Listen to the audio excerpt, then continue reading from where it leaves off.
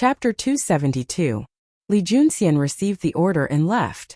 Within the hall, Li Er propped his chin up and pondered for a while. After confirming that he had not missed anything, he let out a sigh of relief and reclined on the dragon throne. He flipped open the Datong Daily and continued to read the newspaper. Zhang Sun Wuji's previous conjecture was correct. Li Er had indeed intended to use Qitsu culture to dig up the foundation of the great clans. If one were to say that the cheap books that Qitsu culture had crazily released previously were a hidden worry for the great clans, then the appearance of the Great Tang Dictionary would have a fatal impact on the great clans. This was because once there was a dictionary, a large number of literate people would emerge from all over the Great Tang. The demand for books would increase and the children of poor families would be able to learn some knowledge by themselves without relying on the great clans. In less than 5 years, the number of children of poor families would far exceed the number of children of landowning clans and the children of fake landowning clans that relied on the great clans. At that time, the advantage that the great clans had in terms of education resources and manpower would be completely lost. From this perspective, Li Er was indeed using Li Zishuan. However, to be used by the ruler of a country meant that Li Zishuan had value. Furthermore, Li Er's use was not the type of use where he would disregard the life and death of the other party. He had always had a backup plan for the safety of Qitsu culture and the workshop. He intended to groom Li Zishuan and leave him for Li Changqian. Naturally, he would not watch as Li Zishuan faced the 5 great clans alone. This brat actually advertised his compass in the newspaper. Furthermore, I heard that he even rewarded his own novel yesterday, praising himself. Truly shameless. Li Er muttered to himself in annoyance when he saw the advertisement in the middle of the newspaper that was dedicated to the superior properties of the Qitsu Pavilion's compass. Others might not know that the legend of a mortal's journey to immortality was written by Li Zishuan, but how could he not know? He could only sigh in his heart. Li Zishuan's skin was getting thicker and thicker. "Young master, we're here." In front of the strange interest pavilion workshop, Sanbao got off the carriage and opened the curtains. "And Sanbao, you go back first and ask Xiaoxi to pack some clothes for me. Also, tell my parents that I won't be going back for the next few days and will be staying in the workshop," Li Zishuan ordered as he jumped off the carriage. Sanbao was stunned for a moment before he bowed and replied, "Yes, young master. I will go back and make the arrangements now. And you can take the carriage back and send the carriage over later," Li Zishuan quickly added when he saw that Sanbao was about to run back. "Thank you, young master." "Oh, young master, why did you come back?" Li Zishuan walked through a few courtyards and, of course, passed by countless curious looks from the craftsmen and servants. He directly arrived at Faubert's office. Faubert saw him and asked in surprise. After all, Li Zishuan had just left not long ago. "Faubert, I want to make something very important and I need some materials. I will write a list now and you can help me get some. I will be staying in the workshop for the next few days and will be staying in the Drunken Wind Pavilion." Li Zishuan went to a few tables and said as he wrote. On the way back to the workshop, he had already thought of the materials that he needed. Overall, they were all common materials and should be easy to get. "Young master, what are you planning to do this time?" Fu Bo was taken aback when he heard this. Then his interest was immediately piqued.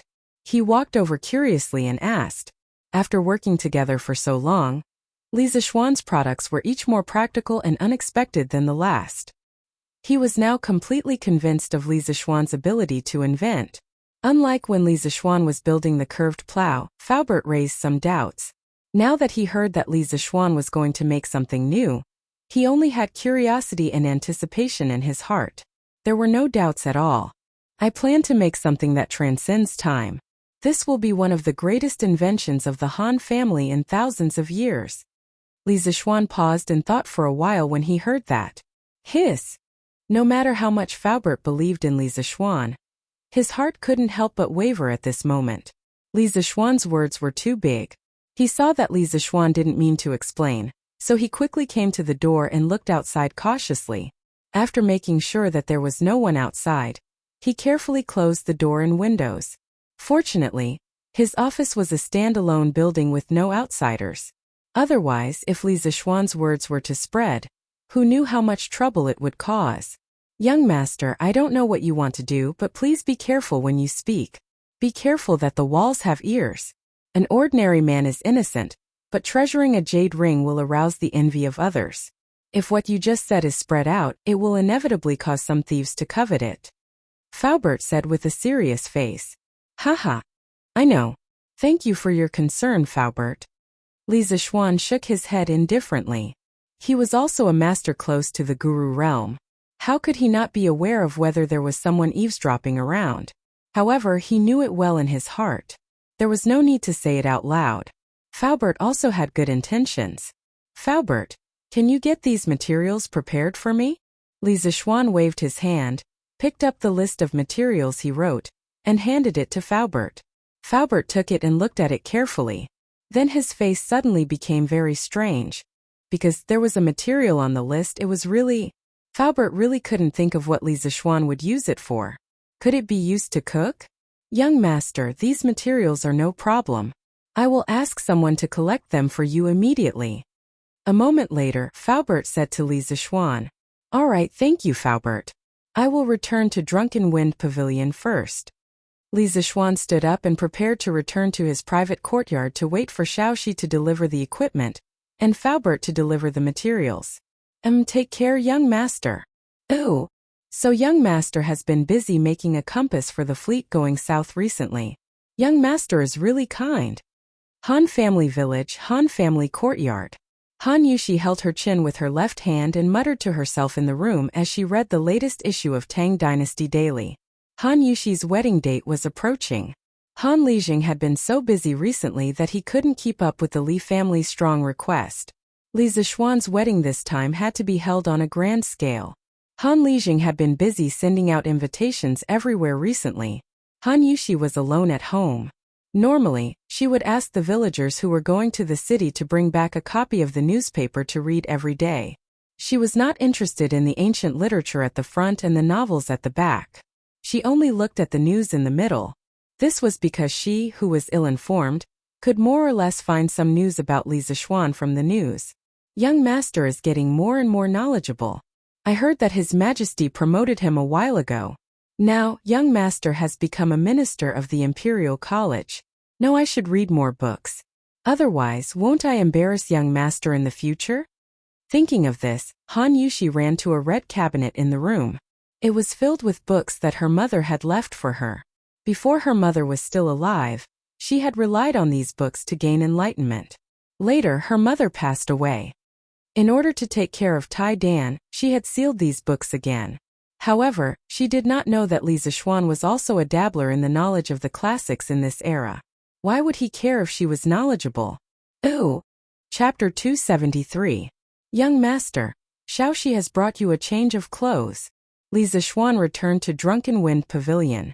About 15 minutes later, Faubert did not come to deliver the materials, but Xiaoxi came to deliver the clothes instead. Thank you for your hard work. Xiaoxi, you can go back after you put these clothes in the room. Li Zishuan leaned on the table as he recalled the knowledge of physics and chemistry from his previous life. Young master, Madam is worried that you will suffer here alone, so she asked Xiaoxi to stay here and take care of you. Xiaoxi will go back and bring your 3 meals a day. Xiaoxi hugged the bundle that she brought over and turned around to say, Did my mother really say that? Li Zishuan raised his head and asked. Of course. Yes, Xiaoxi went to prepare a room for you. Xiaoxi replied with a slightly red face. She then hurriedly turned around and carried the bag into the room. In fact, after Sanbao sent the news that Li Zishuan would be staying in the workshop for a few days, Madame Li did not think of sending a maid to take care of her son's daily life. It was Xiaoxi who weakly mentioned it, so Madame Li sent her over. Thinking of Madame Li's meaningful gaze and smile when she arrived, Xiaoxi was so embarrassed that her ears turned red. Boss, these are the materials that Butler Fu asked me to bring over. Not long after Xiaoxi went into the room, Song Xiaoxi came over with the bag. After the previous lesson, Song Xiaoxi's smile now had a tinge of caution.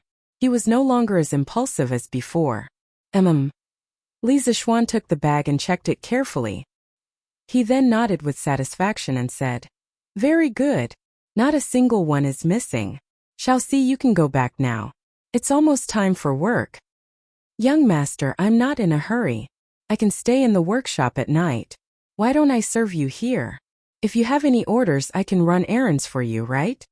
Song Xiaoxi smiled politely. No need. I don't have anything to do here. I can do it myself. Xiaoxi, you should go back.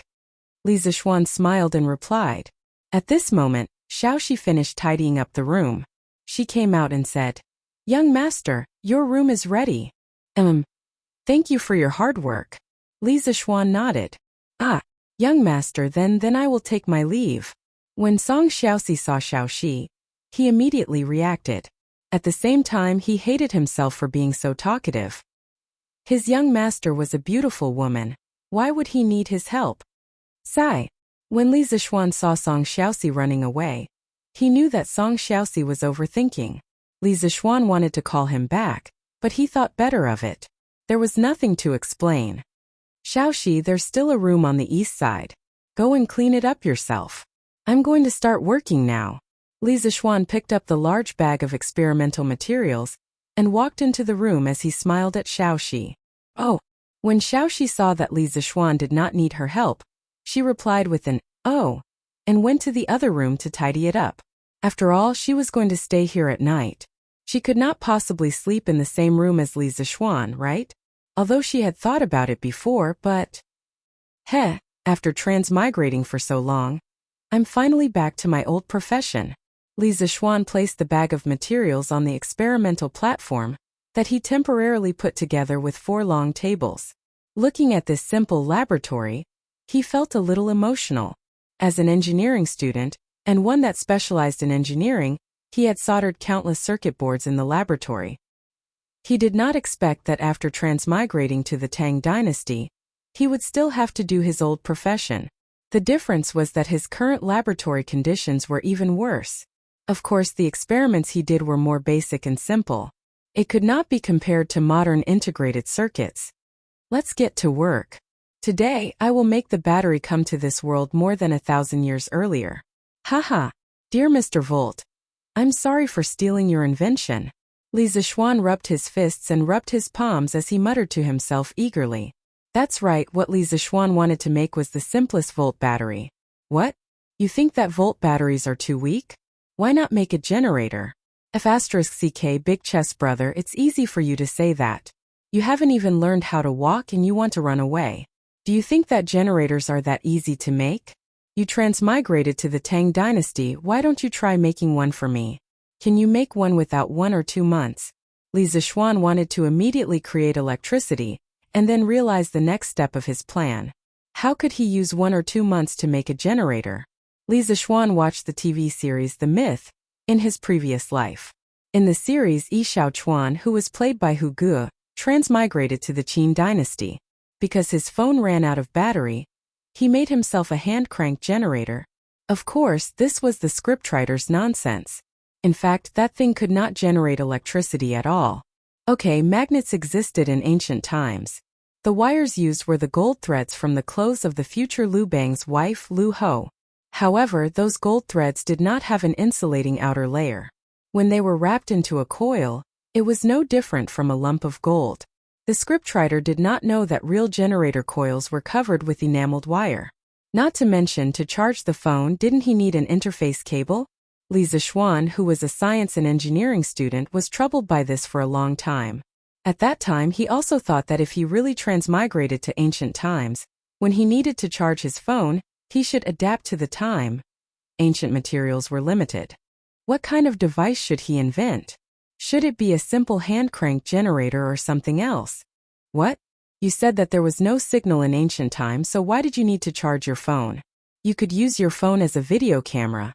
Could it be that your phone could only be used to make calls? If there were some pornographic content in your phone, you could contribute it to the emperor. You might even have a lifetime of glory and wealth. After thinking hard and letting the dog stand him up on the internet to find a needle in a haystack, he really found it. In the year 1800, the famous scientist Volta invented the world's first battery, which was also the ancestor of modern batteries. He did not know why those idiotic translators in China would sometimes call it Volta and then Volta. Li Zixuan's mind was often confused when he was in middle school. Through experiments, he found that when a piece of paper soaked in salt water was sandwiched between two different metals, electricity would be generated. He soaked the blotting paper in salt water, stacked it with a layer of silver, a layer of blotting paper, and a layer of zinc. Then he used a wire to connect the top layer of metal to the bottom layer of metal. He found that he could measure the voltage and current. This device was now called a voltaic battery. The principle of a voltaic battery was, when different metals came into contact with an electrolyte solution in pairs, the ions in the solution would form a directional movement, and thus generate an electric current. Until now, the dry battery that we used was a modified voltaic battery. In the dry battery, a paste of ammonium chloride was used instead of salt water, a graphite rod was used instead of a copper plate as the positive electrode of the battery, and a zinc sheet was used as the negative electrode of the battery. Compared to making a generator, wasn't it easier to make a battery? Ooh! Chapter 274. The materials used for the voltaic battery were silver, zinc, salt, and blotting paper. As long as they were stacked together, they would form a battery that could generate electricity. Then, were these materials available in ancient times? If you were traveling to the Ming Dynasty, congratulations, you would have all of these materials. You would be able to charge your phone directly. This was because zinc metal was first invented by China in the Ming Dynasty. At that time, it was called Japanese lead. It was first extracted from silver or imported from Japan. Unfortunately, Li Zixuan had traveled to the Tang Dynasty, so he lacked one material, zinc. But could a voltaic battery be made without zinc metal? Of course not. As long as there were two different metals, it could be made. The only difference was the voltage and current produced. The positive electrode material used in modern dry batteries was copper, gold or silver was better, but that was for the rich people's flashlights, and the negative electrode material was zinc. Copper was also very easy to obtain in ancient times, unless you had the bad luck of 8 lifetimes and traveled to the Stone Age. The negative electrode material could be aluminum or iron. Yes, iron, which was cheaper than copper. In the laboratory, Li Zixuan was secretly glad that he had read The Myth in his previous life and had a lot of questions, so he had searched for a lot of information related to the manufacture of batteries on Baidu. Otherwise, he would not have thought of making a voltaic battery. He would have been a newborn calf that was not afraid of tigers, and would have definitely tried to make a generator. Was he King lucky? Because in the Tang Dynasty, which did not have any industrial or electronic foundation, it was really difficult to make a generator with the theoretical knowledge he had learned from textbooks. Li Zixuan did not plan to make a generator at the moment. There were too many technical problems to solve, so he would do it in the future. He took out a specially made rectangular clay jar. There were 50 independent compartments inside the jar. Because the voltage and current of a voltaic battery were definitely not enough, it needed to be connected in parallel to increase the current, and then connected in series to increase the voltage. The crudest and simplest voltaic battery had a voltage of about 1 volt and a current of about 10 to 20 milliamperes. If the voltaic batteries in each cubicle had a voltage of 1 volt and a current of 10 milliamperes, then 50 voltaic batteries would be connected in parallel to form a battery pack. 5 of these battery packs would then be connected in series to form a power source with a voltage of 5 volts and a current of 500 milliamperes. Then the problem of charging your mobile phone would be solved. P.S. If you plan to bring your mobile phone to ancient times, please remember this easiest way to charge your mobile phone. Of course, Li Zixuan was a soul transmigrator. When he transmigrated, he did not bring anything with him. The purpose of his battery was definitely not to charge his phone, but to power his communication tools. He often lamented why he wasn't wearing a suit and couldn't bring a computer with him. He could have brought a mobile phone with him. When he was bored, he could play single-player do diju or cut fruits. However, there were also benefits of soul transmigration. At the very least, there were no obstacles when communicating with the people of the Tang Dynasty. This was because the official language of the Tang Dynasty was not Mandarin at all. It had a very thick accent. If it wasn't for soul transmigration, you would not be able to understand what others were saying. Li Zixuan mixed a small basin of concentrated salt water and poured it into each cubicle one by one. When all 50 cubicles were filled, he inserted the 2 ends of the bent iron plates into the 2 adjacent cubicles. Then he inserted the bent copper plates into the other side. The copper plates were the positive electrodes of each voltaic battery, and the iron plates were the negative electrodes. When the iron plates and copper plates were inserted into the cubicles, it was equivalent to connecting all the positive electrodes together and the negative electrodes together. As a whole, the 50 small batteries were connected together in parallel, forming a battery pack with a voltage of about 1 volt and a current of about 500 milliamperes. After completing the first battery pack, Li Zixuan took out a copper wire. It was a copper wire that was coated with lacquer. He used the copper wire to separate the positive and negative electrodes of the battery pack. Then he covered the rectangular ceramic jar with a matching lid. Just like that, a simple battery was created. It was very convenient to use. He just needed to connect the positive and negative electrodes to the circuit. If he felt that the voltage was not enough, he could make a few more of these batteries and connect them in series. "Young master, it's time to eat." At this moment, Xiaoxi knocked on the door and shouted. The servant girl took advantage of the time when Li Zixuan was doing experiments to ask Sanbao to drive the carriage back to the Li residence to get dinner. After all, the food outside could not be compared to the food in the Li residence. In order to make Li Zixuan comfortable, Xiaoxi put in a lot of effort. "Okay, I'll be right out." When Li Zixuan heard this, his heart was filled with happiness. Compared to his previous life, he was doing the same job, but his circumstances were completely different. In his previous life, he spent his 3 years as a postgraduate student in the laboratory. Every day, he would enter the laboratory at 8:30 a.m. to check in, and he would leave the laboratory at around 10 p.m. Of course, he would have to check in again. The person in charge of the project would check his attendance every month. Sometimes, in order to rush the progress of the project, he would work overtime until 1 or 2 o'clock or even overnight. To put it nicely, he was a technician who worked hard on the front line of research. To put it bluntly, he was just a worker, an engineering dog. And now, although he was doing basic research, he had a pretty servant girl to take care of his daily needs, and there was also a driver on standby outside. Li Zixuan felt that he was willing to be such a happy engineering dog for the rest of his life. It smells so good. What did Auntie Zhao make tonight?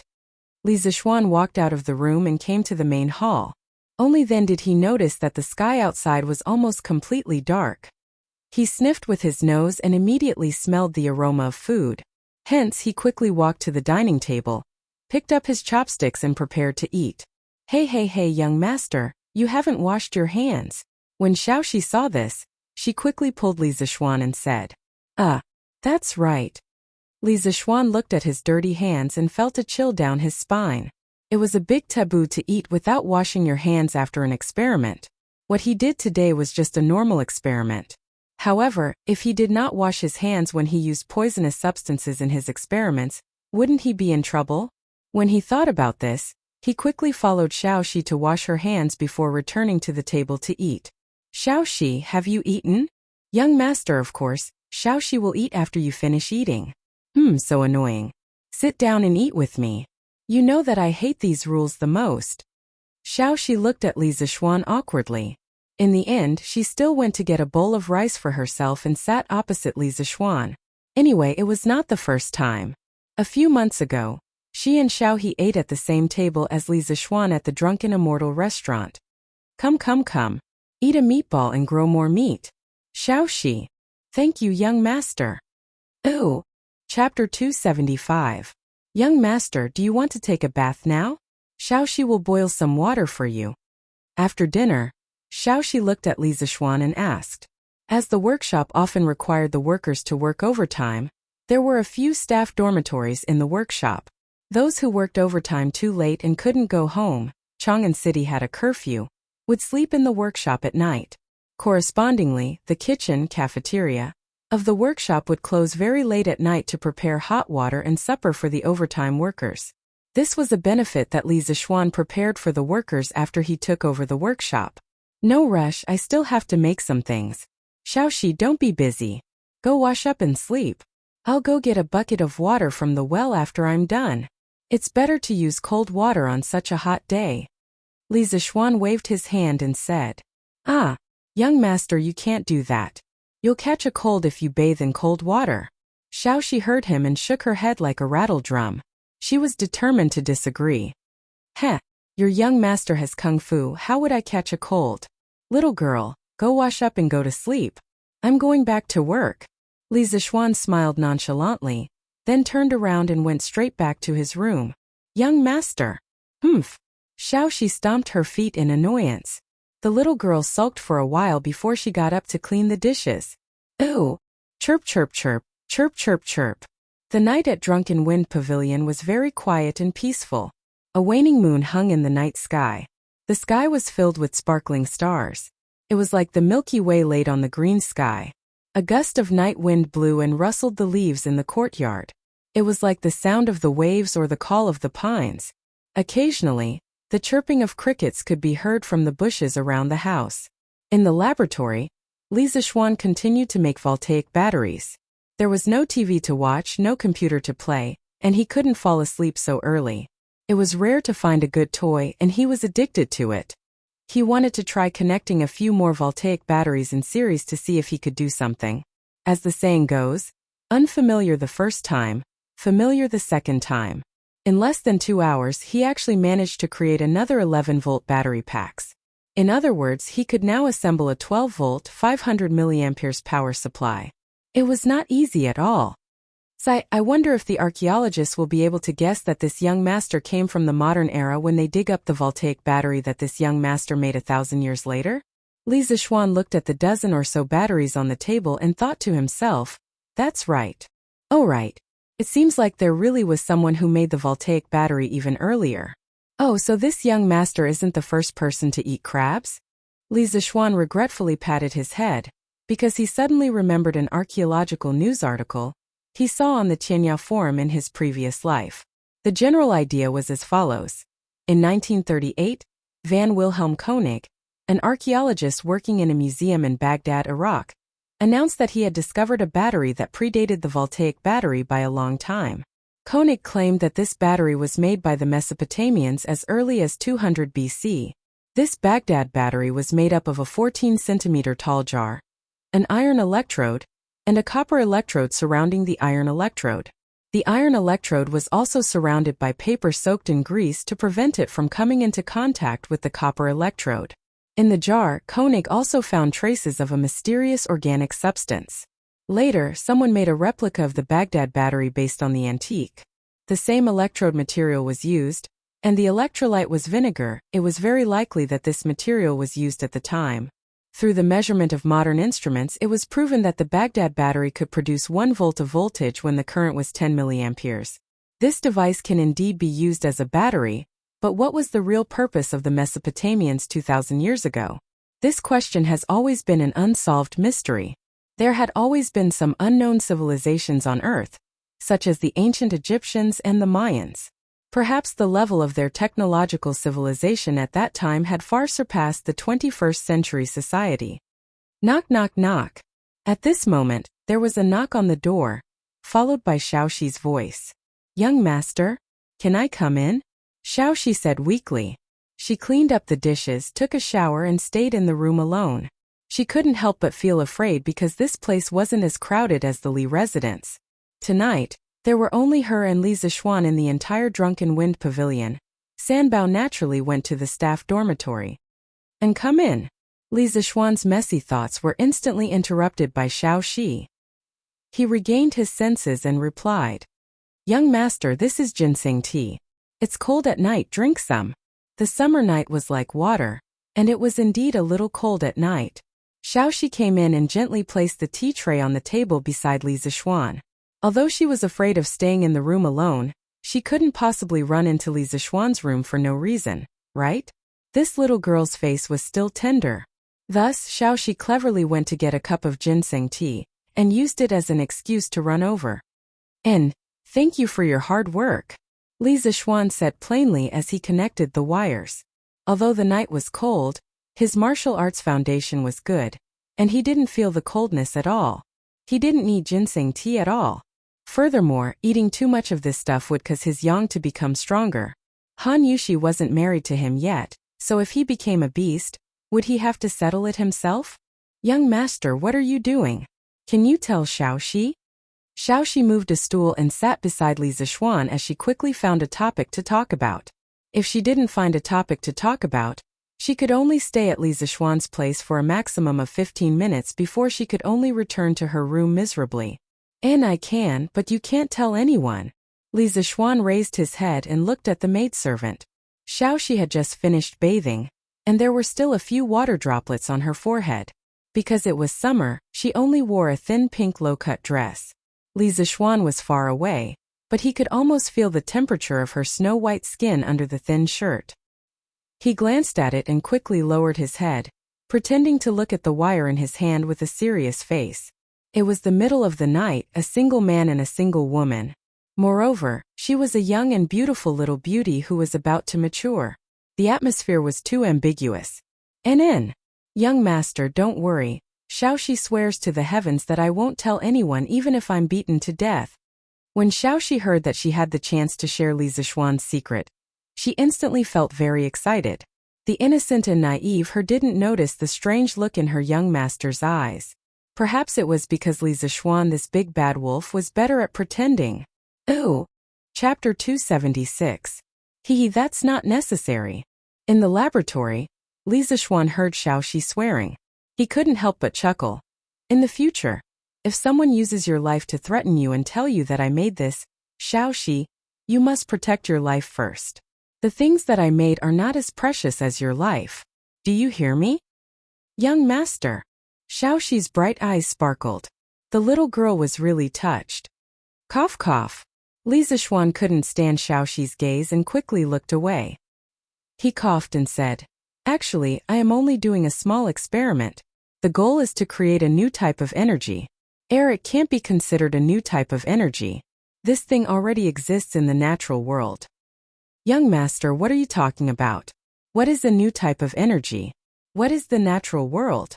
Xiaoxi's emotions gradually calmed down after listening to Li Zishuan's explanation. However, when she suddenly heard so many new terms, she was a little confused and couldn't help but ask. Energy is. Xiaoxi, you can understand energy as doing things. Apui, it is the ability to do things. For example, I am strong in martial arts. I can lift a few 100 kilograms of rock with one hand because I have a lot of energy in my body. Also, why can firewood boil water and cook rice?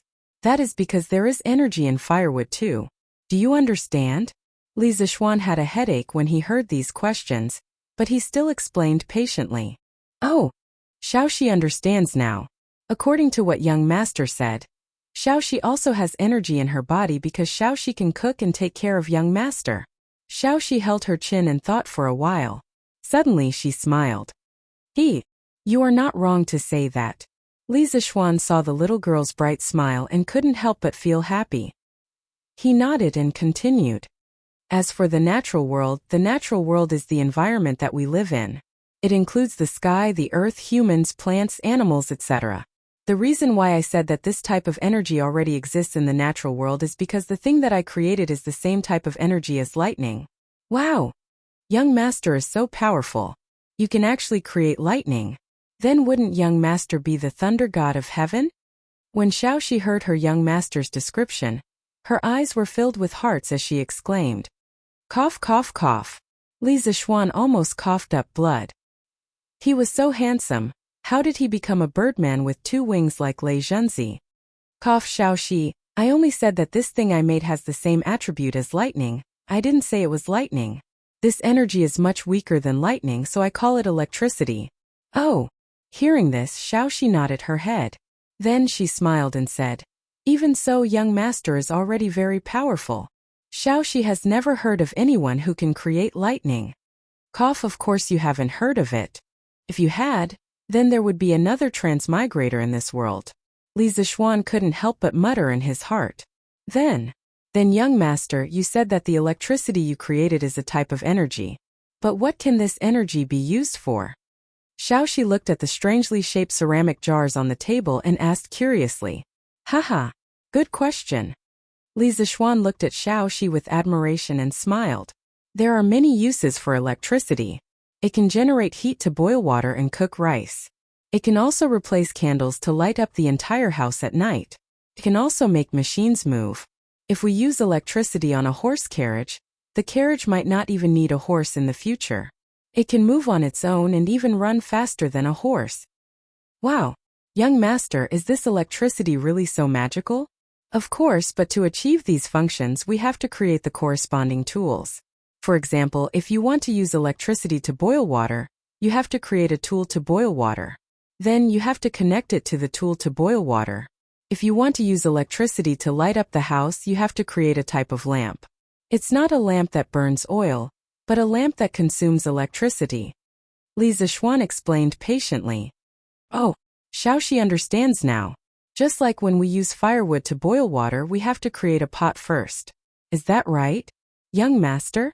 Xiaoxi listened attentively.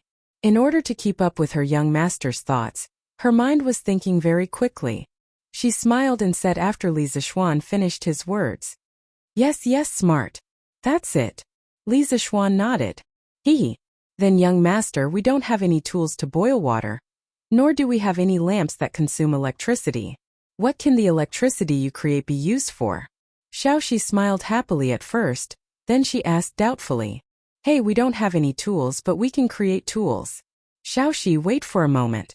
Let me show you a magic trick tonight. A thought flashed through Li Zishuan's mind as he suddenly thought of an idea. After he finished speaking, he ignored Xiaoxi's doubts and went straight out the door. Hey, young master, where are you going? Xiaoxi wanted to follow him out anxiously, but she could not catch up with Li Zishuan's footsteps. She could only sit down alone and continue to wait. About a quarter of an hour later, Li Zishuan came back with a bamboo stick in his hand. He took out a long sword and with a few swings of the sword, there were a few thin bamboo strands on the table. Li Zishuan picked up a bamboo strand of uniform thickness and placed it on the flame of the candle. He started to roast it carefully. After a while, the green bamboo strand turned into black bamboo charcoal. Li Zishuan used a metal wire to wrap around the middle of the bamboo strand. Then he passed the other end of the metal wire to Xiaoxi and said, Here, Xiaoxi, take this. You will be able to see the lighting effect of electricity soon. Yes, yes. Remember to stay away. Don't let your hair touch the bamboo strands. Yes, young master. Watch carefully. Just for a moment. The experiment that Li Zishuan wanted to do was the prototype of a third wheel. In 1854, Henri Goebbels used a carbonized bamboo strand under a vacuum glass bottle. It emitted light when it was electrified. His invention was the first practical use of an incandescent lamp. The light bulb he experimented with could last for 400 hours, but unfortunately, he did not apply for a patent in time. Li Zishuan skillfully connected the 12 batteries together. Then, he carefully connected the positive and negative electrodes of the battery to the two ends of the carbonized bamboo strand. After the bamboo strand was electrified, its surface instantly produced a high temperature and emitted a bright light. It easily covered the light of the candles in the room. The bright light shined on Xiaoxi's delicate cheeks and her snow-white smooth chest. Coupled with her slightly open mouth and shocked expression, the originally beautiful Xiaoxi looked even more beautiful under the light. Li Zishuan was mesmerized. Ah, what a beautiful light! Young master, this light is 10 times brighter than a candle. Unfortunately, it only shines for a while. Xiaoxi excitedly exclaimed. The things that she experienced tonight had completely overturned her understanding. She would never forget it for the rest of her life. Cough, why is this little girl becoming more and more charming? I almost went crazy. Li Zishuan, who was interrupted by Xiaoxi's exclamation, could not help but shake his head. After he heard Xiaoxi's words, he laughed in his heart. This bamboo strand is not placed in a vacuum, so of course it can only shine for a while. But maybe I can make some light bulbs to play with in the future. Xiaoxi, do you like it? Yes, yes, I like it. Then young master will make you a light bulb that can always shine this bright. Ah, young master is so nice. Ooh. Chapter 277. Young master, you're up? Xiaoxi will get some water for you to wash up. Early in the morning, Xiaoxi had just returned from the Li residence after getting breakfast. She happened to see Li Zishuan doing his morning exercises, i.e. sword training, in the courtyard. The little girl placed the food box on the stone table in the courtyard and was about to go get some water. Ha! No need, I've already washed up. Xiaoxi, come over and eat. Li Zishuan laughed and put away his sword. Then he came to the stone table and sat down. After last night's experience, Xiaoxi didn't refuse and sat opposite Li Zixuan. She opened the food box and accompanied Li Zixuan to eat. Tisk, that's more like it. It's so boring to eat alone. With a beauty accompanying me, my appetite will be much better. Li Zixuan glanced at Xiaoxi as he ate, and thought to himself proudly, Xiaoxi, how was your rest last night? Are you used to it? Li Zixuan asked casually as he ate his sumptuous breakfast. Xiaoxi purposely stayed there last night and he didn't notice it at first. However, as time passed, how could he not notice it? Although she was a feast for the eyes, Li Zixuan still hardened his heart and chased her out of the room when he thought about how he was going to get married soon. It's okay. Xiaoxi blushed and replied. After she left Li Zixuan's room last night, she wasn't that afraid anymore. She laid on the bed and her mind was filled with the image of Li Zixuan lighting up the bamboo in front of her. She couldn't care less about being afraid anymore. Young master, are you still doing an experiment today? Xiaoxi had also learned a lot of new words. Yes, I still have to do something. Do you need my help? Xiaoxi asked with her eyes sparkling. Not at the moment. Oh. Although the questions for this exam were difficult, there were still quite a number of people who did very well. They are worthy of praise. Iron Egg, come over and give out the exam papers.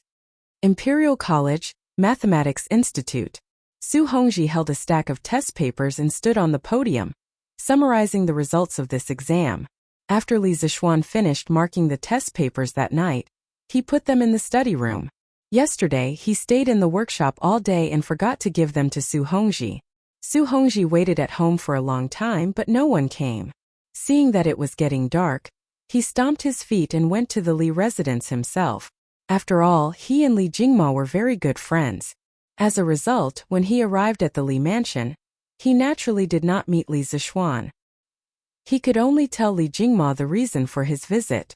After Father Li understood, he was so angry that he blew his beard and glared at his son. Su Hongji comforted Li Zixuan for a while before Li Jingma calmed down. In the end, with Xiaoxi's help, they found the exam papers that had been marked in Li Zixuan's room. All right, Mr. Su. Iron Egg quickly walked over, took the test papers and began to distribute them. Taking advantage of this time, I will briefly explain the results of this exam. The most praiseworthy one is Meng Wenhao. He actually scored 101 points. To be honest, there were many questions in this exam paper that I did not know how to answer. Meng Wenhao was able to score so high. It is very amazing. Everyone, please give him a round of applause. Su Hongji stood on the podium and looked at Meng Wenhao, who was sitting below, and praised him. After following Li Zixuan for so long in class, Su Hongji actually learned to make fun of himself. His words were not as rigid as before. As soon as he finished speaking, there was an uproar. Whether the questions were difficult or not, the students below had the most right to speak. They were the ones who had been tortured and persecuted. Naturally, they knew how perverted the questions were. Damn! Wenhao, you are so awesome. Too awesome. Wang Meng stretched out his hand and patted Meng Wenhao's back as he exclaimed exaggeratedly. Lucky. Meng Wenhao was still in deep shock. He knew that he did well in this exam, but he did not expect to get first place. After all, after Li Zixuan took over the School of Mathematics, there began to be many masters. It was very difficult to get first place. At this time, when he heard Wang Meng's exclamation, he quickly turned around and said modestly, Lucky my ass. You are such a hypocrite. Wang Meng curled his lips and said, This is strength, not luck. Wenhao, you are too modest. When I asked you how the exam was last time, you said it was average. How is this average? Zhang Ziren laughed and said, Haha, brother Ziren, I am sorry. I was not confident at that time. Meng Wenhao said with an apologetic face. No matter what, Wenhao, congratulations to you for coming in first place. But I will not give up. Next time I will surpass you. Ke Shiqing smiled at Meng Wenhao, but there was still a bit of unwillingness in his eyes. Yes, I will not give up. Wenhao, you have to be careful. Next time I may surpass you. Zhang Ziren echoed. Haha, I did not expect Meng Wenhao to be so good. This school of mathematics is getting more and more interesting. When Li Tai heard that Meng Wenhao got 101 points, he could not help but be a little surprised. But that was all. As a prince, how could he make a fuss over such a small matter like the others? The top students in the front row were encouraging each other, but the bottom students in the back row were naturally in a different situation. *CK, that's amazing. Mengwenhao is too awesome. Chung Chumo opened his eyes wide and excitedly slammed the table. Damn, Mengwenhao is amazing. Mr. Su, I want to change seats. I want to change seats. I want to change seats next to Mengwenhao. When Sun Zifan heard that someone got 101 points, he almost knelt down. The little fatty rolled his eyes and shouted. In fact, he was bitter in his heart. He almost got 0 points in this exam. Next to him was a group of idiots who did not know anything. He could not copy even if he wanted to. Damn. I also want to change seats next to Mengwenhao. Chung Chumo immediately reacted and shouted. He and Sun Zifan grew up playing together. They dug out birds' nests together, peeped at Widow Wang in the east of the city, and smashed other people's latrines together. How could this little fatty's cunning mind be hidden from him? I also want to change seats. I also want to change seats.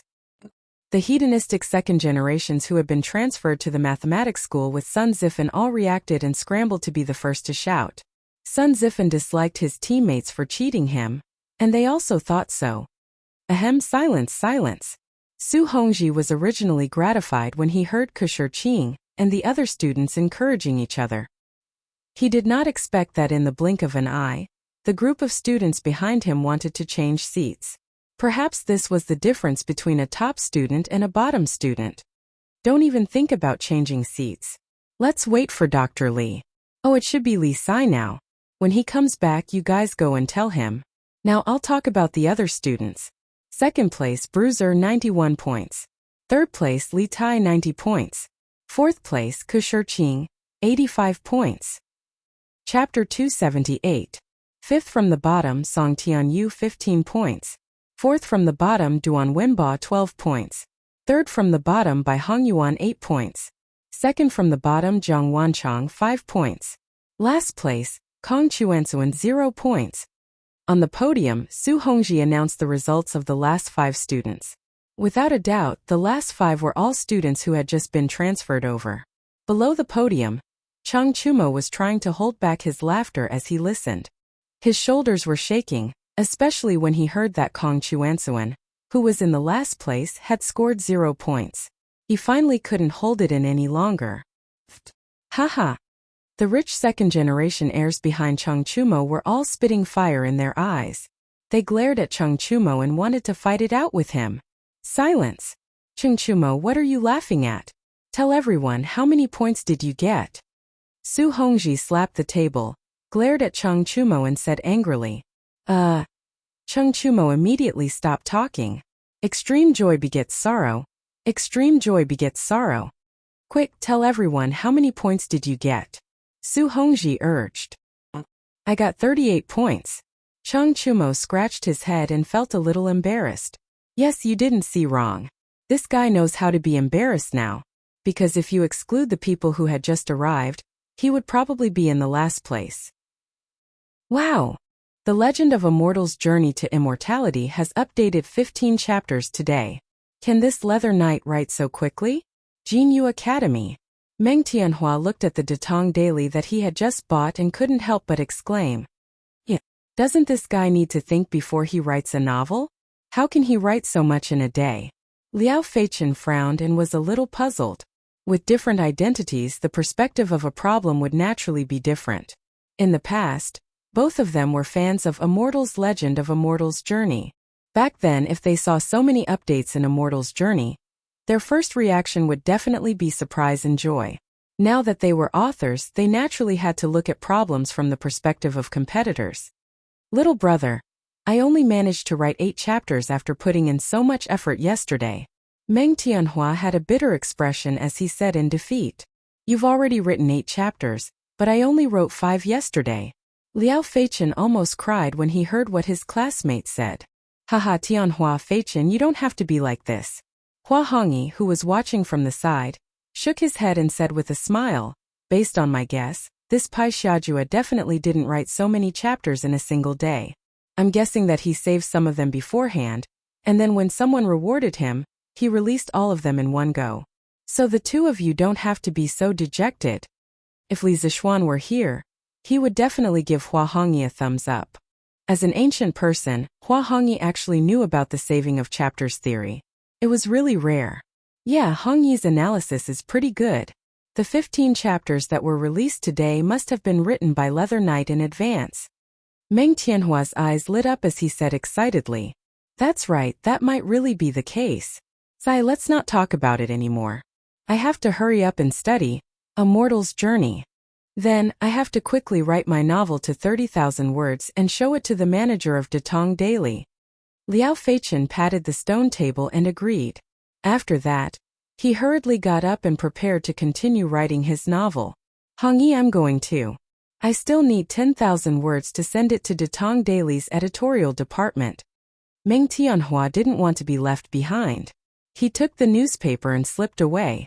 Hua Hongyi shook his head speechlessly. Manager's son, do you have any compasses at Curious Pavilion today? Yeah, do you have any today? You didn't have any yesterday, but you can't possibly not have any today, right? Yeah, I say, can't you guys hire more people to be compasses? Yeah, we're all waiting to use them. The fleet is about to set sail. Ever since Datong Daily did a round of publicity for Curious Pavilion's compasses, and taking advantage of the popularity of the fleet heading south, countless merchant ship owners came to Curious Pavilion to buy compasses. Unfortunately, the first batch of compasses had already been pre-ordered by the Imperial Court and Wang Ranbiao, so every time they came, there was no stock. Today, when the East Market opened, they gathered here and asked Sun Huyan. Sun Huyan looked at the group of people waving their money in front of him to buy compasses. He was both happy and depressed. Although Curious Pavilion had some compasses today, they didn't have much in stock. Sun Huyan's heart ached when he thought about how he couldn't earn money from all these people who were queuing up to give him money. We have some compasses today, but the quantity is limited. There are only 50 of them. Everyone line up. The rules are the same as before. Those who have a membership card, line up at the member channel according to the level of your membership card. Each person is limited to 2. Sun Huyan shouted to the crowd. Huh? Why are there only 50? How is that enough? Moreover, each person is limited to 2 and I alone need 10. A well-dressed merchant was dumbfounded. Yeah, there are so many people here. How is 50 enough? Why are you still talking nonsense here? Hurry up and line up. If you don't, you won't be able to buy any more. Yeah, I happen to have a blue membership card. I can cut the line, haha. What's a membership card? Some of the merchants who had just come into contact with Curious Pavilion didn't know what privileges a membership card had. After all, Curious Pavilion used to only make children's toys and Drunken Immortal. Many of the wealthy merchants didn't pay attention to these things, but after hearing the explanation from the people beside them, they immediately went to Sun Huyan to apply for a membership card. Shopkeeper son, I want a purple membership card. I want a purple membership card too. I want a gold membership card. Ooh. These people who own large merchant ships didn't lack money. When it came to applying for a membership card, they directly started with a purple membership card. Shopkeeper's son didn't expect that such a thing would actually spur so many people to apply for a purple membership card. It was truly an unexpected gain. Everyone, don't be anxious and don't fight over it. Recently, our workshop has been producing compasses at full capacity. In the next few days, the supply of compasses will definitely increase. Before the Imperial Court's fleet heads south, everyone will definitely be able to buy a lot of compasses. Sun Huayuan said to the anxious crowd as he asked the accountant to help them apply for membership cards. What he said wasn't nonsense. This was something that Li Zishuan had taught him. Under Li Zishuan's guidance, the workshop's current production model had been changed to an assembly line model. The supply of compasses in the future would definitely not be a problem. Really? That's great. Then I'll wait for 2 more days. Wait my ass. Who knows what will happen in the future? The sooner you buy, the better. You're right. I'll buy one too. Yeah, let's line up. Although Faubert said it like that, very few people believed him. Everyone was still very enthusiastic about buying compasses. Chapter 279. The day of the fleet's journey to the south was getting closer and closer. Anyone with a bit of foresight would realize how lucrative the journey to the south would be. Furthermore, they would be escorted by the Imperial Army, so there was no need to worry about their safety. It was simply a godsend opportunity. As a result, there was a rare shortage of manpower in all the major shipping companies. Notices for sailors could be seen all over Chang'an City. As long as you were good at swimming and didn't get seasick, you should hurry up and sign up. The ship owner would not only give you a generous settlement fee, but when you returned from the southern trade, the salary would be enough for your family to live on for 20 years. The workshop was bustling with activity. Because some of the precise components of the compasses were previously polished by a few old masters, the efficiency was very low. Seeing that there were more and more people outside wanting to buy compasses, Faubert decided to organize the young craftsmen to learn from the old masters after consulting with Li Zishuan. Whoever could learn would be rewarded with 5 strings of cash on the spot. With a generous reward, there would be a lot of brave men. A large number of smart and skillful young craftsmen immediately emerged.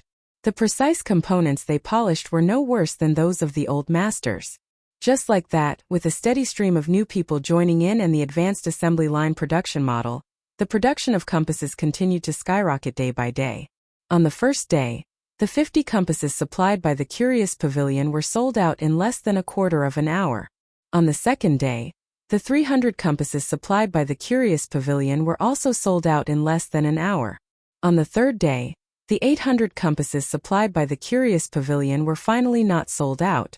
The market for compasses was beginning to reach saturation. After all, there were only a little more than 1,000 merchant ships going south. Furthermore, not every merchant ship owner was as rich as Wang Runbiao to equip every ship with a compass. Seeing this, Sun Huayuan hurriedly reported to the workshop. When Faubert received the news, he immediately transferred half of the people from the compasses production team to produce carriages. According to Li Zishuan's previous plan, it was time to sell the carriages. 3 days passed in the blink of an eye. While the people outside were preparing for the vigorous southward operation, Li Zishuan was also extremely busy in the Drunken Wind Pavilion in the depths of the workshop. Li Zishuan was already showing signs of going berserk. In the past 3 days, he had spent more than 90% of his time in the laboratory, sleeping there as well. After a few days of hard work, Li Zishuan had really created a treasure. Moreover, it was a rare treasure in the world. However, his current image was somewhat unsightly. Haha. I've finally finished 2 telegraph machines. Li Zishuan's hair was a bit messy now, and his eyes were sunken. This was a clear sign that he had stayed up too late. At this moment, he looked at the pile of devices on the table and laughed madly with a deranged expression. That's right. Li Zishuan wanted to make a telegraph and a wireless one at that. The principle of wireless was very simple. The core part was the LC oscillation circuit, which was composed of an inductor L and a capacitor C to form a frequency-selective oscillation circuit, which was used to generate high-frequency sine wave signals. The radiation power of the LC oscillation circuit was proportional to the 4th power of the oscillation frequency. In order to make the LC oscillation circuit radiate strong enough electromagnetic waves, the oscillation frequency must be increased, and the circuit must be in an open form.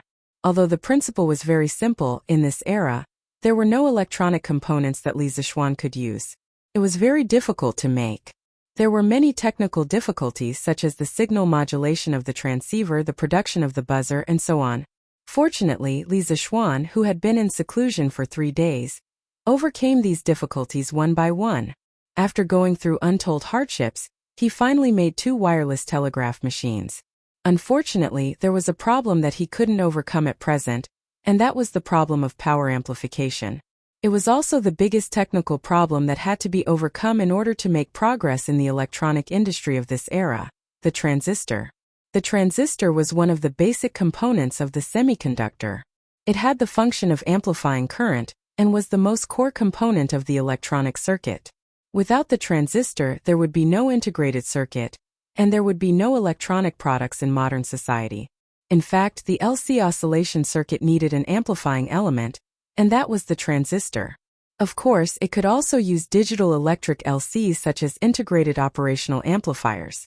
Using this amplifying element through various signal feedback methods, the constantly consumed oscillation signal would be feedback amplified, and finally output a signal with a relatively stable amplitude and frequency so that the radio signal could be transmitted farther.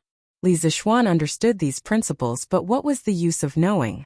He couldn't make the transistor now, so he could only brace himself and try to make a wireless telegraph machine first. Because he had a glimmer of hope in his heart that was, in ancient times when there was no electricity, the space spectrum was very clean, and there was almost no interference. With a few watts of radio frequency power, it could be transmitted all over the world. The earliest wireless telegraph machines also didn't use transistors. At that time, the transmission distance was 250 meters, but there was already electricity in that era, and the space spectrum was not clean, so there would be electromagnetic interference. During the Liberation War, Mao Zedong was in Yin, and Lin Biaodong was in Harbin. They were more than 2,000 kilometers apart, and there were no relay stations in between. They were all directly transmitted through radio stations. At that time, the radiating power of the telegraph machine was only a few watts, and it could transmit that far. If it was in modern society, it definitely wouldn't be possible. "Young master, don't move, Xiaoxi is combing your hair." Li Zixuan was laughing crazily, but Xiaoxi was not happy. These days, Li Zixuan had locked himself in the laboratory, and whenever he encountered a problem, he couldn't help but scratch his head. Ancient men were not like modern men with short hair, they all had long hair, so his hair had been messy recently.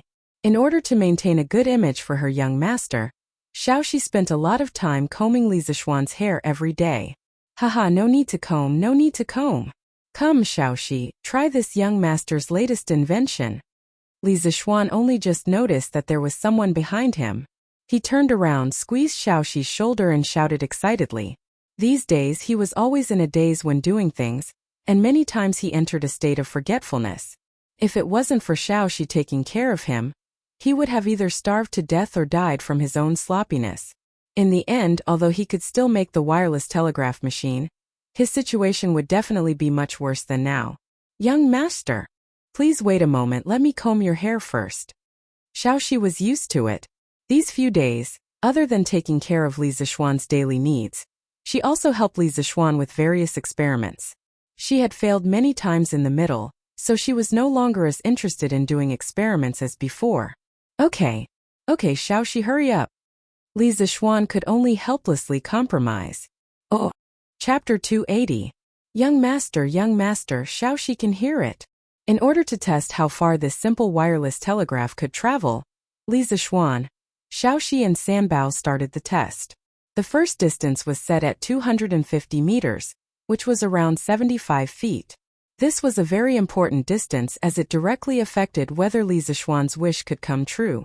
When he heard Sanbao's report, Li Zixuan was very excited. He waved his hand and said excitedly, "Good. That's great. Sanbao, ask Xiaoxi to walk another 20 feet away, and see if she can hear the signal I sent." "Okay, young master, I will go now." Sanbao answered with a grin and then hurriedly ran out. After a while, Sanbao ran back and said, "Young master, Xiaoxi is in position. You can send the signal now." "Okay, Sanbao, quickly go over." After Li Zixuan finished speaking, he walked in front of the telegraph machine and gently pressed the button on the transmitter, casually sending out a string of codes. Beep beep beep beep beep beep beep. Sanbao naturally ran back to Xiaoxi's side to check on the situation. He had no choice as he could not let Xiaoxi run around alone, right? After a few minutes, Sanbao ran back. However, his breathing was hurried and his forehead was covered in sweat. After all, running around in the hot weather was unbearable for anyone. "Young master, Xiaoxi can hear your signal. Okay. Ask Xiaoxi to walk another 50 feet. Li Zixuan was so excited that he was about to explode. This was the first time he felt so close to modern technology since he transmigrated. Sanbao was instantly dumbfounded when she heard that. The addition of 750 feet, 200 feet, and 500 feet would be a total of 1,450 feet. A round trip would be about 2 miles. Furthermore, according to Li Zixuan's words, the journey would only get further and further. Sanbao felt like she was about to kneel down. And what happened? Li Zixuan was only thinking about the telegraph. His IQ and EQ were basically zero. He did not notice Sanbao's expression. He only felt that Sanbao was still in the house, so he could not help but ask curiously. His casual question almost scared Sanbao out of his wits. Sanbao thought that his young master was dissatisfied with him. He was living such a comfortable life in the Li family, and he was not willing to make his master unhappy over such a small matter and be chased out of the house. "No, I'm fine. Young master, I'll go now," Sanbao responded and ran out hurriedly. He thought to himself, "Isn't it just running? I'll do it." Oh, 750 zhang, 950 zhang, 1 kilometer, 2.5 kilometers, 3 kilometers. In 3 hours, the effective distance of the telegraph went from 750 zhang to 3 kilometers. Xiaoxi's position also went from the side of Drunken Wind Pavilion to outside of Yi Lane, then to Qinren Lane, and finally to Yongli Lane. She was only a few dozen steps away from the Li family. Along the way, this beautiful young lady who was carrying a big box attracted the attention of the passers-by. Moreover, there were ded sounds coming from the box, making the onlookers exclaim in surprise. Although the crowd did not know what the big box was, it did not stop them from watching. Thus, many people followed behind Xiaoxi to watch the show. The crowd became more and more lively. When they arrived at Yongli Lane, Xiaoxi was already surrounded by a circle of people. Li Zixuan saw this delightful result and his heart was filled with joy. However, Sanbao did not feel any joy. At this moment he was as tired as a dog. He opened his mouth wide and panted heavily. His clothes were drenched in sweat, as if he had just been fished out of the water. His 2 hands kept fanning himself, but this little amount of energy was of no use. The sweat on his face was still dripping down like rain. Young master, Xiaoxi received the signal. Sanbao ran in and said with difficulty, "Good. Haha, it's 3 miles now." Sanbao, let Xiaoxi walk another 100 feet away. Sanbao, what's wrong with you? When Sanbao heard Li Zixuan's words, his eyes rolled and he was about to faint. Li Zixuan reacted quickly and lifted him up and asked, Young master. Sanbao, can't run. All right, Sanbao, don't say any more. It's my negligence. Sit here and rest for a while. I'll get someone to call a doctor for you. Li Zixuan had already woken up from the excitement of the telegraph machine. He thought to himself, it's not good to be too immersed in something. This is called qi deviation. Xiaoxi, come here. Li Zixuan came to the front yard of the workshop and waved at Song Xiaoxi. Coming, young master. You called for me? Song Xiaoxi hurriedly ran over and asked. Sanbao is overheated. Bring a few people and send him to a shady place to cool him down. Also get a doctor to take a look at him. Don't let him get a heat stroke. Yes, young master. I'll go right now. Hey, wait. Send someone to drive my carriage and go to Yongli Lane to find Xiaoxi. Tell her to stop for now and bring her back to rest and eat. Sanbao was already so tired. Xiaoxi, a weak girl, was still working under the sun. She should be even more tired, right? Li Zixuan's heart ached when he thought of this. He quickly added, all right, young master. Song Xiaoxi saw that Li Zixuan did not have any other orders. He responded and hurriedly went to make arrangements. He was envious of Sanbao. Yes, he was envious. As a servant, he was able to receive such care from the young master of the house. In the entire Tang dynasty, there was probably no other master who treated his servants so well. Li Zixuan brought a group of servants back to Drunken Wind Pavilion and ordered them to carry Sanbao to a shady place beside the pond in the workshop. Go get some well water to feed Sanbao. Li Zixuan pointed to a servant beside him and ordered. Yes, young master. The servant obeyed and left. Li Zixuan looked at Sanbao, who had a pale face and cracked lips. He felt a little vexed. In his previous life, he had experienced a similar situation. Back then, one of the leaders of the research team would give you a task. It was considered light if you ran your legs off. You might even have to work overtime or even be criticized. This was the common saying. The leader moves his mouth and the subordinate runs his legs. Some colleges and universities were really bureaucratic. Li Zixuan hated this kind of phenomenon very much in his previous life. However, he didn't expect that he would unintentionally do something that he had always hated. He really shouldn't have done it. Why isn't the doctor here yet? Li Zixuan frowned and asked. Young master, Brother Xiaoxi has already gone to get the doctor. He should be here soon. The manservant from before came over with a bowl of cold well water and answered. All right. Feed him water first. Ooh. Chapter 281. Drunken Wind Pavilion. A group of people surrounded Sanbao. It was probably Sanbao's first time being the main character. Doctor, how is he? Is he all right? Li Zixuan looked at the old doctor who was checking Sanbao's pulse and asked anxiously. He had to be anxious. If Sanbao had a heat stroke, it would be a serious matter. In ancient times, where the medical environment was extremely backward, there were many people who died from heat stroke. Even famous people and officials couldn't avoid dying from heat stroke. For example, Fu Zhan, the great scholar of the Western Han dynasty, Su Shi of the Song dynasty, Zhao Mingcheng, the husband of the female poet Li Qingzhao, and Zheng Chenggong, the national hero who recovered Taiwan, all died from heat stroke. Lord Zhu, you don't have to worry. This young man is just too tired. Coupled with the hot weather, his body is dehydrated. He didn't suffer from heat stroke. As long as you give him more water and combine it with this old man's prescription, he will definitely recover. The old doctor put down Sanbao's wrist and smiled. He was a doctor in charge of a medical hall in an E lane. It was not far from the workshop, so he naturally knew some people in the workshop.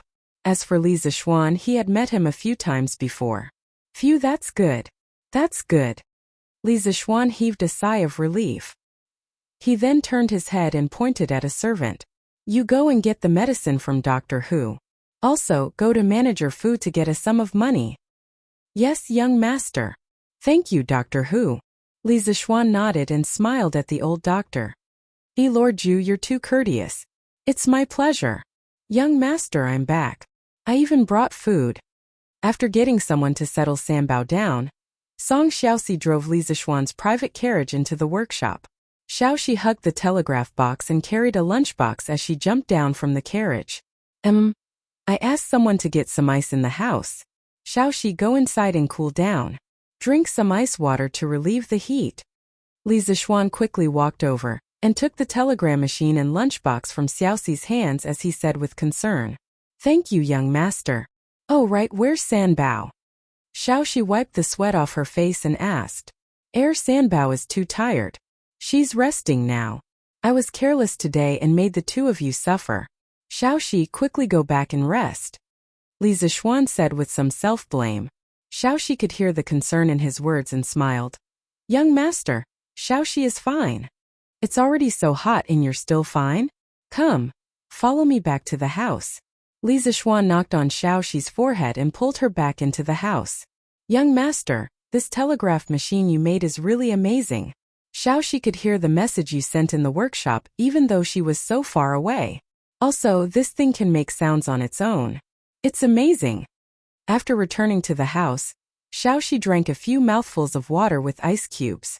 After a while, she calmed down and stood up to look at Li Zixuan excitedly. Previously, she accompanied Li Zixuan to do so many experiments, but they all ended in failure.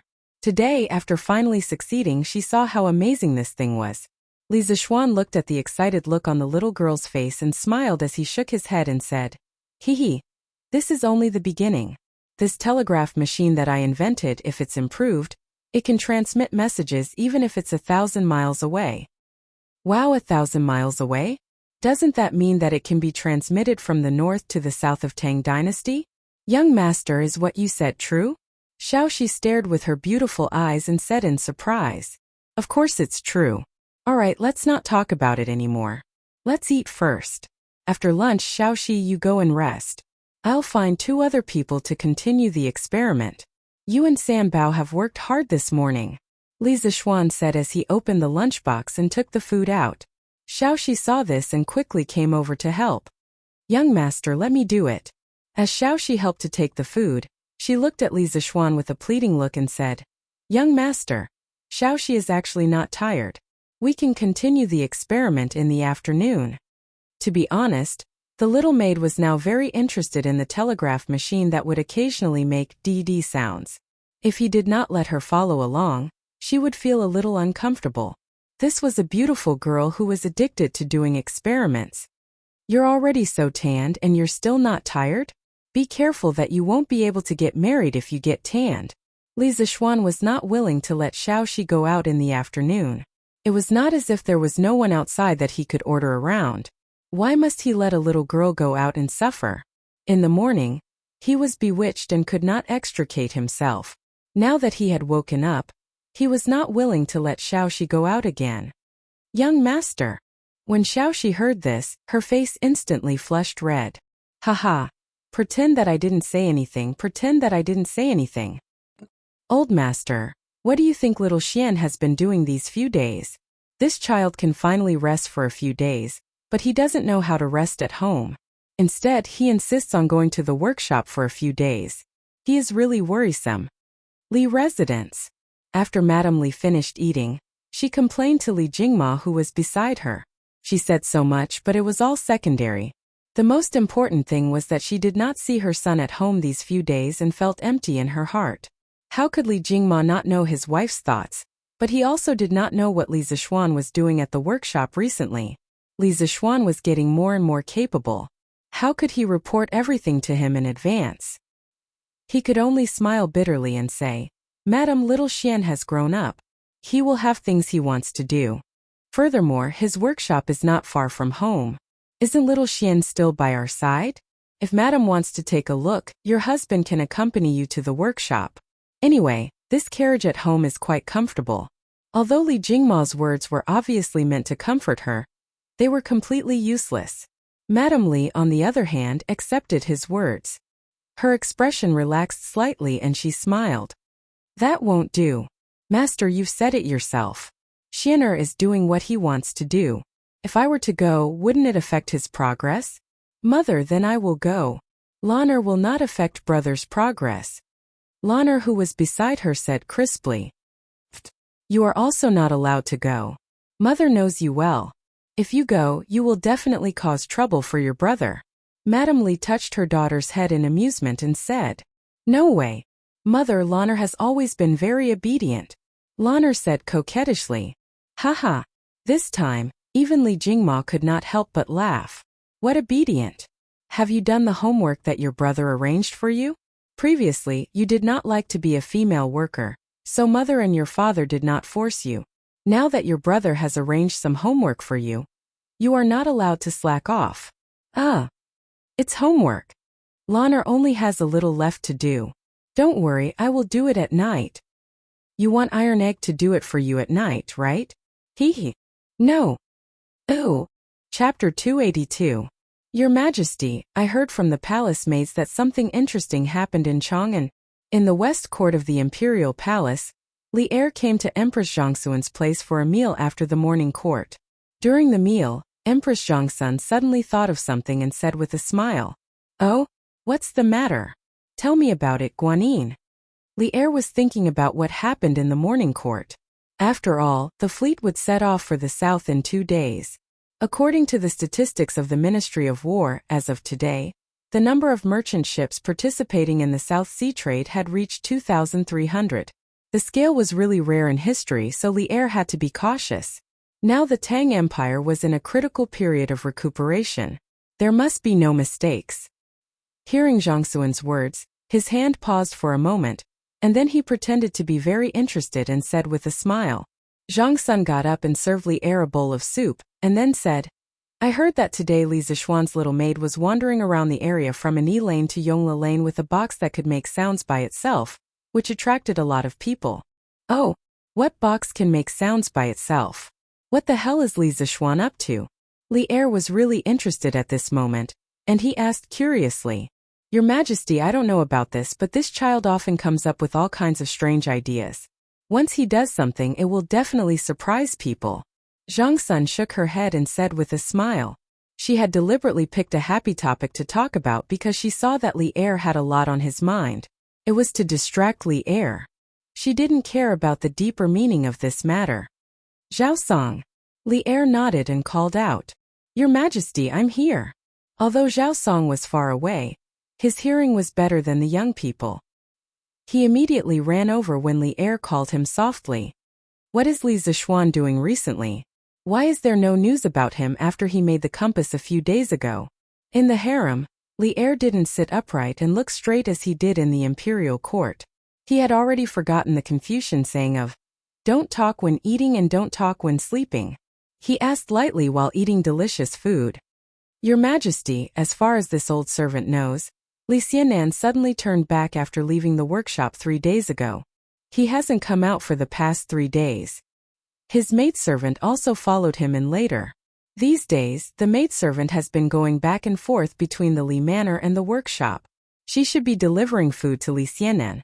Zhao Song cupped his hands and reported, "If Li Zishuan were here, he would definitely curse this old eunuch for being a pervert. He actually dared to play surveillance. But Zhao couldn't be blamed. Who asked him to be so interested in Li Zishuan's situation?" Zhao Song had been by Li Er's side for so long, so of course he knew how to figure out the emperor's intentions and make preparations in advance. After hearing this, Li Er felt that something was amiss. In his opinion, Li Zishuan didn't seem like someone who could be idle. There must be something fishy going on. Looks like this kid is up to something big recently. I'm sure that the box that the little maid was carrying today was something that Li Zishuan had been fiddling with these few days. It must be something good. This kid hides every time he makes something good. The horse carriage in his house was like this. If Qingke hadn't found it at his house, who knows how long he would have hidden it. Li Er raised his eyebrows and said firmly, "Your Majesty, why are you so sure?" Empress Zhongsun elegantly poured a cup of wine for Li Er and asked curiously, Guanin's servant, you don't know this kid?" Li Er raised his wine cup and took a sip of the palace's wine. Drunken immortal. He continued, "Previously, this kid used less than half a day to draw the blueprints for the curved plow, horse carriage and compass. Then he became a shopkeeper who didn't do anything. This time he actually locked himself in the workshop for 3 whole days.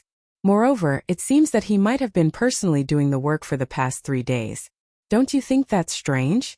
I'm sure that this kid is fiddling with something even better." "Your Majesty's words are not without reason. Now that you mention it, I'm a little curious." That's great. Guanin's servant, come with me to this kid's workshop in the afternoon. We'll catch him off guard." "Oh, Lord Ju. Miss Xiaoxi can receive the signal." In the afternoon, Li Zishuan started a new round of testing. However, the person running the errands had changed. It was Peng Feiji, our legendary brother chicken. This guy was really unlucky. When he came to change shifts in the afternoon, he was caught by Li Zishuan to be a strong man. There was no other reason other than that this guy was sturdy. With martial arts he could run faster and more easily. As for Xiaoxi, this little girl was addicted to doing experiments. However, she was very stubborn. Li Zishuan was helpless and could only think of a compromise. That was to let a martial marquis who came with Peng Feiji drive the horse carriage and send Xiaoxi to a place far away for testing. Good.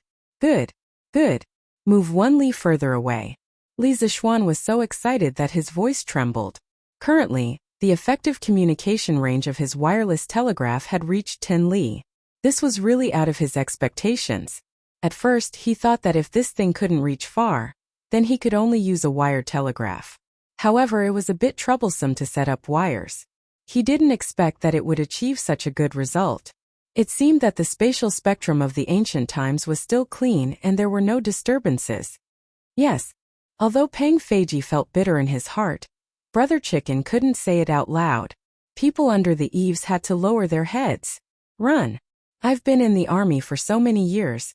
I don't believe that I can run away unscathed. I heard that a servant almost got a heat stroke in the morning. That's because they're too weak." At this moment, Brother Chicken's heart was filled with a sense of superiority. It was really as if he was flying, as light as a swallow and as fast as lightning. Young master. Lady Xiao, over there. It's ready. You can send the message." After a few trips, Brother Chicken couldn't take it anymore. So what if he had martial arts? Running back and forth like this, even a grandmaster expert would have to kneel down. Furthermore, he was just a small fry who had just entered the body tempering stage. He couldn't take it. "And okay, I'll start sending it here. You can go back," Li Zishuan said lightly. Yes. Brother Chicken put his hands on his waist and replied weakly. Then he continued on his long journey. After an hour, Brother Chicken finally ran back. Lord Ju, little lady shout, can hear the signal. After Brother Chicken finished speaking, he didn't care about being rude. He picked up the teapot on the table and poured it into his mouth. He was really too damn thirsty.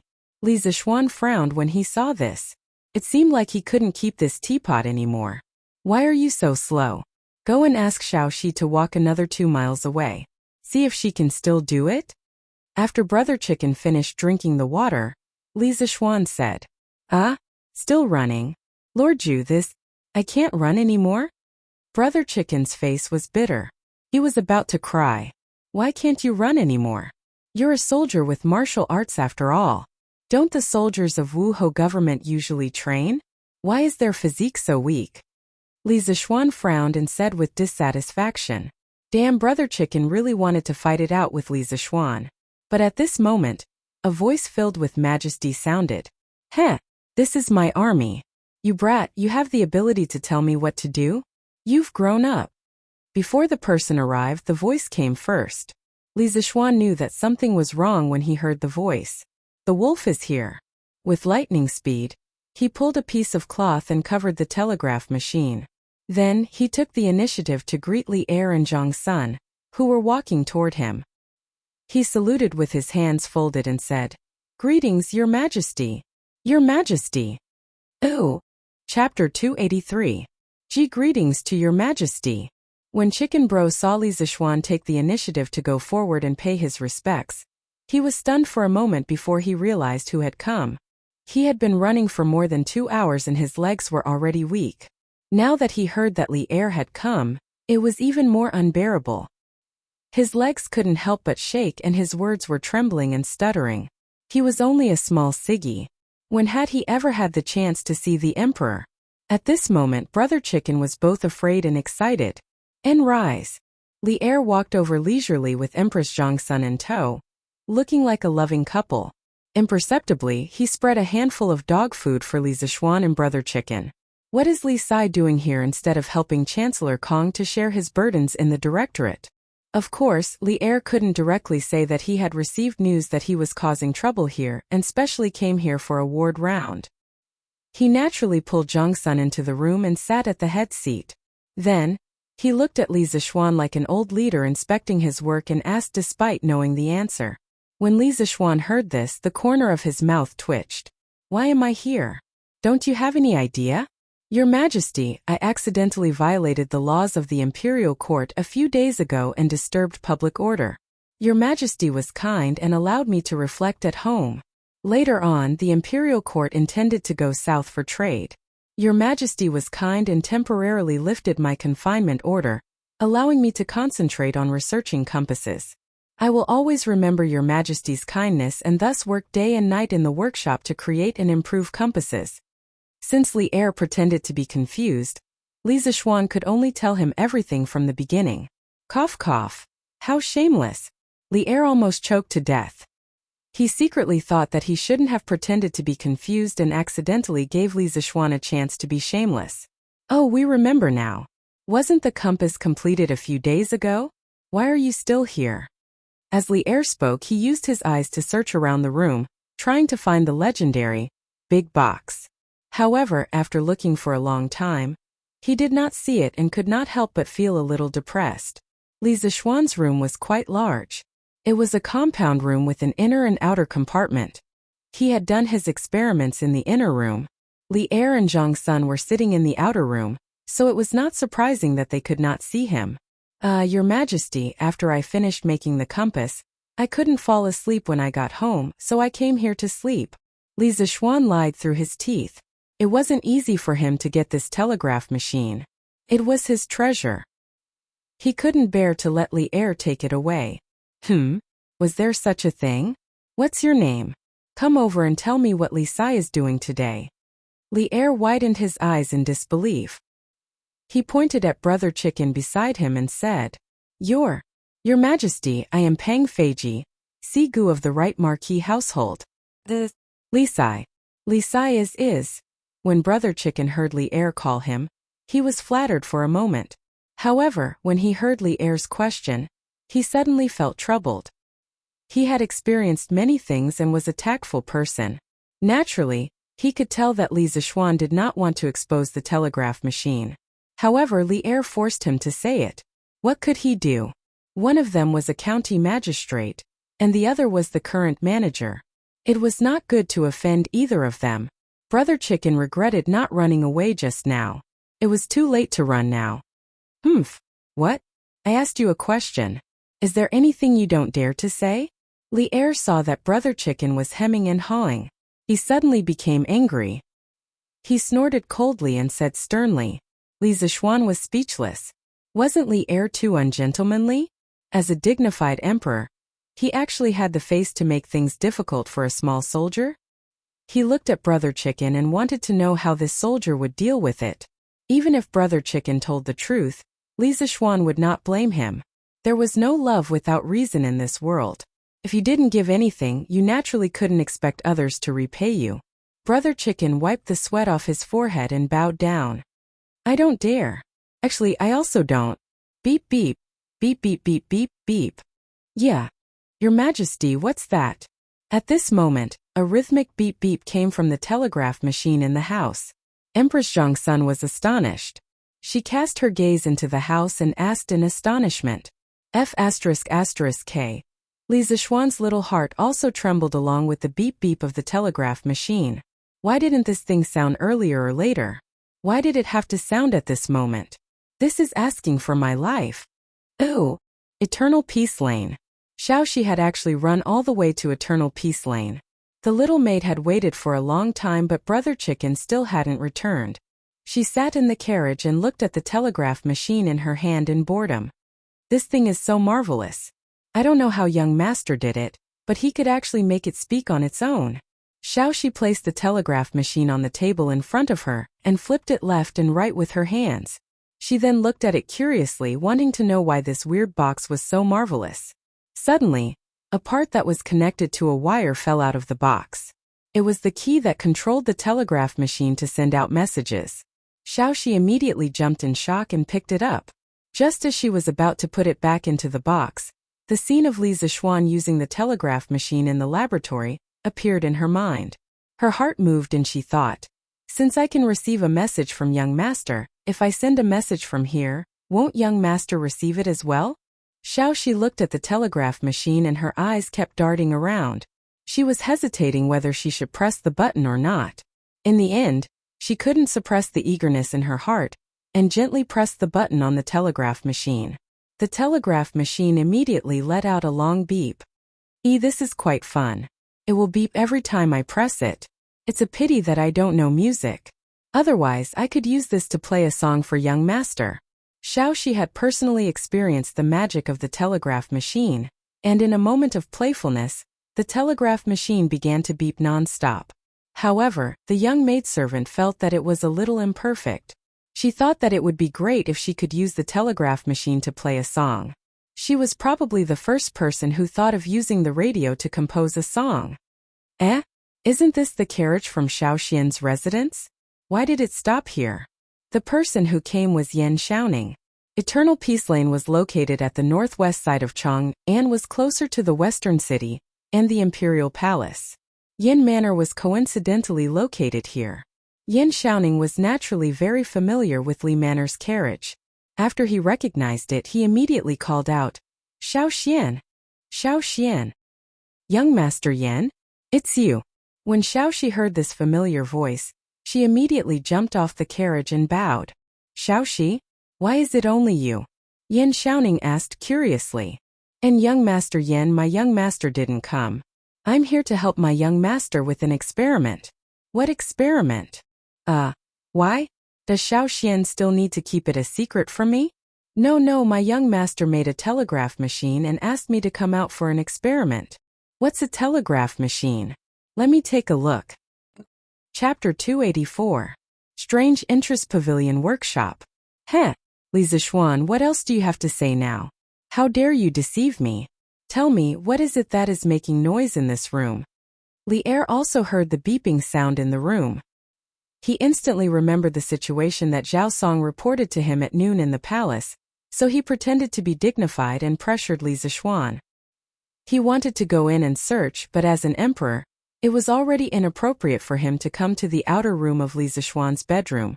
How could he enter the inner room? Li Zixuan looked at Li Er and didn't know if old Li was really angry or faking it. In terms of acting, he was not old Li's opponent. He said with a guilty conscience, "Your Majesty, I have never deceived you from beginning to end. This is just a small toy that I made to please my fiancé. It is not worth mentioning and is not presentable." "Oh? What kind of thing can please a girl? Can Li Sai take it out and let me see?" Empress Zhongsun chuckled. Alas, Li Zixuan sighed in his heart. It seemed that he had to take it out. He could only hope that Li Er had some moral bottom line and wouldn't confiscate his dating tool. "Yes, Your Majesty." Li Zixuan cupped his hands and obediently went in to carry out the pile of devices. He placed it on the table between Li Er and Zhongsun. Your Majesty, this is a small toy that I made for my fiancé. What is this thing called? What is its use? Why does it look so ugly?"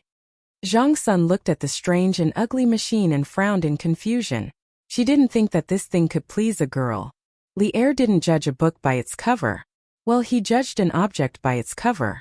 After looking at the machine with many wires, he said, "You brat, don't hide it. Tell me the truth. Jeanne and the Empress won't snatch your things. Look at your stingy appearance. You're a minister of the Imperial College. If word gets out, you'll embarrass the Imperial Court." He was an astute person.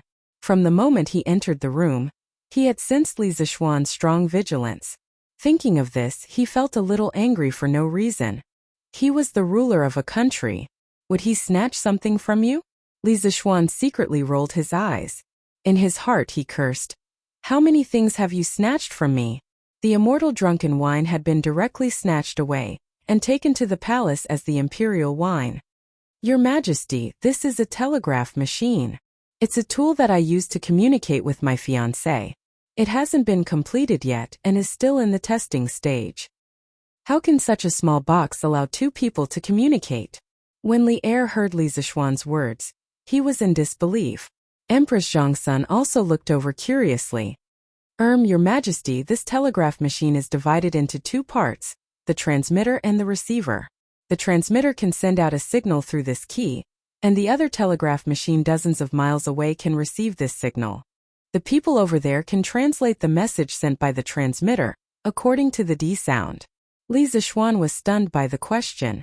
It was not that he didn't know how to explain it, but that he didn't know where to start. The two of them didn't have any foundation in electromagnetism. It was too difficult to completely explain it to them. After thinking about it, he simply introduced the principle. If Li Er and Zhongsun didn't understand, then forget it. Of course Li Er didn't understand. He frowned. When Li Zixuan finished, he looked unhappy and said, "Speak human language." Li Zixuan was almost choked to death. He thought for a moment and found that there was no way to explain it clearly in a few words. He could only say, Your Majesty, the principle of this telegraph machine involves a lot of electromagnetism knowledge. I really can't explain it clearly in a short time. However, Your Majesty only need to know that when I send a beep beep beep sound here, another telegraph machine dozens of miles away can also receive the same sound. This is how two people communicate with each other. Dozens of miles? It can be transmitted so far? Li Er saw that Li Zixuan wasn't deliberately beating around the bush. He understood that the principle of this telegraph machine really couldn't be explained clearly in a few words. He directly skipped the parts he didn't understand and captured the most important information in Li Zixuan's words. That's indeed the case. After I've tested the telegraph machine, I've found that it can send messages up to at least 11 miles away. And that shouldn't be the limit. Theoretically speaking, if this telegraph machine is perfected to the limit, it can allow two people in any corner of the world to send messages to each other. The process of sending messages can be completed in the blink of an eye. Since the telegraph machine had been taken out, Li Zixuan didn't intend to hide anything. He could also show off in front of Li Er. Wasn't it great? If his parents in his previous life knew that he had once shown off in front of the Emperor Tang Taizong, they would definitely be very pleased. People anywhere can communicate with each other in the blink of an eye? Li Er carefully recalled what Li Zixuan had just said a few times and couldn't help but have a toothache. It was really too shocking. Compared to the methods of communication that people often used in this era, such as relay stations, carrier pigeons, and fire beacons, Li Zixuan's telegraph transmission had completely subverted everyone's understanding. This Empress has one thing that I don't understand. Can Li Xianen solve this problem for this Empress? Empress Zhongsun always looked as calm as water. At this time, she looked at Li Zixuan and asked with a smile. Empress, please speak. This small official will definitely tell you everything he knows. Compared to Li Er, who was a wolf in sheep's clothing, Li Zixuan preferred to talk to Zhongsun. He felt that Zhongsun was more gentle and virtuous, and her heart was better than Li Er's. However, it probably wouldn't take long for Li Zixuan to understand how stupid his current thinking was. Zhongsun nodded and said, according to what you said just now, this telegraph machine, regardless of whether it is sending or receiving a message, will make a DDDD sound. However, with just this sound, how can we know what message the other party wants to send? Li Er also reacted and said, the Empress is right. With just this DDD sound, how can we send a message? Li Zixuan looked at the few eunuchs and palace maids who came in with Li Er and Zhongsun. He hesitated for a moment and said solemnly, this is a confidential matter. Your Majesty and Empress, please dismiss your servants. Li Er thought for a moment and waved his hand. All of you leave for now. Zhao Song, you stand guard outside. Don't let anyone come near. He saw Li Zixuan's rare solemnity and realized the seriousness of the matter, so he dismissed his subordinates. Yes, Zhao Song responded. Brother Chicken heaved a sigh of relief. He didn't want to listen to those secrets here.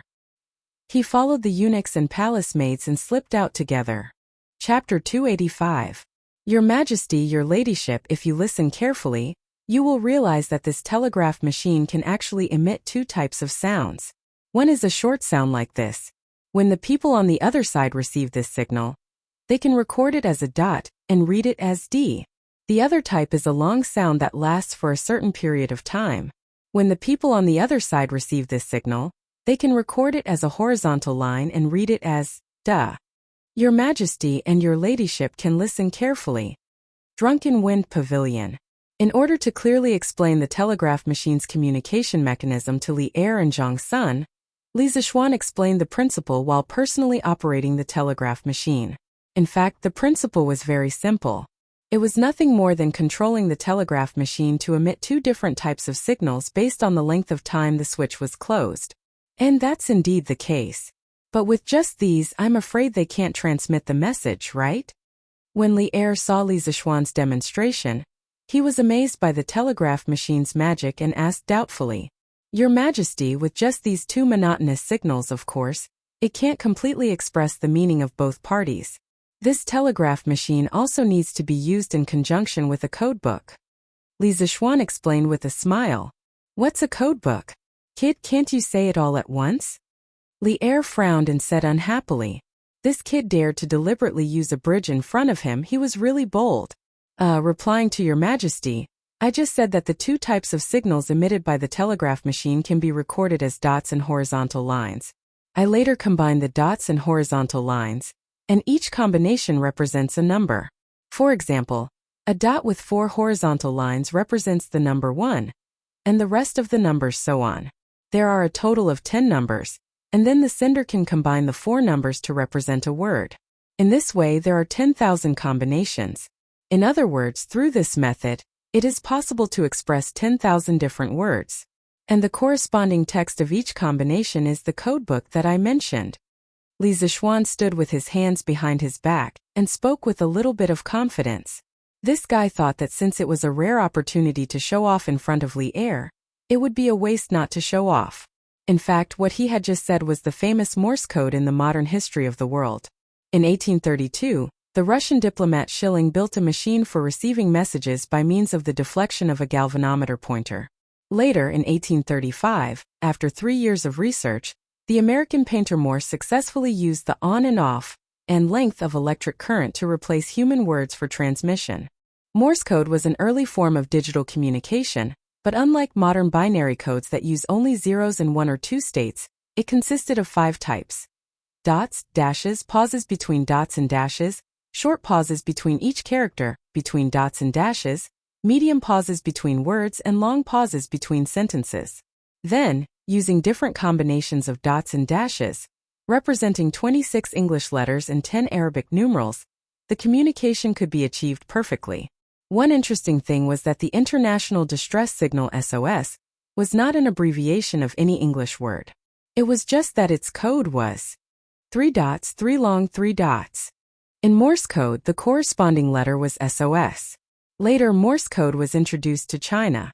In order to adapt to the Chinese language, it was modified. It was almost like what Li Zixuan just said, but there were a few more combinations on the original basis. Li Zixuan was frowning and thinking, so he didn't notice Li Zixuan's annoying look. Otherwise, he would have given him 2 big feet. Empress Zhongsun inadvertently glanced at Li Zixuan's expression, and she couldn't help but want to laugh. I see. Kid, your idea is really good. But according to what you said, the codebook can be changed at will? Li Er himself was a person with great wisdom. Putting aside the knowledge of electromagnetism that didn't belong to this era, he could still understand the principles of the combination of codes. Your Majesty's eyes are really sharp.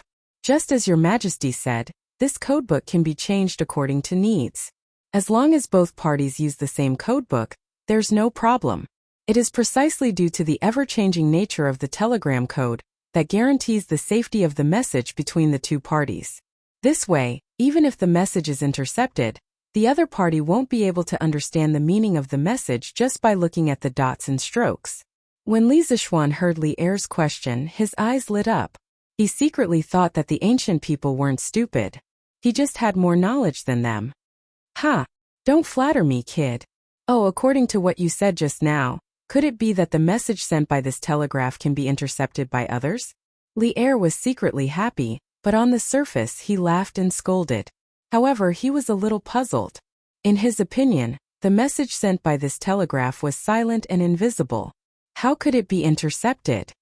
Your Majesty, the message sent by the telegraph is actually equivalent to the military messenger sending military intelligence through text. They both have the possibility of being intercepted.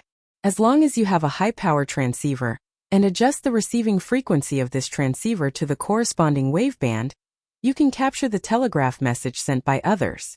Of course, this is only in theory. This is because in the whole world, I am the only one who is proficient in the production principle of the telegraph. Nothing was invincible. Although the electromagnetic waves emitted by the telegraph were invisible and silent, as long as the method was right, it could still be captured. In some anti-Japanese war TV series, there were often plots of underground parties intercepting and deciphering the enemy's telegrams. In the military, Li Er's heart skipped a beat as he muttered to himself. Although he didn't know what power, frequency, and waveband were, this didn't prevent him from obtaining other key information. At this time, he looked at the telegraph on the table again, and his eyes slowly became more and more passionate. This was the divine weapon of the country. With this telegraph, wouldn't the Tang Empire be in an invincible position in future wars? He had fought in wars all his life, and he immediately thought of the huge role this telegraph would play in the military. You just said that in the whole world, you are the only one who is proficient in the production principle of the telegraph? Li Er narrowed his eyes and looked at Li Zixuan as he spoke. Li Zixuan's heart tightened. He felt a trace of danger. Did he just show off too much? Your Majesty, it should be like this. Li Zixuan couldn't hear anything wrong from Li Er's tone, so he could only bite the bullet and answer. Can this telegraph be mass-produced? Can it be used for the transmission of intelligence in the military? Li Er's face didn't have any special expression, but there was a trace of hope in his heart. This? Li Zixuan wanted to curse in his heart. Sure enough, old Li wanted all the good things that he saw. What a robber! Your Majesty, the telegraph is currently only in the experimental stage. Its transmission distance and working time are not stable. I can use it to chat with Yushi, but if it is used for the transmission of intelligence in the military, we first need to solve the problem of its power supply, And then the problem of its signal transmission distance. Chat? You're actually planning to use this telegraph to chat? Before Li Zixuan could finish, Li Er couldn't help but interrupt. Li Er's eyes were wide open, and he looked like he wanted to eat someone. If it wasn't for Zhang Sun beside him, he would have pulled out his sword and chopped Li Zixuan into pieces and fed him to the dogs. Your Majesty, Li Zixuan cursed in his heart. In a moment of desperation he spilled the beans. This was a pill. The robber was going to eat someone. Ooh. Chapter 286.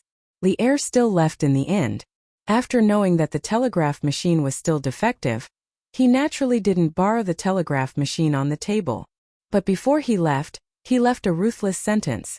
As long as the telegraph machine can't be used in the army, you will never be able to rise in the ranks of the nobility.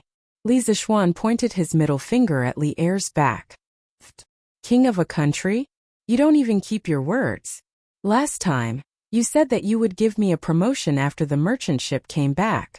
How many days has it been? You changed your mind again. Of course, he only dared to complain in his heart. He wouldn't dare to say it in front of Li Er even if he had two guts. You can say that he's a coward, but if you're not a coward you can come up and try. Let's see if your neck is harder than Li Er's knife. Young master. Young master. I'm back. Young Master Yan is here too. At this moment, Xiaoxi's voice came from outside the door. Li Zixuan was stunned. After being interrupted by Li Er, he almost forgot that he was testing the telegraph machine just now. He had accidentally made Xiaoxi wait there for so long, but luckily this girl ran back on her own. Heh! Xiaoxi, go in and rest. Yo, Brother Xiaoning, why are you here? Li Zixuan stood up and walked to the door. He looked at the two of them and smiled. Yes, young master. Xiaoxi will get you some water. Xiaoxi answered, carried the big box and ran in. Hey Xiaoxian, you still have the nerve to say that? You caught me to be your coolie when you need me, but when you don't need me, you threw me to the back of your mind and didn't care about me.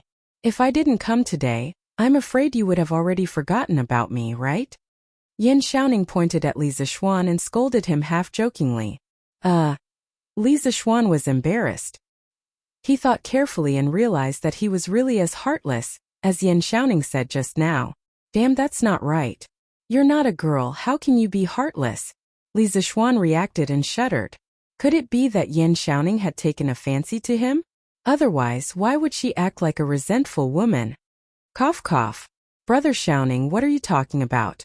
As the saying goes, if you have a bosom friend in the sea, you can be as close as a neighbor from afar. Between friends, as long as we know each other, why should we care about the distance between us? If there is a bosom friend in the sea, the distance of the world will be as close as neighbors? Good poem. Good poem. But who wrote this poem? Why haven't I heard of it before? While Li Zixuan was trying to pull the tiger's skin, he accidentally pulled the tiger that hadn't been born yet. Wang Bo would be born more than 20 years later. Wang Rinbiao was dumbfounded. This is a poem that I came up with when I was bored. It's not worth mentioning at all. Brother Xiaoning, please come in and have a seat. Li Zixuan actually realized that something was wrong when he said those two lines of the poem. At this moment, he could only thicken his skin and admit that he wrote it. Then, he cleverly changed the topic. Brother Xiaoning, what brings you here today? In the hall, the two of them sat down and Li Zixuan asked with a smile. And I met Miss Xiaoxi in the street in the afternoon. Only then did I know that Xiaoxian has been busy with this telegraph machine. I studied it for half a day, but I still couldn't understand the mystery behind it. So I came here to ask for advice. Yin Xiaoning saw that Li Zixuan didn't seem to be willing to talk about the two lines of the poem, so he didn't ask anymore. Although he knew a little about poetry, he still liked the way of mechanisms and machinery the most. Thus, he went straight to the point and told Li Zixuan his purpose. Oh! Li Zixuan nodded in realization. When Yin Xiaoning was here, the telegraph machine suddenly made a noise. It seemed like it was caused by Yin Xiaoning when he was studying the telegraph machine. The tragic Yin Xiaoning unknowingly took the blame for it. It's not that I don't want to talk about it, but the internal principle of this telegraph machine is very complicated. It involves a few profound knowledge. If Brother Xiaoning doesn't have the foundation, You won't understand even if I explain it to you for a day. Just now, Li Er insisted on listening to the principle of the telegraph machine. He wasted so much time talking, but Li Er probably only understood about 30% to 40%. If he explained it again at this time, first of all, he wouldn't be able to stand it. Secondly, Yin Xiaoning would definitely not understand it like Li Er. What's worse was that even if Li Er didn't understand, he wouldn't ask you to get to the bottom of it. After all, he was the ruler of a country. There was no need to understand everything so clearly. He only needed to know the general idea. But Yin Xiaoning was different. If this guy didn't understand something, he would ask until he broke down. What knowledge? Yin Xiaoning asked unwillingly. Electricity, magnetic field, and advanced mathematics. Yin Xiaoning. At #@? Ahem, I told you that you haven't heard of it, right? So I'll slowly explain the internal principle of this telegraph machine to you, when I have the chance in the future. Then Xiao Xian, where did you learn these knowledge? Of course I learned it from my master.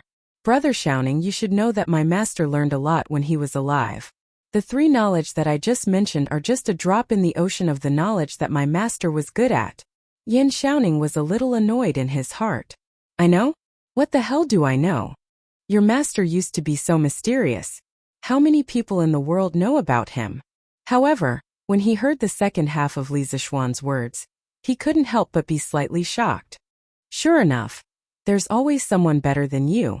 Yin Xiaoning sat on the stool and hesitated for a long time.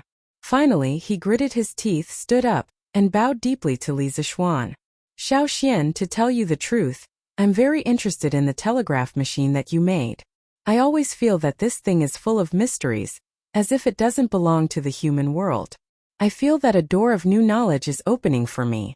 Only by stepping into it can I experience a more wonderful world. If I don't understand the principle of this telegraph machine, I'm afraid that I won't be able to eat or sleep in peace. Xiao Xian, if your master's knowledge can't be spread to outsiders, I, Yin Xiaoning, am willing to treat you as my master. I only hope that you can peek into this door. Don't. Li Zishuan was shocked and quickly went forward to help Yin Xiaoning up. He underestimated Yin Xiaoning's dedication to new knowledge. If this guy was in the modern world, he would be an engineering expert. He was already addicted to new technology and couldn't extricate himself. Brother Xiaoning, you misunderstood me. My master doesn't have any rule that knowledge can't be spread to outsiders. On the contrary, my master is very willing to spread his knowledge to the world. It's just that he doesn't care about fame and fortune, so he doesn't want to do it.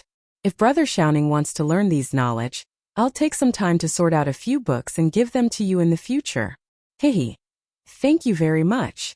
Yin Xiaoning heaved a sigh of relief. He had no choice just now. He also felt a little embarrassed to have his brother as his master. Oh right, Xiao Xian, aren't you working at the Imperial College now? Why didn't you think of teaching your knowledge to the students? When the time comes, I can also go and listen to it. Yin Xiaoning suddenly remembered Li Zishuan's current identity and asked doubtfully. Cough about that. I'm only teaching mathematics at the Imperial College now. How can I teach other knowledge? If other professors see it, I'm afraid it won't be good. Heh, if you ask me, I'll say it. Xiao Xian, you can totally start your own school. How can those classics and articles taught by the Imperial College be more practical than your knowledge? Li Zishuan rolled his eyes and thought to himself, Brother, you really think highly of me. Ooh. Chapter 287. Sigh, it seems like I can only continue testing this telegraph machine tomorrow. But it shouldn't be a big problem. I will be able to have a good chat with Yushi by then. After sending Yin Xiaoning off, Li Zishuan looked at the sky and thought regretfully. Young master, are you still staying in the workshop today? I heard that old madam misses you. Xiao Shi asked Li Zishuan after cleaning up the teacups on the table. Actually, she didn't want her young master to return home so soon because she spent more time alone with Li Zishuan here. However, Xiao Shi had always been by Madame Li's side, so she didn't want to see Madame Li unhappy. Oh, my mother! Li Zishuan was stunned. He thought for a while and said, All right, since the telegraph machine is almost done, let's pack up and go back today. Judging from today's test results, this first telegraph machine should be able to satisfy the communication needs between him and Han Yushi. This was because the distance between the Li residence and the Han village was about 20 miles. However, that was only the distance. In terms of the straight line distance, it was only about 15 miles. The furthest effective distance in today's test was 11 miles. If nothing went wrong, this telegraph machine should be able to meet the standards. As for Li Er's excessive request, let's talk about it later. Hehe, please wait for a moment, young master. Xiaoxi will go pack up now. Okay, go ahead. I will move the telegraph machine to the carriage. Li Zixuan responded and quickly went into the house to move the telegraph machine. After the two of them finished packing, Li Zixuan asked Song Xiaoxi to drive the carriage to Yongle Lane. As for San Bao, she had already been sent back to the Li residence. After a while they reached home. The servants came to help them move the things. Li Zixuan thought for a while and decided to go to the east courtyard to greet his mother. After all, he had been away from home for so many days. However, he was stopped by the gatekeeper, Fu. Young master, old master is in the front hall. A teacher from the Imperial College just came to our house. Oh? Which teacher? Li Zixuan paused and asked. Replying to young master, I don't know about this, but it seems that this person should be very familiar with master. Fu scratched his head and said, could it be Su Hongji? When Li Zixuan heard what Su Hongji said, he came to his senses and wondered why Su Hongji was at their house instead of attending class. Oh, okay, I got it. You can leave now. Li Zixuan waved his hand and rushed to the front hall. Walking into the main hall, Li Zixuan took a closer look and saw that it was indeed Su Hongji. Dad, your son is back. Hey, Mr. Su, you're here too. Li Zixuan greeted the two of them with a smile. Heh, you brat, you still know to come back. Remember to talk to your mother later. She misses you a lot. Li Jingma's eyes flashed with a hint of pleasant surprise. He pointed at Li Zixuan and scolded with a smile. Yes, father. I'll go in a while. Li Zixuan felt a warmth in his heart. This was family, this was the feeling of home. No matter how far you were from home, there would always be someone missing you. Heh, now that the telegraph machine has been made, I'll stay at home and accompany my parents in the future. As for Li Er's request to further promote the use of the telegraph machine in the military, to hell with it. Whoever wants to research it can do it. If they don't give me a promotion, I don't care. Almost instantly, Li Zixuan made a decision. Li Sai, I'm here to look for you today, but when I arrived at the Li residence, I found out that you weren't at home. I was going to look for you at the workshop later, but I didn't expect you to come back so coincidentally. Su Hongji stood up and cupped his hands as he spoke politely. He was convinced from the bottom of his heart by Li Zixuan's attainments in mathematics. Haha, Mr. Su, don't be so polite. Have a seat. May I know why Mr. Su is looking for me today? Could it be that there are students from the school who are disobedient? If that's the case, just tell me. I'll deal with them myself. Li Zixuan's first reaction was that there were mischievous people in the school who were causing trouble when he wasn't around. After all, the children of the officials weren't easy to deal with. No. Su Hongji's face darkened. He quickly waved his hands and said, I'm here today to remind Li Sai that your confinement period is coming to an end. You have to remember to return to the Imperial College in time to give a lecture. Su Hongji wasn't in the Imperial Court, so he didn't know that Li Zixuan's confinement order had been temporarily lifted a few days ago. Otherwise, he would have come over long ago. 7 days are going to end so soon? Li Zixuan was a little dumbfounded. He thought that he could have a happy holiday in these 7 days, but because of Li Eru, he had been busy for 4 to 5 days. It was so King miserable. Su Hongji almost vomited blood when he heard that. Someone actually thought that the confinement period was too short. Cough cough, don't fool around. Speak properly to Mr. Su. Li Jingma was drinking tea. When he heard that, he immediately choked. He glared at his son fiercely and said unhappily, Okay, Dad. Li Zixuan murmured. Li Sai, according to the previous arrangement, the monthly examination of the school should be the day after tomorrow. I wonder if you've prepared the questions in advance? When Su Hongji saw Li Zixuan's unruly character, he felt that it was necessary to ask him personally so that he wouldn't be fooled when the time came. The questions. I've prepared the questions. Mr. Su, don't worry. There won't be any accidents when the time comes. It just so happens that my confinement period will be over the day after tomorrow. I'll personally invigilate the examination then. Li Zixuan panicked when he heard Su Hongji's question. Only then did he realize that there was such a matter. He felt that two pairs of eyes were staring at him covetously, so he hurriedly made up a story. As for whether the questions were actually out or not, only he knew in his heart. Su Hongji looked at Li Zixuan suspiciously, but he didn't say anything. Anyway, no matter what the truth was, he had already reminded Li Zixuan. It wasn't his fault that there wasn't a test paper during the examination. If that's the case, this old man will take his leave. Brother Jingma, take care. Su Hongji paused and cupped his hands to bid farewell to Li Jingma and his son. Take care, Mr. Su.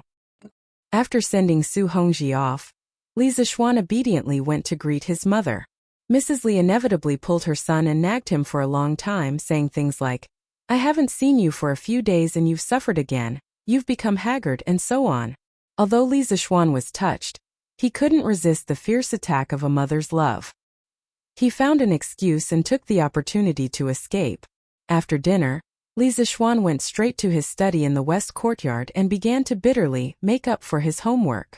If Su Hongji didn't remind him today, he would have forgotten about the monthly examination the day after tomorrow. Although he could fool Su Hongji for a while, he couldn't fool him forever. It was a test paper, so he still had to write it.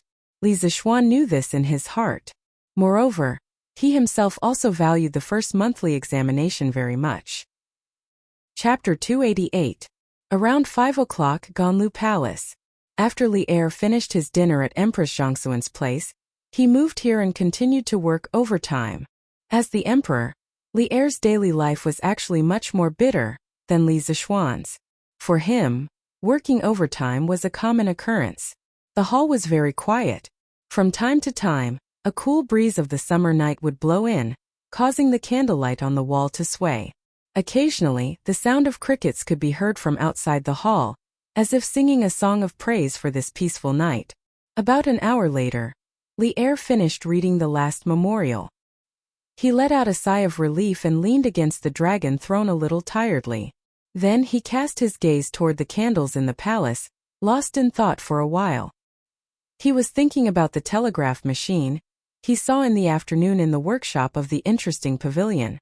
To be honest, before today, Li Er thought that only immortals would have a tool like the telegraph that could transmit messages from dozens of miles away. But today, not only did he see it with his own eyes, but the creator of this divine tool was only a 14 or 15-year-old boy. This really subverted Li Er's understanding of the world. On the way back, although Li Er's expression didn't change, his heart was surging with waves, and it was difficult for him to calm down. Of course, this is only in theory. There is a possibility of being intercepted because in the world, only I am proficient in the production of the telegraph machine. Li Zixuan's words in the afternoon kept echoing in Li Er's mind. Arrogant. Without a doubt, this sentence revealed arrogance everywhere, but he had the qualifications to be arrogant. Previously, when Li Yuan was only the Duke of Tang, Li Er was the second son of the Duke's family. Not only did he have a famous teacher to teach him martial arts, but he also had a certain level of accomplishment in literature. Thus, in the early days, Li Er could be said to be both versed in literature and martial arts. Although he didn't read more than 10,000 books, his knowledge was definitely not ordinary, especially at the end of the Sui dynasty. Li Er followed Li Yuan to start a rebellion in Taiyuan and swept through the world like a hot knife through butter, finally settling in the Central Plains. Now that he had ascended the throne, his status changed again and again, rising step by step. Correspondingly, his experience and knowledge became more and more extensive. Even so, he had never seen such a thing as a telegraph machine.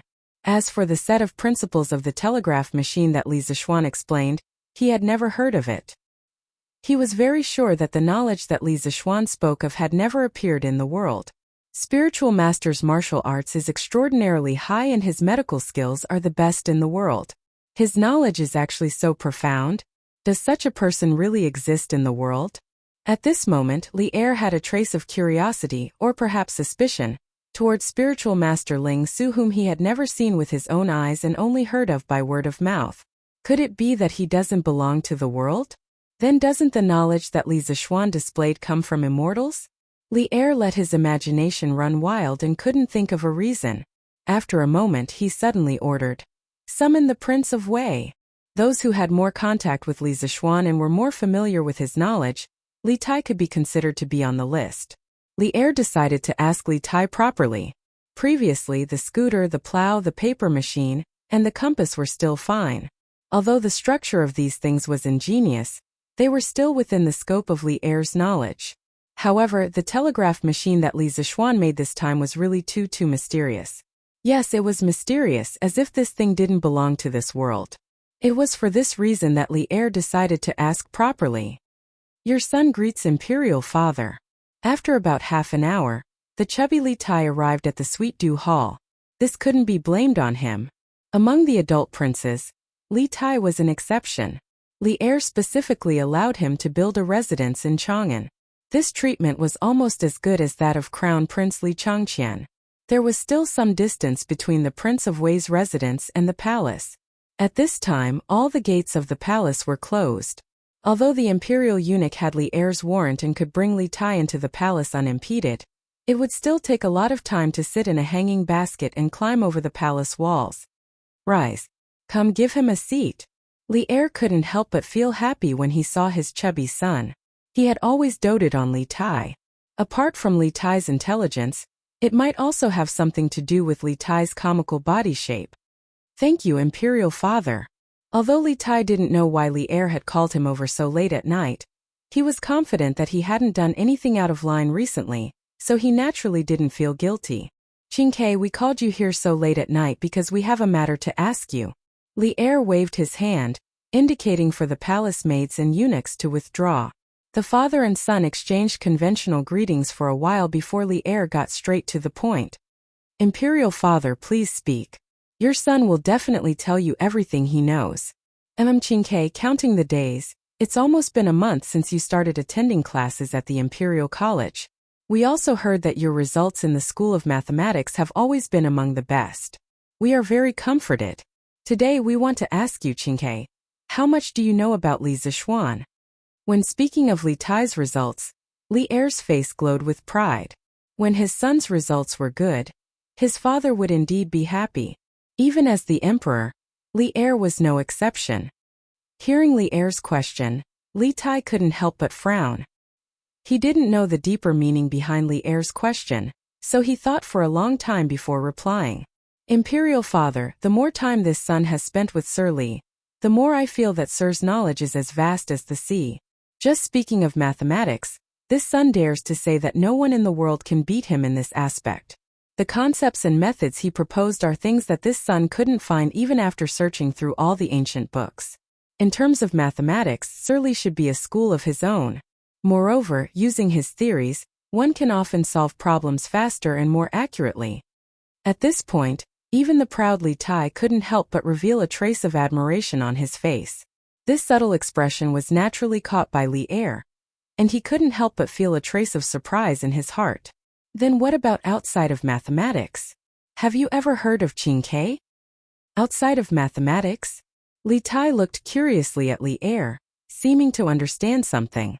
If we were to talk about Sir Li's knowledge outside of mathematics, this son's deepest impression would be the hypothesis of the nature of the earth that Sir Li explained to us when we were making the compass. "Oh? The nature of the earth? What is the nature of the earth? Qingke, tell me quickly." Li Er couldn't help but ask curiously. Replying to father, "In order to explain to us why the compass can point us in the right direction, Mr. Li once said that the ground under our feet is a sphere, and this sphere itself is a huge magnet." Li Tai slowly recounted the scene of that day. Li Er listened attentively to this magical theory that was like a fantasy story, and the shock in his heart grew stronger and stronger. Chapter 289. The Earth is actually a sphere? And it's magnetic? In the Sweet Nectar Hall, Li Tai finished recounting everything that had happened when he made the compass. Li Er's expression became somewhat complicated, and after a long time, he couldn't help but mutter to himself. These novel theories might sound absurd at first, but behind each theory, there was a strong argument supporting it, making it impossible to refute. It was precisely because of this that Li Er was silent for a long time after listening to it. Qingke, it seems that you already believe in Li Zishuan's theories? Li Er turned around and asked softly. Li Tai had been sitting quietly below. Even though Li Er had been deep in thought for a long time, he didn't show any impatience, nor did he make any sound. Now that he heard Li Er's question, he hurriedly replied. Indeed, Mr. Li's theories are not empty words. There is a strong evidence behind them. Your son also participated in one of the small experiments that day. The facts are right in front of your son's eyes. Your son has no choice but to believe it. Li Tai paused, then continued. Your son used to be conceited about his innate intelligence and erudite knowledge. Unavoidably, your son was a little arrogant because of his talents. Ever since I met Mr. Li, your son has learned that there is always someone better than you. In front of the curious pavilion, Mr. Li's inexplicable 10 questions completely destroyed your son. Later on, your son entered the school of mathematics. Originally, your son had some thoughts of competing with you, but as your son's understanding deepened, I was convinced by Mr.'s vast and profound knowledge. A new door opened to your son. After your son entered, your son discovered that mathematics could actually be so exciting, interesting, and novel. It wasn't until a few days ago that your son understood that mathematics was only the tip of the iceberg of Mr. Li's expertise. Physics, chemistry, these are things that your son had never heard of before, but Mr. Li was able to easily grasp them. Your son's previous thoughts of competing with you have long disappeared without a trace. Compared to 2 months ago, Li Tai was indeed much more stable and sunny. He, who was focused on his studies, had even faintly forgotten that he had to compete with Li Changqian for favor. Li Tai looked at his son. In such a short period of time he had changed so much. For a moment he felt a little emotional. After mulling over what Li Tai had just said, he suddenly asked, Chemistry? What is chemistry? Qingke, you haven't mentioned chemistry before, have you? Li Tai was a little dumbfounded. He accidentally spilled the beans. He had promised Li Zishuan that he would not spread the principle of making glass. What should he do now? What? Is there something else you need to hide from me? Li Tai was shrewd. He immediately saw the hesitation in Li Tai's eyes. Hesitation at this time was equivalent to preparing to lie. Li Er was a little dissatisfied. Among his sons, Li Tai was the one he doted on the most. He did not expect that his favorite son would want to lie to him now. No. Replying to Imperial Father, the teacher said before that the so-called chemistry is the study of changes. It is a knowledge that studies the changes of substances. Under certain conditions, several substances can react with each other and form a new substance. This is the definition of chemistry and also the use of chemistry. When Li Tai saw Li Er's gaze, he panicked and hurriedly blurted out, The study of changes? This sounds interesting. Li Er held his chin and smiled, then asked, Why did Li Zishuan mention this knowledge to you? Could it be that this kid has created something new? Li Tai's heart sank. Sure enough, things were developing in the direction he did not want to see the most. However, in this situation there was no time for him to think. The little fatty could only bite the bullet and say, replying to Imperial Father, previously the teacher felt that the Hu merchant's glass was turbid and expensive, so he made his own glass. The knowledge he used was chemistry. What? Li Er suddenly stood up. He was shocked and angry. How could he not be shocked that Li Zishuan could make something like glass that was so profitable? Previously, the imperial court had commissioned the workshop of the Curious Pavilion to make compasses. Li Zishuan had asked for a high price because it contained glass. At that time he thought about it and agreed. However, now that Li Zishuan could make his own glass, the cost of the compasses would definitely be much cheaper. Thinking of this, how could Li Er not be angry? 2 days ago, Li Xiaogong had excitedly ran into the palace to tell him that the compasses bought from the workshop of the Curious Pavilion were of better quality, especially the glass that was clearer. At that time, Li Er was still wondering if Li Zishuan had found his conscience and specially used good glass for this batch of compasses for the imperial court. In the end, he and Li Xiaogong had been teased by this kid. Then Qingke, do you know how much the glass Li Zishuan made cost? How exactly was it made? Li Er calmed himself down and asked. Replying to Imperial Father at that time, Mr. only told us the general principle of the process of making colored glaze. He didn't talk about the details. I'm afraid that only a few core members of the workshop know the specific process of making colored glaze. As for the cost of the glass they make, your son does not know, but it should be somewhat cheaper than the glass sold by the Hu merchants, and the quality should be even higher.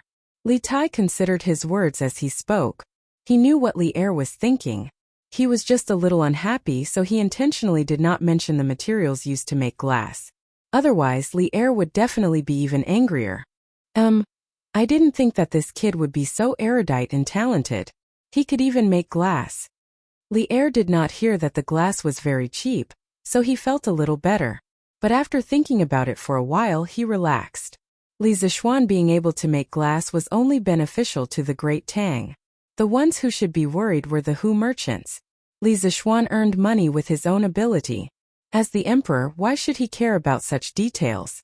Imperial father is right. The longer I stay with teacher, the more I can feel teacher's erudition. Li Tai heaved a sigh of relief and nodded in agreement. That kid has been up to something recently. Qingke, you probably don't know, right? Li Er took a sip of tea and smiled. Oh? Did teacher invent something again? Your son has been busy preparing for the monthly examination and did not see teacher. Can Imperial Father tell me a little? Little Fatty's eyes lit up as he hurriedly said. Other than the mathematics, physics, and chemistry that you mentioned just now, that kid is also proficient in electricity, magnetic fields, and advanced mathematics. The thing he made recently was made based on these few fields of knowledge. Chapter 290. It was already late at night, but the father and son in the Sweet Nectar Palace were chatting more and more happily. Li Er described the telegraph machine that he saw in the workshop that afternoon to Li Tai. As for the inner workings, he could only pick the parts that he understood to explain. This way, Li Tai was even more confused as he listened. Correspondingly, he felt that the telegraph machine was even more mysterious. There's actually such a divine item in this world that can allow communication from dozens of miles away. In that case, what's the difference between this telegraph machine and those celestial artifacts? Previously, Li Er was amazed by Li Zishuan's theory of the Earth's magnetic field. Now, it was Li Tai's turn to be amazed by the powerful functions of the telegraph machine. The little fatty opened his mouth in shock, his face full of disbelief. Seeing his expression, Li Er wanted to laugh. He estimated the time and said, "All right, it's getting late. Qingke, you should go back and rest. As for the telegraph machine, you can slowly study it in the future." "All right, then I'll take my leave. Father, you should also rest early." Li Tai came back to his senses and cupped his hands in salute. "Oh right. Qingke, you said earlier that you were preparing for the monthly exam. I heard that Li Zishuan set a monthly exam reward and punishment system for the School of Mathematics. Qingke, you have to take the exam well this time. Although I'm the emperor, I've never been to the Drunken Immortal restaurant. If you get first place this time, I'll take your mother, a few concubines, Changqian, and your brothers and sisters to the Drunken Immortal restaurant for a meal. This way, even Wei Zheng won't have anything to say." Haha. Li Er stopped Li Tai and laughed. Li Tai was speechless. He couldn't help but mourn for Li Zishuan in his heart. There were probably more than 20 people in their family, right? If they all went to the Drunken Immortal restaurant for a meal, it might even cost more than 1,000 strings of coins. That would be enough for Li Zishuan to eat. Li Tai was speechless and could only flee. Li Er didn't immediately return to the harem to rest. He looked at Li Tai's back and his gaze became somewhat deep. After a long time he stood up and sighed. "Even Qingke has been subdued by you, kid. The disciple of spiritual master Spirit Su really lives up to his reputation. Mathematics, physics, chemistry, electricity, magnetic fields, advanced mathematics. How many more skills do you have that you haven't shown? Was he planning to establish his own sect and establish his own sect? It seems like a mere directorate is no longer enough for you." Li Er paced back and forth as he pondered for a moment. Suddenly he burst into laughter and said, "Ha! Since you have this ability, I will give you the chance to display it to your heart's content. We would like to see what the Great Tang will become 10 years later because of you. Ha!" He was not like some conservative emperors who saw new theories and ideas as heresy and wanted to nip them in the bud. As an enterprising emperor, Li Er had a high and radical fighting spirit in his bones. He was happy to see the emergence of new theories. The Confucian school had been dominant for nearly 1,000 years, and had gradually become the orthodox school of thought. However, Li Er didn't particularly agree with the Confucian school of thought that emphasized theory over practice. He had once conquered the world on horseback. What he valued was still practicality and efficiency. Yongla Lane. Li Zixuan racked his brains and finally came up with a set of questions of higher quality. He didn't take the unconventional path like the previous weekly exam. The difficulty of the questions this time wasn't high. It mainly tested the foundation. Of course, there were many small pitfalls in the questions. If one was careless, it was very easy to be tricked. Li Zixuan didn't feel that Li Er was trying to trick him with this monthly exam. After finishing the papers, he washed up and directly lay on the bed and fell into a deep sleep. These few days, in order to invent the telegraph machine, it had really been hard on him. It was really hard for him not to fall asleep when he finally returned home and lay on the familiar bed. Li Zixuan had a dream. In the dream, he was actually chatting with Yuxi on QQ. The strange thing was he didn't feel that anything was wrong in the dream. All kinds of flirtatious words came out, and he was flirting with the girl. Li Zixuan. Yuxi, do you know what a door made of wood is? Han Yuxi. A wooden door. Li Zixuan. What about a door made of iron? Han Yuxi. An iron door. Li Zixuan. What about the door to happiness? Han Yuxi. I don't know. Li Zixuan. Silly, it's us. Han Yuxi. Carat omega carat. Li Zixuan. Yuxi, can you show me the way? Han Yuxi. The way to where? Li Zixuan. In your heart. Han Yuxi. Shy. Young master, Yuxi is sleepy. I want to sleep. Li Zixuan. You want to sleep together so soon? I'm not ready yet. Now I'm so nervous. Han Yuxi. Young master, He brother must be dreaming of something delicious. He's still smiling in his sleep.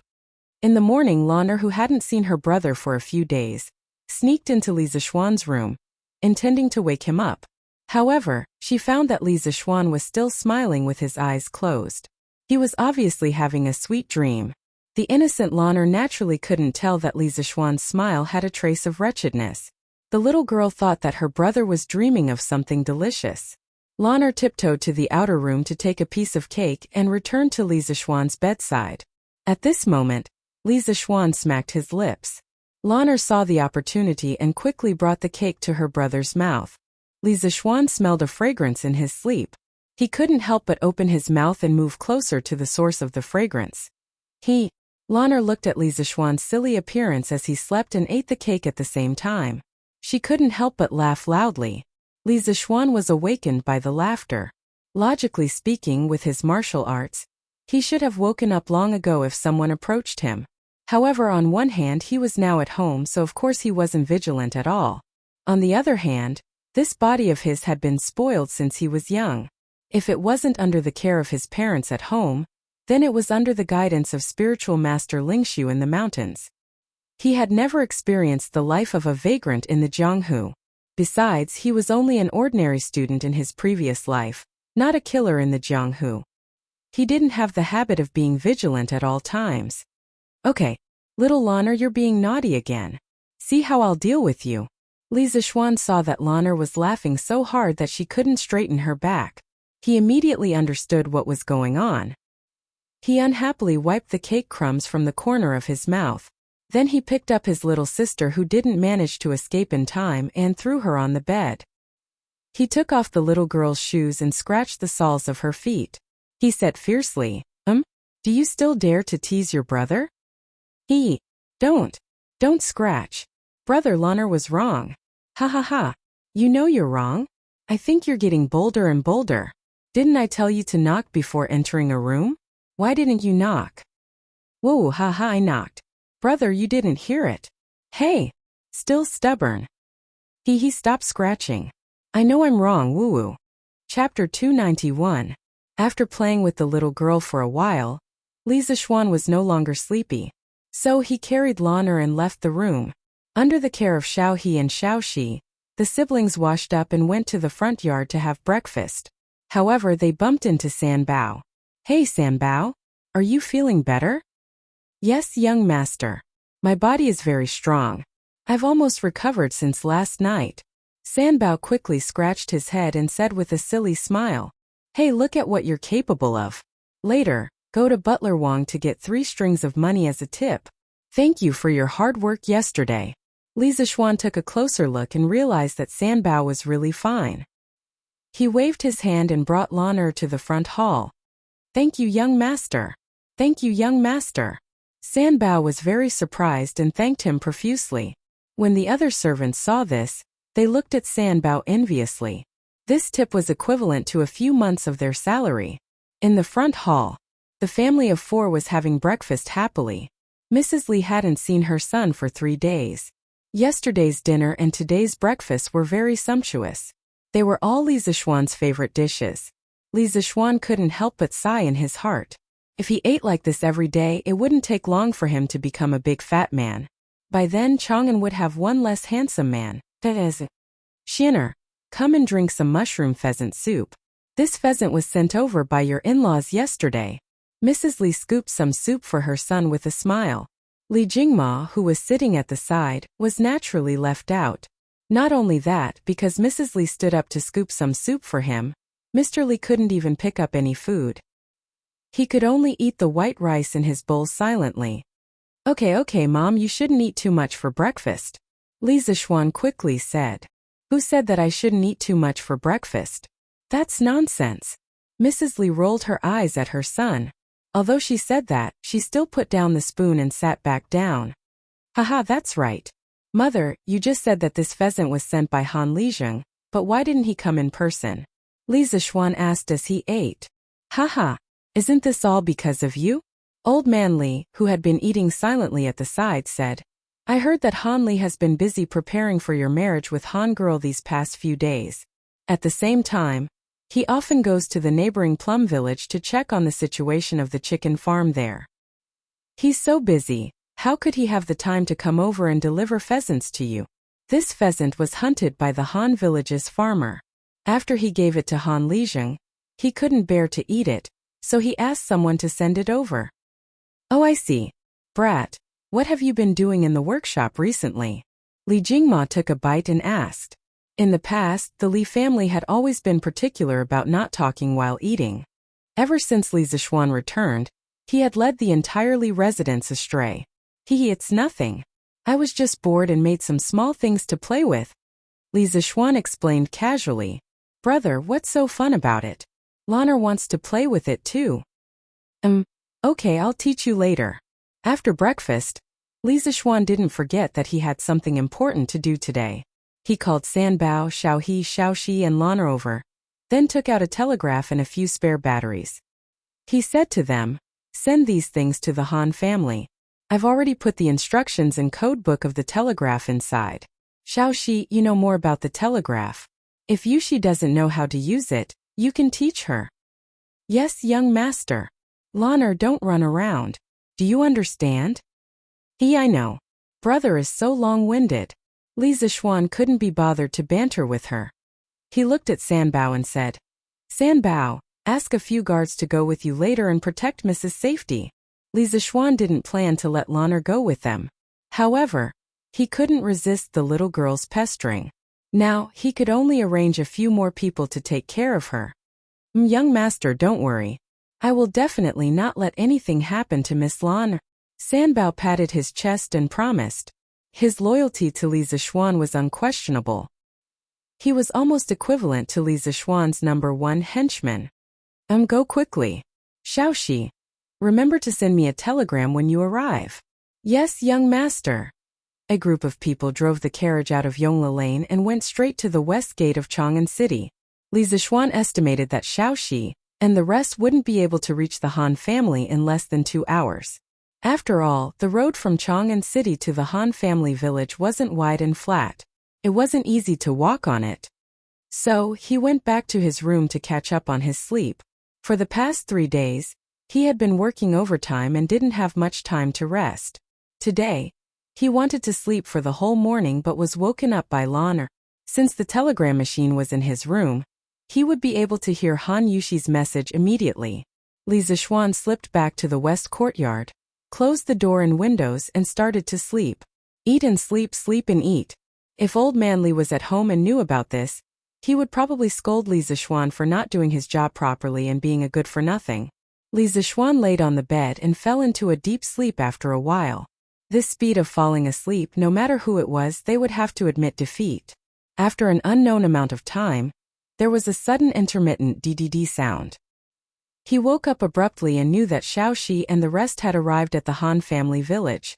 Li Zixuan walked quickly to the long table where the telegram machine was placed and started to record the telegram. Perhaps the person who sent the telegram wasn't very familiar with it. So, it took almost 15 minutes for the short message to be sent. Luckily, Han Yushi's side was slow.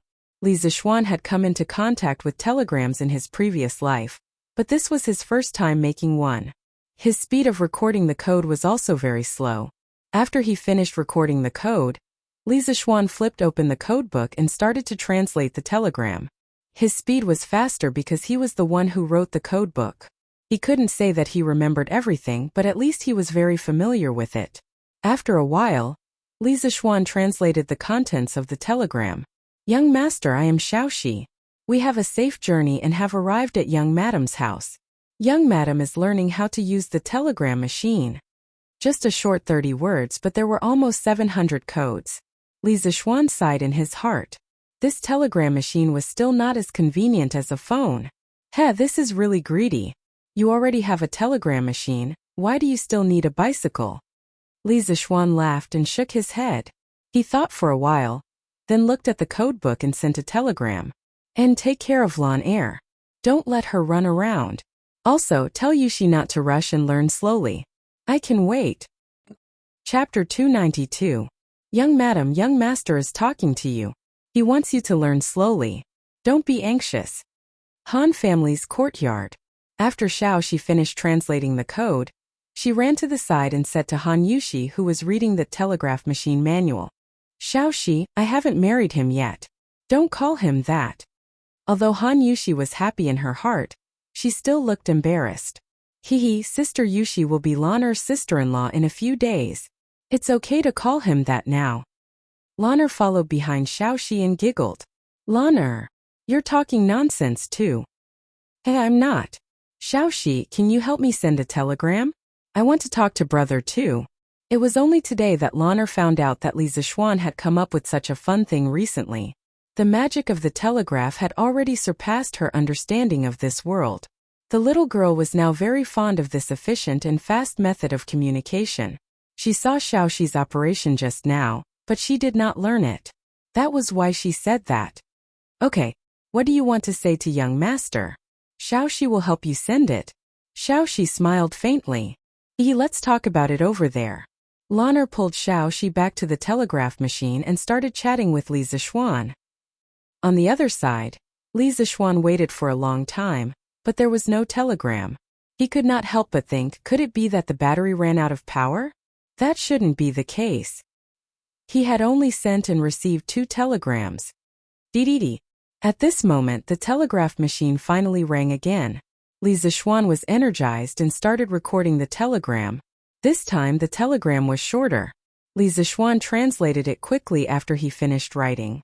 However, when he saw the translation result, he was speechless. Guess who I am? Was there a need to guess? Other than the mischievous Lan Er, who else would speak to him in such a tone? He suddenly had a thought and replied mischievously. Isn't this the silly girl from Blacksmith Wang's family? How did you know how to use the telegraph machine? Han family's courtyard, Han Yushi's room. Xiaoxi looked at the telegram she just received and couldn't help but laugh. Xiaoxi, what did my brother say? Did you guess it was me? Lan Er was not as tall as Xiaoxi. She tiptoed and looked up, but she could not see the contents of the note in Xiaoxi's hand. She could only ask anxiously. Miss, you should see for yourself. Xiaoxi held back her laughter and handed the translated telegram to Lan Er. Lan Er couldn't wait to take a look. A moment later, her smiling face turned red with anger. Humph, smelly brother. He must have done it on purpose. Lan Er stomped her feet, crumpled the paper ball in her hand into a ball, and threw it out angrily. Xiaoxi, help me send another telegram to my brother. Yes, miss. Oh, beep, beep, beep, beep. Li Zixuan didn't wait for long before the telegraph rang again. Loner. Bah. Smelly brother, you're the silly girl. This little girl. Li Zixuan smiled and shook his head. He suddenly felt that chatting like this was quite interesting. Oh, so it's Lana. Lana, you know how to use the telegraph so quickly? Li Zixuan replied with a sudden realization. Lana, humph, smelly brother, you're still trying to lie to me. You obviously did it on purpose just now. Also, Xiaoxi is helping me send another telegram. Lana still doesn't know how to use this thing. Li Zixuan. Lana. Brother, Lana also wants a telegraph to be placed in the room. Li Zixuan. Why do you want a telegraph for? Who are you sending it to? Li Zixuan asked curiously. Lana. For brother. Lana realized that using this thing to talk is very interesting. Li Zixuan. He was speechless. The backyard where Lana lived was only a few hundred meters away from his west courtyard. Why would she need a telegraph? Oh. In the afternoon, Lana, Xiaoxi, and the rest finally returned. After witnessing the magical power of the telegraph at the Han residence, Lana came back and found Li Zixuan. She cried and begged for a telegraph. Li Zixuan was helpless. He really didn't have the time and energy to build another telegraph. He would be returning to the Imperial College tomorrow. Now that he thought about it, the position of Imperial College was really a kind of restraint. Li Zixuan planned to find an opportunity in the future to resign with Li Er and return to their hometown. He only wanted to keep his title of nobility. After promising countless benefits, Li Zixuan finally got rid of Lana, this annoying little tail. He called Xiaoxi and asked, "How's Yushi's learning of the telegraph?" Xiaoxi replied, "Well, young madam already knows how to use it, but she's not very familiar with it yet. She said that she'll contact you when she's familiar with it. Young master, don't be anxious." Ahem, I'm not anxious, I'm not anxious. Li Zixuan touched his nose awkwardly and said. At night, Li Zixuan returned to his room early after dinner and waited for Han Yushi to send a message. At this time he realized that there was a very obvious flaw in the telegraph. That was that it could not record the received code by itself. It needed someone to be by its side 24 hours a day. Otherwise, he would not even know if he missed the telegram. In fact, the early wire telegraph had a device that automatically recorded the code. It mainly used the electromagnet inside the transceiver to drive the pen on the iron plate to make a mark on the paper tape. If it was a short time, it would be a dot. If it was a long time, it would be a line. Li Zixuan could not help but have an idea. Should he add such an automatic code recording device to his own wireless telegraph? However, this way the telegraph would be very power-hungry. Why hasn't Yushi sent a telegram yet? Could it be that she has to be very familiar with it before she sends it? Does she have to be so professional? Li Zixuan let his imagination run wild for a while. Then, he looked at the time and could not help but mutter to himself. Beep beep beep. Just as he was getting a little impatient from waiting, the telegraph finally rang. In fact, Li Zixuan's guess was right. Han Yushi had been familiarizing herself with the operation of the telegraph over and over again. She had translated what she might say next into the code. Only then did she send the first telegram in her life with some apprehension. "Young master, are you asleep?" Li Zixuan smiled and replied, "No. Yushi, we're going to get married soon. Why are you still calling me young master?" Han Yushi. "Then what should I call you?" Li Zixuan. "Husband." Han Yushi. "Ah, that won't do. Yushi can't call me that now." Li Zixuan. "Then just call me Brother Xiaoxian like everyone else. Calling me young master sounds too distant." Han Yushi. "All right. Brother Xiaoxian." Li Zixuan. Yushi, how is it? This telegraph machine I made is not bad, right? Before we get married you can't go out. I specially made this telegraph machine to talk to you and relieve your boredom. This is not considered a violation of etiquette. So this magical iron box was specially made for me. Han Yushi felt a little sweet in her heart and said, "Yes, this telegraph machine is very good. Yushi likes it very much." "Oh." Chapter 293. Everyone do your best. Regarding the monthly exams reward and punishment system, I believe all of you are very clear about it. I don't need to repeat it, right? If you do well, you will gain both fame and fortune. If you don't do well, The next morning, Li Zixuan held the exam papers and stood on the podium. He was trying to motivate the students before the exam. But his words did not sound like he was trying to motivate them. The students, especially Cheng Chumo, Sun Zifan, Yu Dongkai, Kong Chuansuan and the others, who were aiming to get out of the last 5 places, heard Li Zixuan sneer and felt their buttocks tighten. No, their hearts tightened. If they were unlucky enough to get into the last 5 places, they would not have a good time next month. Ku Shiqing, Zhang Ziren, Meng Wenhao and the others who were in the front were all eager to try. The reward for getting first place in the monthly exam was very tempting, especially Meng Wenhao, who was determined to get first place in this monthly exam. This was because the fleet that was going south would set sail the day after tomorrow. He wanted to get first place and give it to his father. Li Tai was very indifferent. What Li Er said to him yesterday, of course, he took it as a joke. The royal family was not so poor that they could not afford to eat. Okay, put away your textbooks and start the exam. At this time, there was the sound of the drum and bell from the directorate. Li Zixuan patted the podium and signaled everyone to be quiet. He began to distribute the exam papers. After handing out the papers, Li Zixuan returned to the podium and brought over a stool. He sat in front of the podium and gloated as he looked at the group of miserable children who were being ravaged by the exam. The questions this time, why? After experiencing the previous weekly exams, the students were already immune to those strange questions. However, when they received the test paper and opened it, they were not used to it. The style of these questions was not quite right. It was so simple. You all can be proud over there. The questions are simple, but it does not mean they are easy. Li Zixuan was sitting on the podium. The expressions of the students naturally fell into his eyes. He couldn't help but snicker in his heart. Compared to the previous questions, this set of questions was indeed very basic. But who said that basic questions were easy to do? For those who had gone through exam-oriented education, the basic questions were the most difficult. In his previous life, Li Zixuan would rather do some extremely difficult questions than basic questions. Some basic questions were especially easy to lose points. What's more, there were more or less traps in these questions. As for who would fall into the traps, it would depend on their own luck. F***CK. Sir, you're giving me free marks with these questions. Haha. Sun Zifan continued to do a few questions as if he had the help of God. In an instant he felt very good about himself. He couldn't help but feel very proud. He secretly thought that he wouldn't be beaten when he went home this time, right? In the previous weekly exam, although Sun Zifan relied on the last additional question to get out of the last 5, but he only just got out of the last 5. He was the 8th from the bottom in the mathematics school. When his father, Sun Fujia, casually asked Kong Yingda about Sun Zifan's results after the morning court, he found out that Sun Zifan, the son of the top scholar, was honored as the 8th from the bottom in the class. He was furious. When he returned home, he did not say anything and beat Sun Zifan up. Mrs. Sun pleaded bitterly, but it was useless.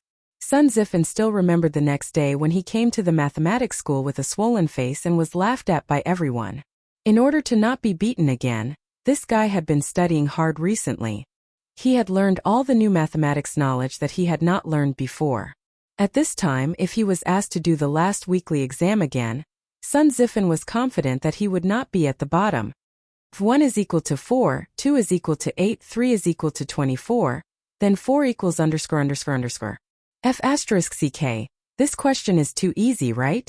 If it was 7 days ago, I might not even be able to understand this question. Even if I understood it, I wouldn't be able to calculate it in a short time. What a pity. A scholar who has been away for 3 days must be looked at with new eyes. The answer to this question is equal to 4 times 24. I can use the multiplication formula and calculate it in a moment. When Sun Zifan saw the 5th question, he was overjoyed. He was not stupid. Of course, he could find the pattern. Moreover, he now had a certain foundation in mathematics, so this guy thought that he could find the answer quickly. Sun Zifan calculated the result on the draft paper, 96. Then he proudly wrote the answer on the test paper. Of course, in the mathematics library, there were many masters. Naturally, there was no lack of smart people such as Li Tai, Iron Egg, and Meng Wenhao. As they encountered more and more questions, the three of them did not relax at all. Instead, they became more and more serious. Their eyebrows were tighter and tighter. They looked as if they were facing a great enemy. It was as if the question in front of them was a scourge. It's not easy. This question is definitely not as simple as it looks on the surface. Just like the previous 4 questions, there must be a trap in the question. Meng Wenhao kept reminding himself to not be careless and not fall into the trap. In the previous 4 questions, he almost got it wrong. Fortunately, he relied on his intuition and checked on the spot. That was why he did not fall into the trap set by Li Zishuan. Meng Wenhao had been tricked many times. His first instinct when he saw the 5th question was that this question was not easy. He secretly warned himself that he must not solve the question according to the usual way. Otherwise, he would definitely get it wrong. After looking at the question several times, Meng Wenhao's eyes suddenly lit up. I got it. 1 is equal to 4. Isn't 4 equal to 1? Sure enough, it's not 96. Sure enough, Mr. Wang deliberately set a trap to harm others. Meng Wenhao was happy, but he could not help but feel lucky. Fortunately, he was serious. Otherwise, he was afraid that he would lose points for such a simple question. If he could not get the first place because of this, wouldn't he cry to death? Iron Egg and Li Tai found the correct answer almost at the same time. They did not have the complicated inner experience like Meng Wenhao. The reason why they were not fooled by the simple appearance of these questions was that they were too familiar with Li Zishuan's character. They knew that with Li Zishuan's bad temper, he would never set such an easy question to let everyone get full marks easily. Therefore, the more simple the question looked, the more suspicious they were. Li Zishuan leaned on the podium and looked for a while. He felt that it was a little boring because there was no one who cheated. Now, he was considered a celebrity in Chang'an. The second generation of the officials in the Imperial College were not simple. Naturally, they were more well-informed than ordinary people. Through word of mouth, many students knew that not only was he good at learning, but he was also good at martial arts. Therefore, no one dared to cheat under Li Zishuan's nose. Li Zishuan leaned on the podium. His eyelids became heavier and heavier. Slowly, he fell asleep. The main reason was that he had chatted with Yushi too late last night. Oh! Chapter 294. The students were seriously working on the exam questions. In the classroom, only the rustling sound of the pen tip rubbing against the paper could be heard. In such a quiet environment, Li Zishuan naturally slept very comfortably. However, because the students were immersed in the sea of questions, no one noticed that Li Zishuan was taking a nap. Time passed slowly. The students below were sweating profusely, while Li Zishuan was sleeping soundly. Fortunately, he didn't snore when he slept. Otherwise, wouldn't it be embarrassing? When the first class of the Imperial College was about to end, an old man in a scholarly robe suddenly appeared at the entrance of the Institute of Mathematics. It was Kong Yingda. Ever since Li Zishuan joined the School of Mathematics, the series of disturbances in the Imperial College had basically been caused by the School of Mathematics. The School of Mathematics had gradually become a hot topic among all the teachers and students, from an obscure and bottom-feeble existence. The Institute of Mathematics also became the most active of the 6 institutes of the Imperial College. Nowadays, the monthly examination of the mathematics school was not only a big deal for the mathematics school. The other 5 schools, as long as they were well informed, were also paying close attention to the monthly examination of the mathematics school. After all, the rewards for this monthly examination were too generous. If converted to money, it was almost equivalent to 100 strings of cash. To many people, this was a huge sum of money, and such a generous reward could be obtained as long as one got first place.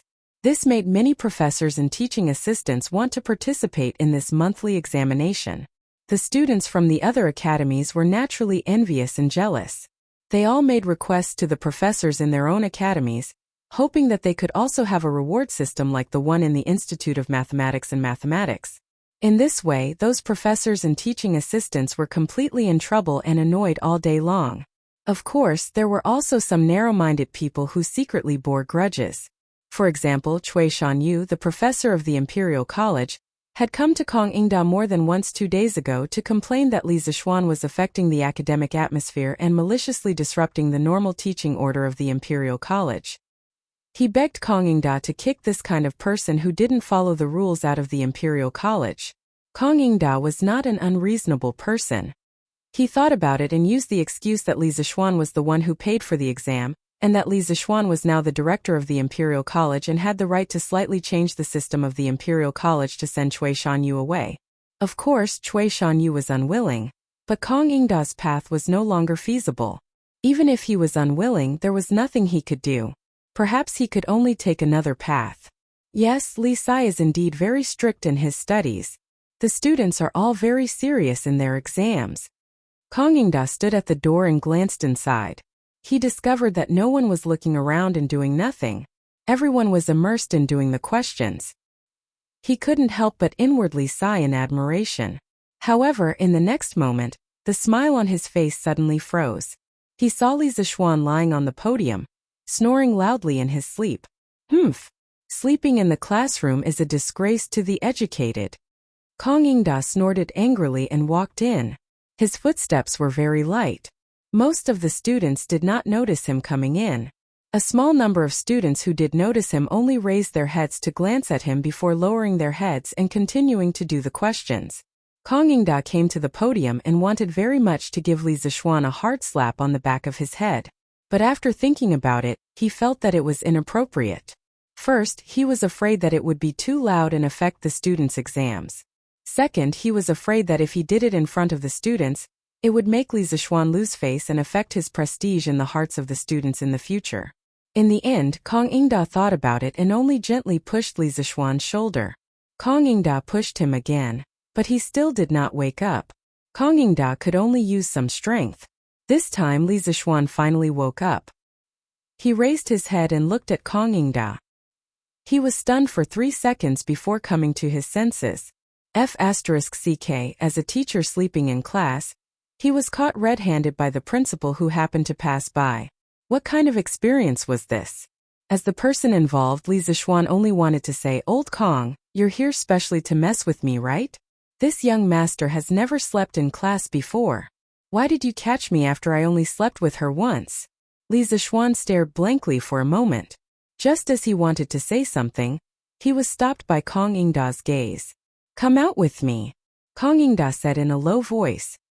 He then turned around and walked out of the classroom with a gloomy face. "Oh," Li Zixuan responded and followed him out. "Chancellor Kong, why have you come here?" "I was just meditating on an extremely difficult math problem and got lost in thought. My mind wandered and I almost thought of an idea. I didn't notice Chancellor's arrival. My apologies." Arriving under the ginkgo tree in front of the School of Mathematics, Li Zixuan did not wait for Kong Ingda to speak, and took the initiative to explain. This was called taking the initiative. Otherwise, if Kong Ingda spoke first and took the lead in the conversation, Li Zixuan was sure that he would die a horrible death. The corner of Kong Ingda's mouth twitched. He wanted to kick this shameless person but was afraid that it would affect his image as a dignified chancellor. He could only say in a muffled voice, "Whether you were meditating or sleeping, I'm sure Li Sai knows better than me.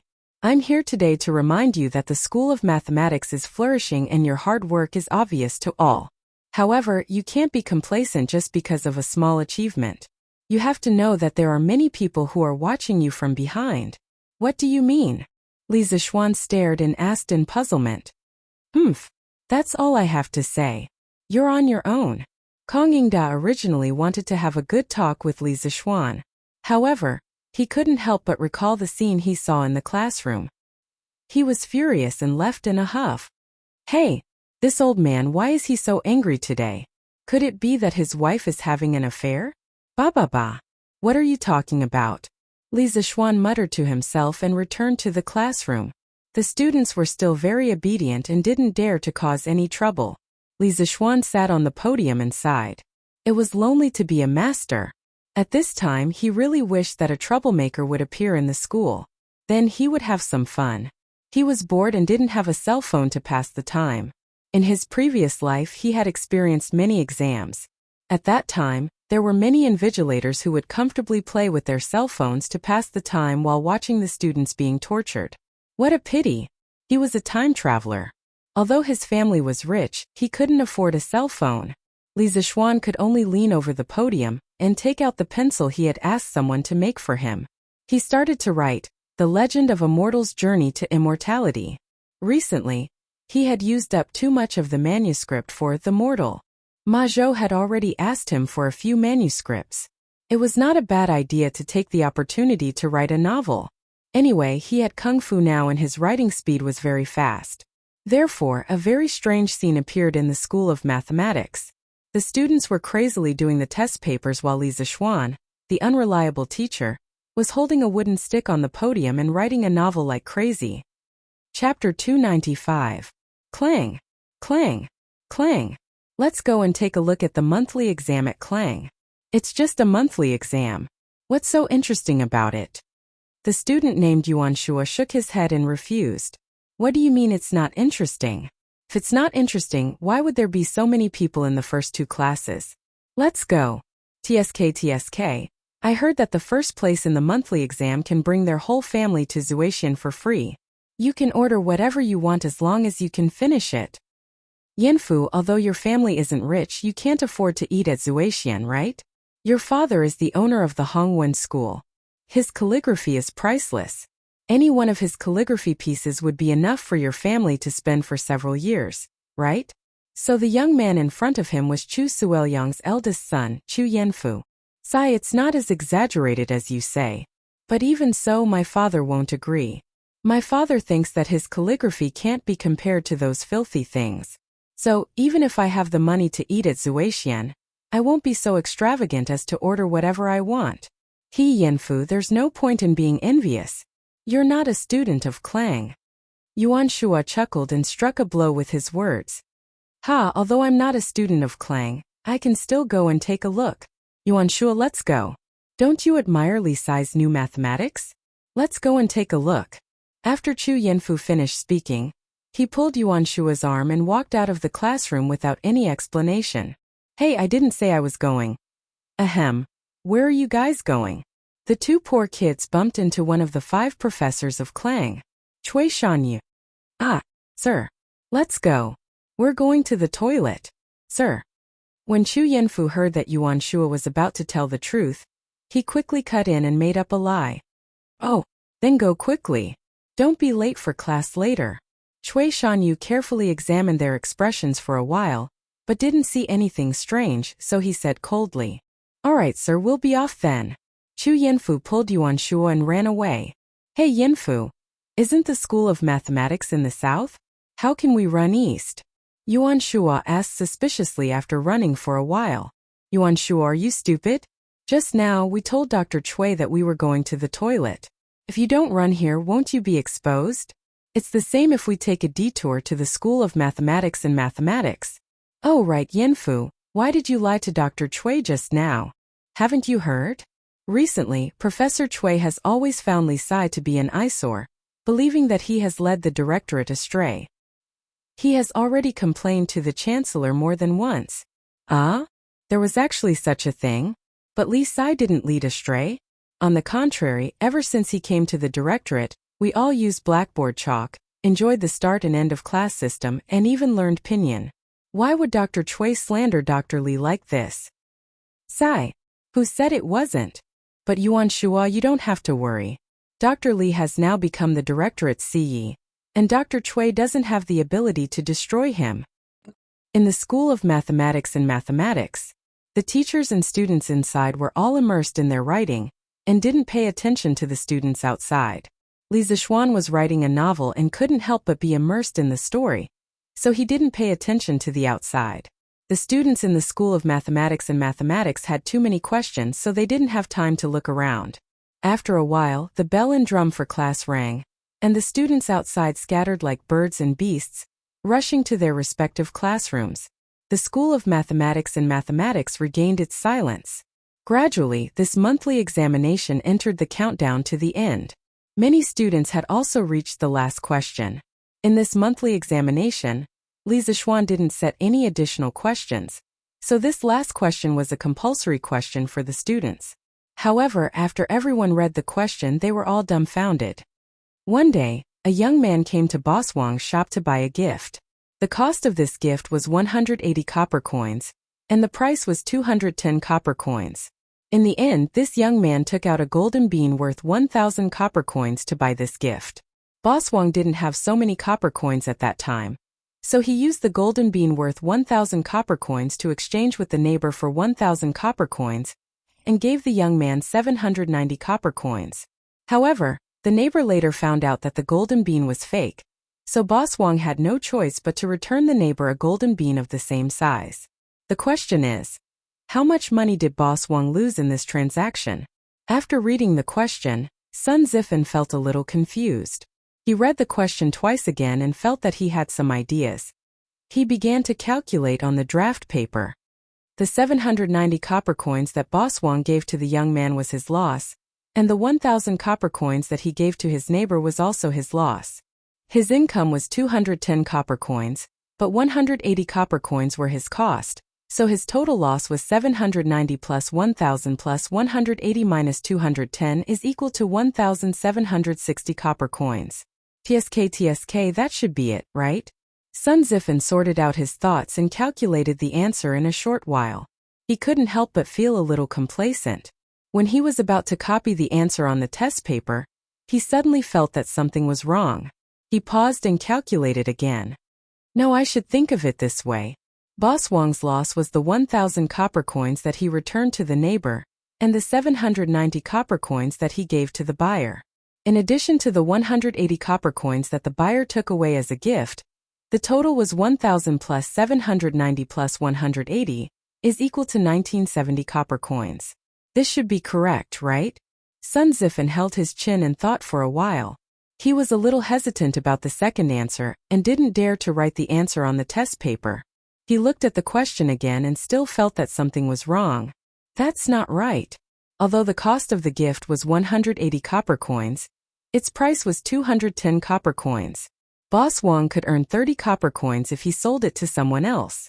After selling it to the young man, other than the money he lost, shouldn't the 30 copper coins be included as well?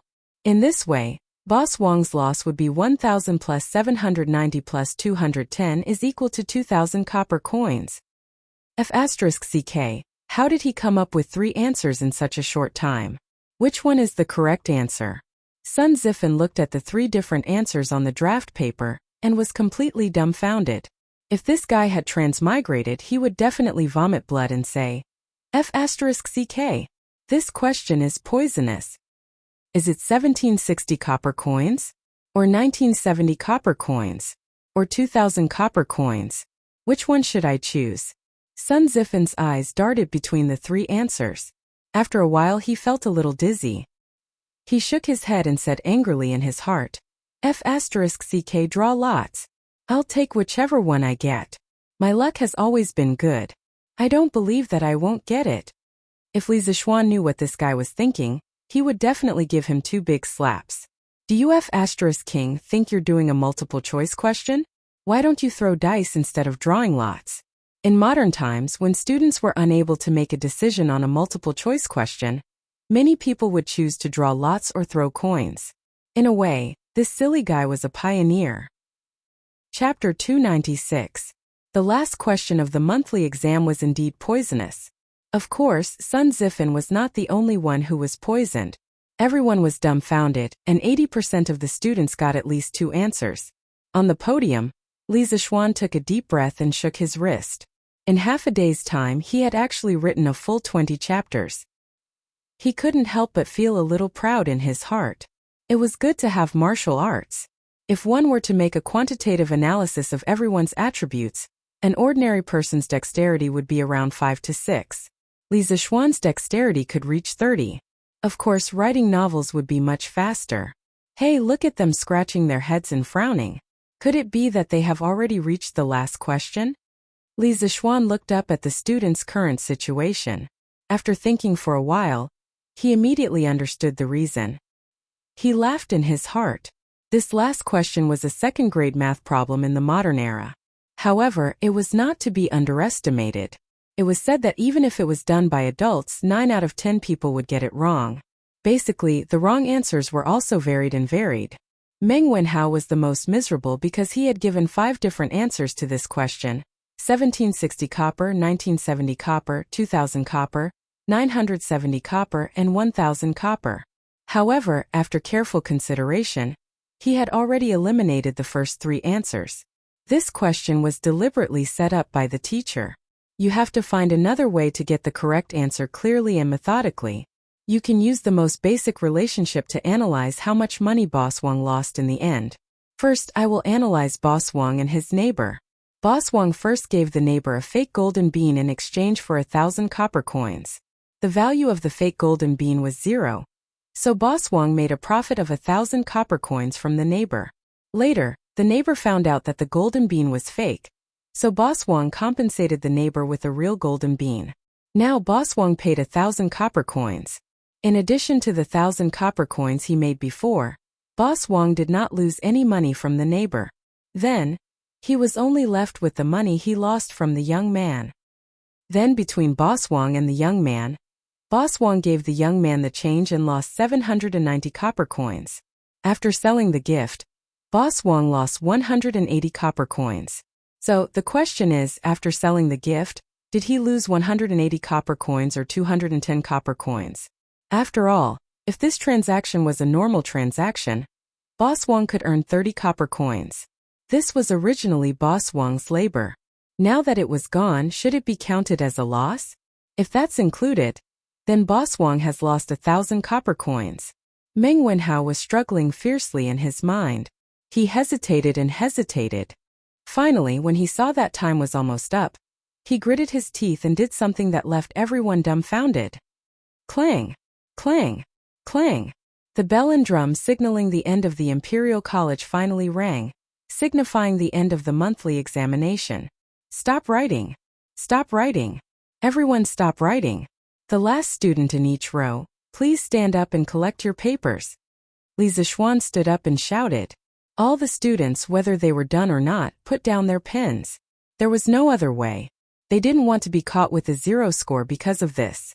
If that was really the case, he would definitely suffer when he returned home.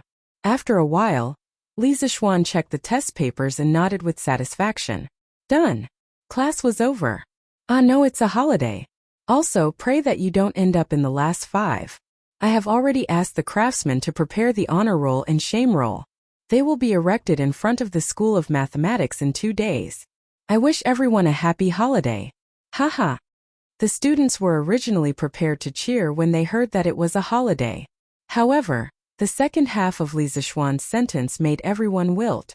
Damn. Since you said that, how am I supposed to spend my holiday? Happy holiday? Happy my ass. Chang Chumo rolled his eyes and complained in his heart. This guy had been hanging out with Li Zixuan for the longest time. He had learned a lot of the modern words that Li Zixuan often said and could use them well.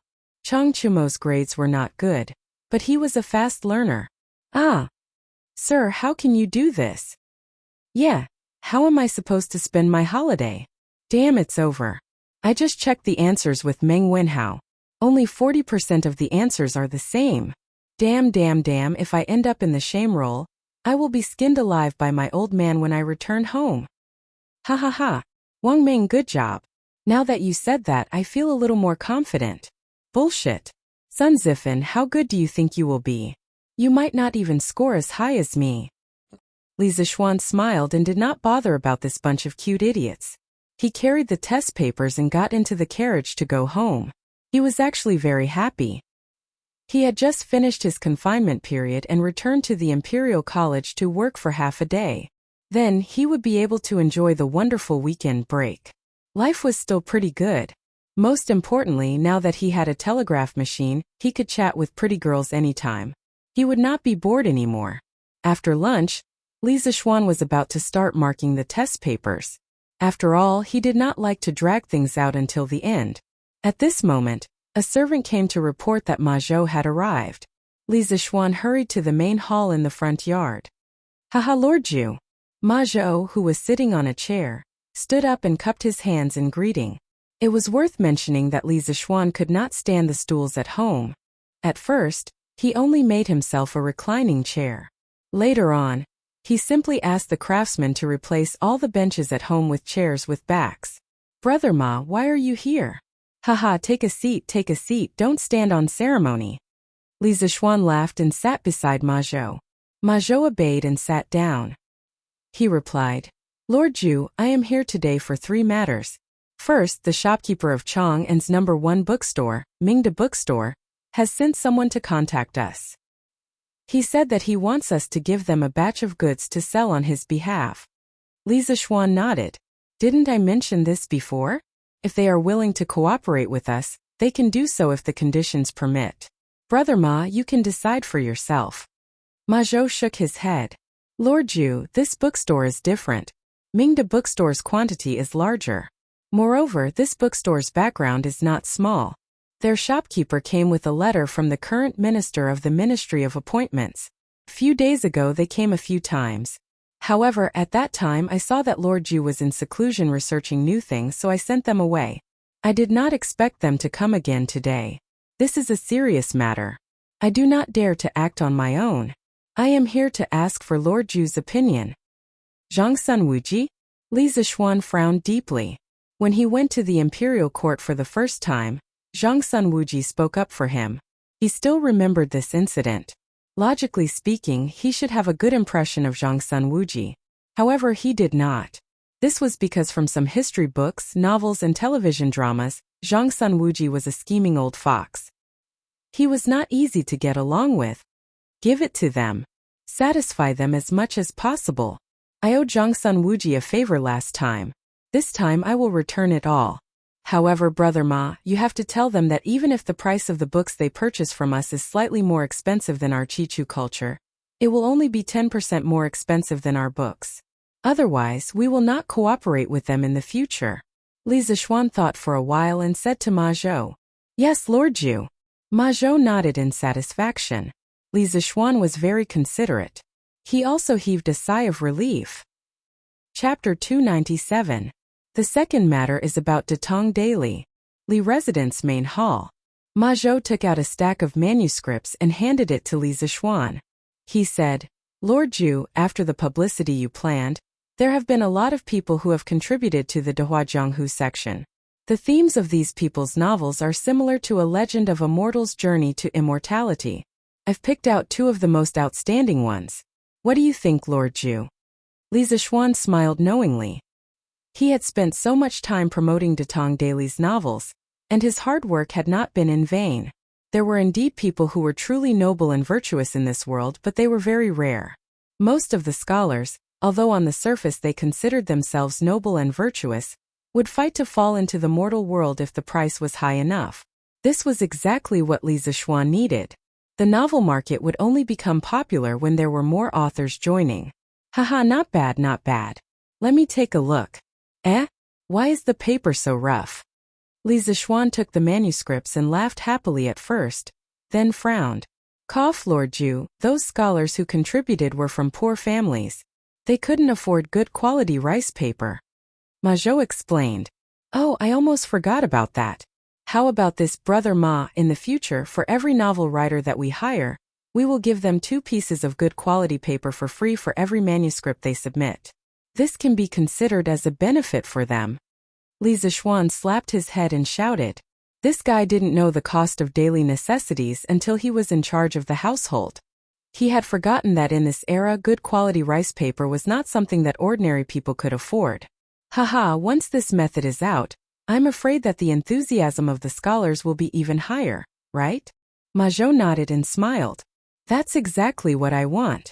Anyway, the cost of making new paper in our workshop is not high. Li Zixuan said as he took the manuscripts and started reading. The name of the first novel was Zhang Xiaohua's Journey to Immortality. The author was Tian Xianghua. Introduction. A young man without spiritual roots by chance saved a seriously injured elder of Miaoyun Valley. The elder was grateful and recommended him to become a member of Miaoyun Valley, a small cultivation sect.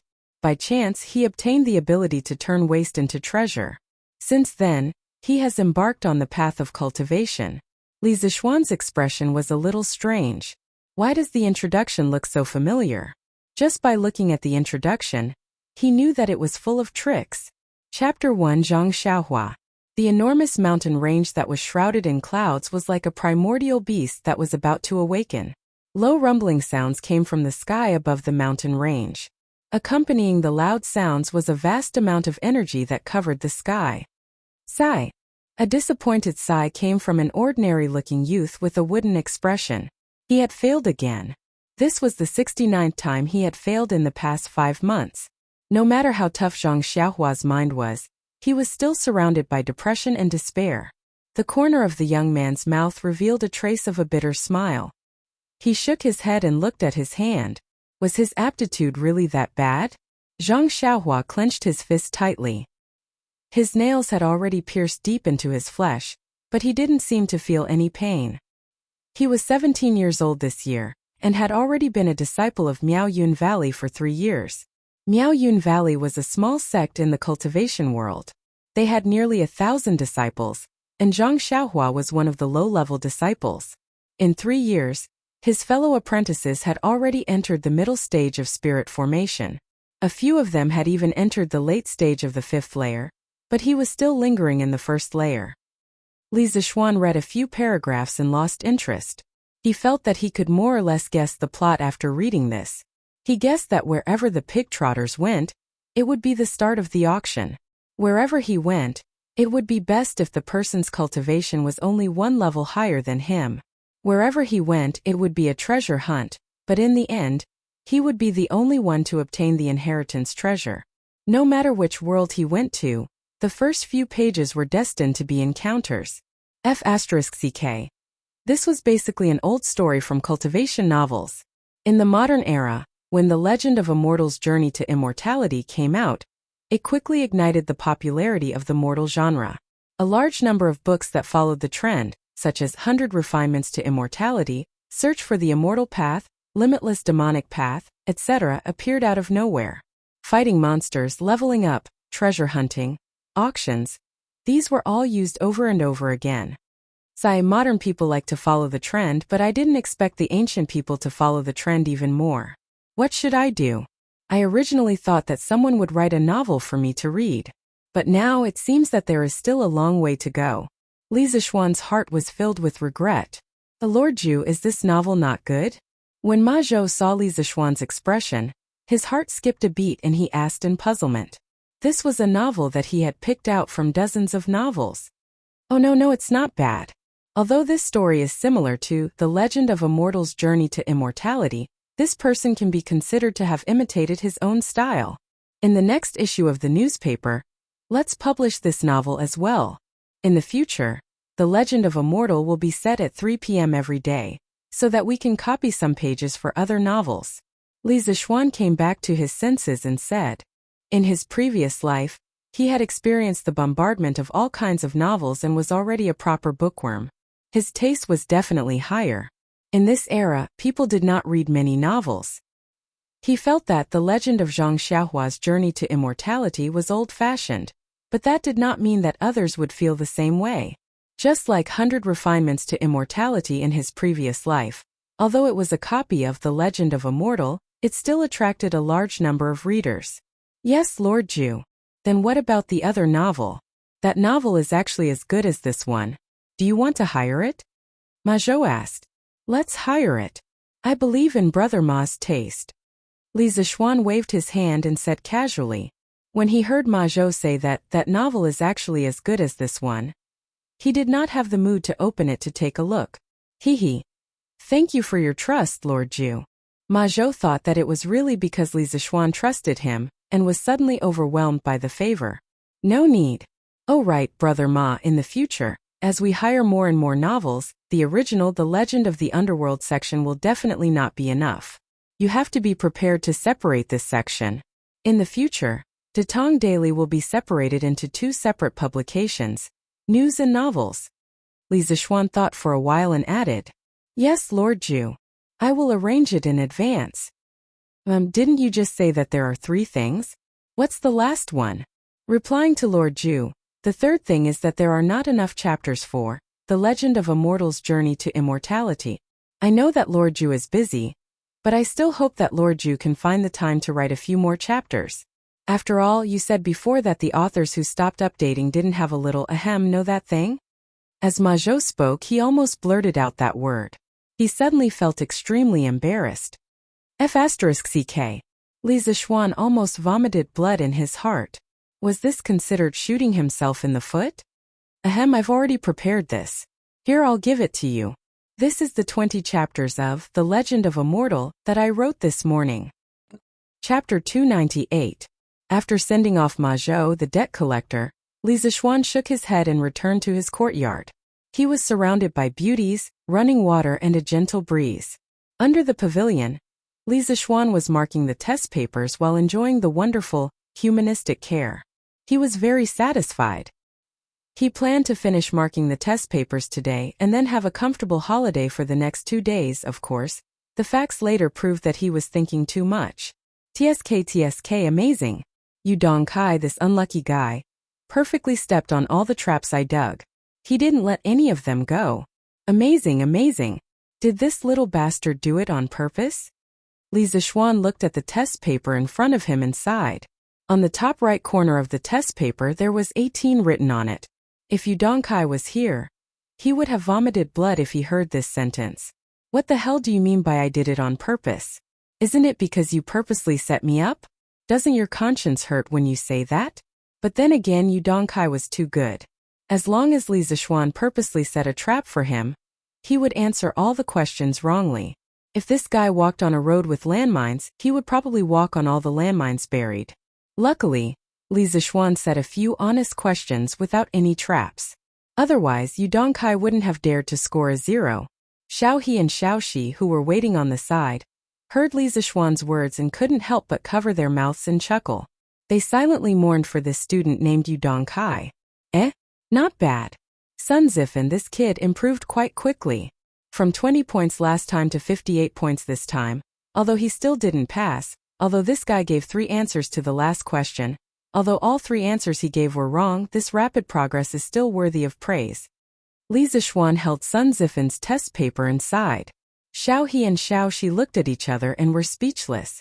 This sentence sounded strange to them. The first half of the sentence was fine, but the second half of the sentence was used 3 times in a row. Was this a compliment to Sun Zifan? Or was it mockery? Ooh! Haha! Brother Hua! My novel has been accepted by Datong Daily.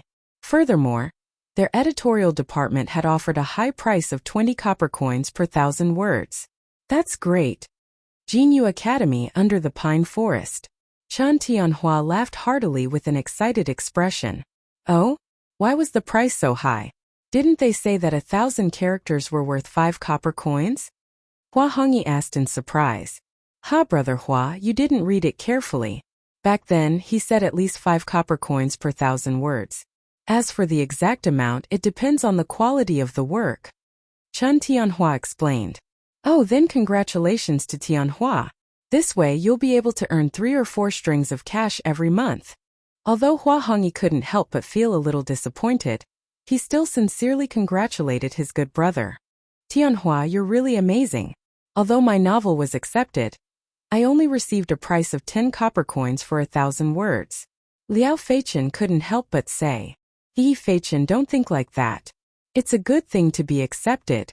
A few days ago, both of you didn't think that you would be accepted, right? Now that your wish has been fulfilled, don't be discontent. I heard that there are at least 50 scholars who have submitted to Datong Daily these few days, if not 100. It's not easy for both of you to stand out. Hua Hongyi analyzed with a smile. Yes, Hongyi is right. It's not easy to be accepted. Feichen, you write first. I believe that you'll write better and better later. Chen Tianhua interrupted. Yes, that makes sense. I was a little greedy. Liao Feichen thought for a moment and nodded in agreement. It turned out that the 2 novels that Faubert had picked out were both from Jinyu Academy. Oh right, Hongyi, didn't you say that you wanted to write your own novel? How's the preparation going? Feichen and I are looking forward to it. Chen Tianhua looked at Hua Hongyi and asked. Hua Hongyi thought for a while and said, My novel isn't imitating A Legend of Immortal's Journey to Immortality. I plan to write a new story. There's no cultivation level, no treasure hunting and no trial auction. I plan to write about a hooligan who knows a little about martial arts. I'll write about him roaming the Jianghu and serving justice. I've already built the framework of the novel. I should be able to write 30,000 words soon. I'll take it to the workshop and try my luck. It'll be great if I can be accepted. If not, I'll just treat it as my own entertainment. Wow! Martial arts? It sounded pretty good. But Hong Yi, have you seen any Jianghu masters? Liao Feichen asked in surprise. Of course I have. When I was young, I lived in the Sichuan area. There were many Jianghu sects there. I've seen many real Jianghu masters. So, I thought that instead of writing about those illusory cultivation and Tao, I might as well write about the Jianghu masters that I've seen. Hua Hongyi looked to the south with some nostalgia and said, After hearing what you said, Hongyi, I can't wait to see it. Hongyi, go and write it. Chen Tianhua said excitedly. Yes, yes, yes. Go and write it. I've never seen a legendary Jianghu master before. Husband, see if there's anything else you need. I'll go to the East Market tomorrow and buy it for you. The sea is windy and the waves are strong. You have to prepare everything in advance. Yi Lane Meng family. Although the fleet would set sail the day after tomorrow, Mother Meng had already started to help Father Meng pack his things. Hey, it's still early. Why are you in such a hurry, you silly woman? Besides, we're going out to sea to work. Why are you packing so many things for me? Isn't it troublesome to bring them along? Father Meng looked at the luggage on the bed and felt a little uncomfortable. However, he still said impatiently, But these are the clothes that you need to wear frequently. How can you not bring them? Also, I heard from Sister Wang next door that it's cold at sea at night. You might catch a cold. Bullshit. You believe that woman's words? Father Meng said angrily. It's always good to prepare more. Husband, you have to be careful at sea. How and Yaya are counting on you. Mother Meng said weakly. It's fine. I won't die for sure. Don't you know how good I am in the water? Why are you wasting time here? Go and cook for the two children. Father Meng waved his hand and turned around impatiently. However, no one noticed that a drop of turbid tear almost fell from the corner of this tower-like man's eye. He was actually afraid that he wouldn't be able to come back this time. If that was the case, what would happen to his two children? All right, husband, I'll go and kill that old hen and stew it for you. Wait, you prodigal woman. That hen's eggs are for Hao to nourish his body. How can you kill it? Ooh. Chapter 299. Father. Outside the house, Meng Wenhao stood in the corner with his back against the wall. He clenched his fists so tightly that his fingernails dug deep into his flesh. However, he did not seem to feel any pain at all. His eyes were slightly red at this moment. Obviously, he had heard the conversation just now. At this point, no one could stop Father Meng's journey to the south. Meng Wenhao and Mother Meng had tried, but in the end, they returned without success. Meng Wenhao's heart was extremely heavy. He sighed, shook his head, and went to the front hall dejectedly. In the hall, the thin and weak Yaya also felt that the atmosphere in the house was not right. A child's heart was always very sensitive. Big brother, is Daddy leaving soon? Yaya looked up and asked in a crisp voice. Yes. Father will leave the day after tomorrow. Yaya, you have to be obedient and not distract Father. Meng Wenhao's heart ached. He rubbed his little sister's braids and said softly, Yaya will definitely be obedient. But brother, where is Father going? When will he be back? To the south. He should be back in 2 or 3 months. Meng Wenhao replied with uncertainty. But Yaya heard from Fat Tiger that Father might not be able to come back this time. He said that Yaya will be a child without a father in the future. Yaya doesn't want Father to leave, but Father doesn't listen to Yaya. Brother, Yaya is so sad. Nonsense. Meng Wenhao was furious. He clenched his fists and said hatefully, Yaya, don't listen to that little bastard Fat Tiger's nonsense. The next time I see him, I will definitely beat him up. Father will definitely be fine, and will definitely be back soon. Brother promises you. Yaya believes in brother. But brother, don't fight. Fighting is not good. Husband, this is the rice wine I bought in the East Market today. Do you want to try it?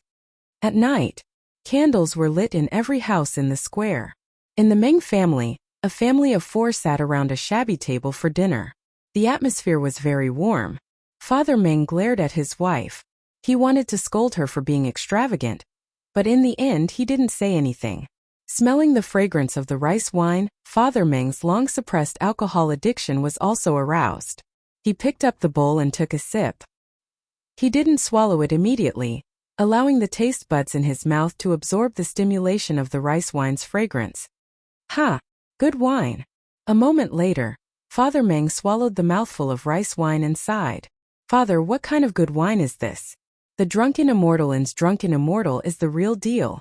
Meng Wenhao forced a smile in order to liven up the atmosphere. Heh, you stinking brat. That immortal drunken wine is a liter of 5 strings. Is it something that rough men like us can drink? Although Father Meng had never drunk the Drunken Immortal before, he was obviously quite knowledgeable. He pointed at his son and scolded him with a smile. Hey, who said that father can't drink it? Teacher said before that everyone is born equal. The reason why we are treated differently is because we don't work hard. One day I will let you drink the Drunken Immortal every day. You can drink as much as you want. Meng Wenhao said firmly. Haha, my son is ambitious. The proudest thing in father's life is to have a son like you. So what if Squire whose family is rich? His son is not as capable as my Hao. When Father Meng heard this, he didn't criticize his son for bragging. Instead, he was filled with pride and laughed heartily. How did you do in the monthly exam this time? I heard from Squire whose son that your School of Mathematics is getting higher and higher in the Directorate of Education. Many students from other schools are paying attention to the monthly exam this time. Mother Meng smiled and asked with a hint of joy on her face. It was not easy for Meng Wenhao to enter the Imperial College of Mathematics and Mathematics from the provincial capital's school. His mother was very satisfied, but people were greedy. After Meng Wenhao entered the Imperial College of Mathematics and Mathematics, Meng Wenhao's mother thought that it would be good if her son could continue to enter the Four-Gate School of Mathematics and Mathematics. However, she didn't expect the School of Mathematics to suddenly rise in status.